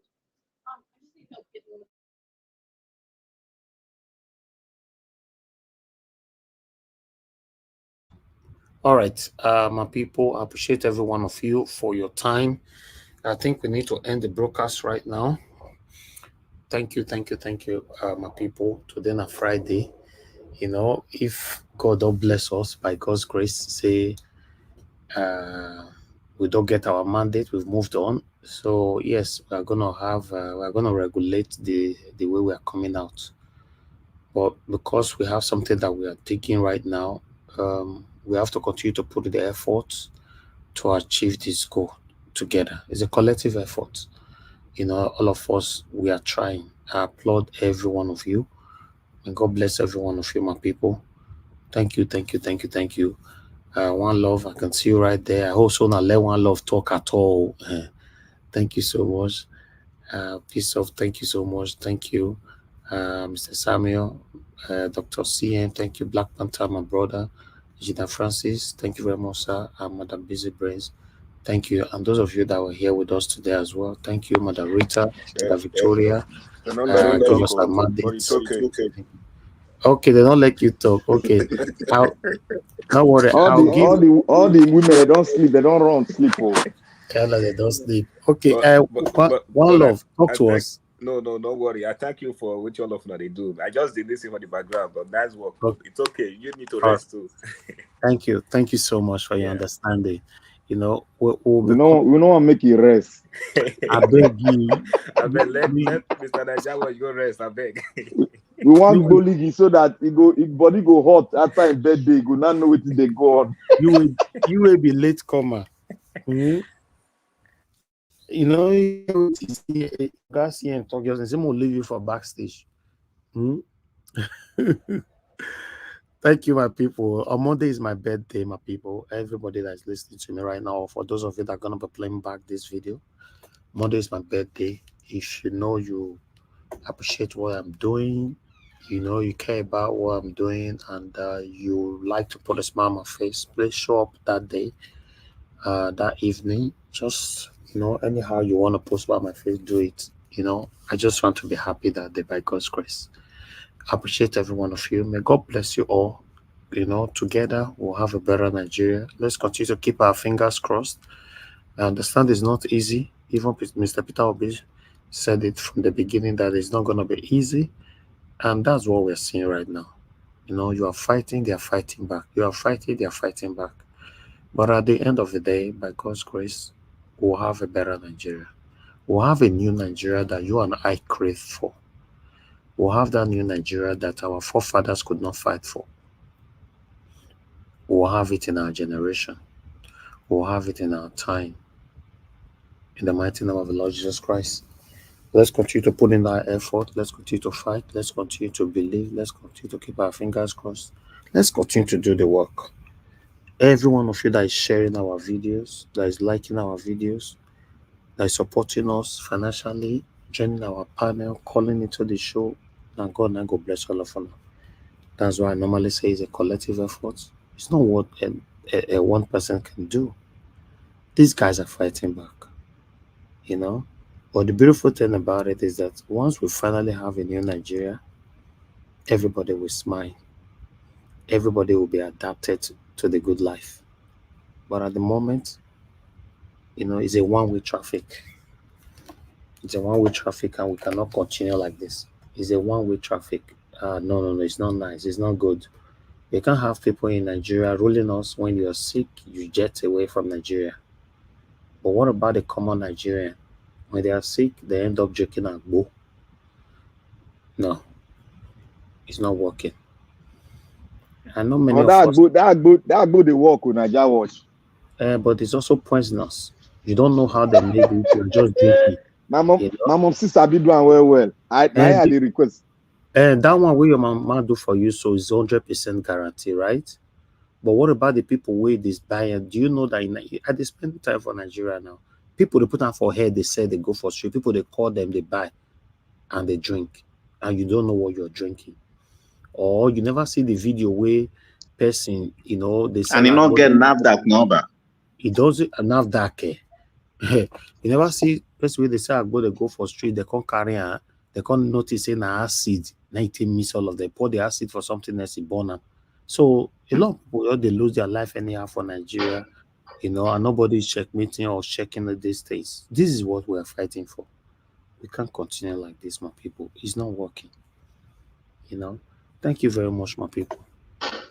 And God now bless you now. Please join us again by 6 p.m. Tomorrow, Saturday, and let's continue for where we stop. Nigeria Watch, tell Mr. CM, I'm coming after him very soon. Okay, no worry. he came after me today. Now he turn. Tomorrow now my turn. No worry. He don't come. He don't come. Now me say make you come through the window. You know, normally when the thing start, when they start, we go open door, people go enter. When people don't enter finish, we go close door. So anybody when they come after that, now through window now. Now we will get the master key, the open door. Good night, too. Good night, everybody. All right, mother of all mommy diaspora, thank you very much. Robinson, thank you very much. God bless you all, my people. Have a good night. CM, God bless you all. Have a good night. Now, God bless you now. Everybody on the comment section, everybody, God bless you all. Good night.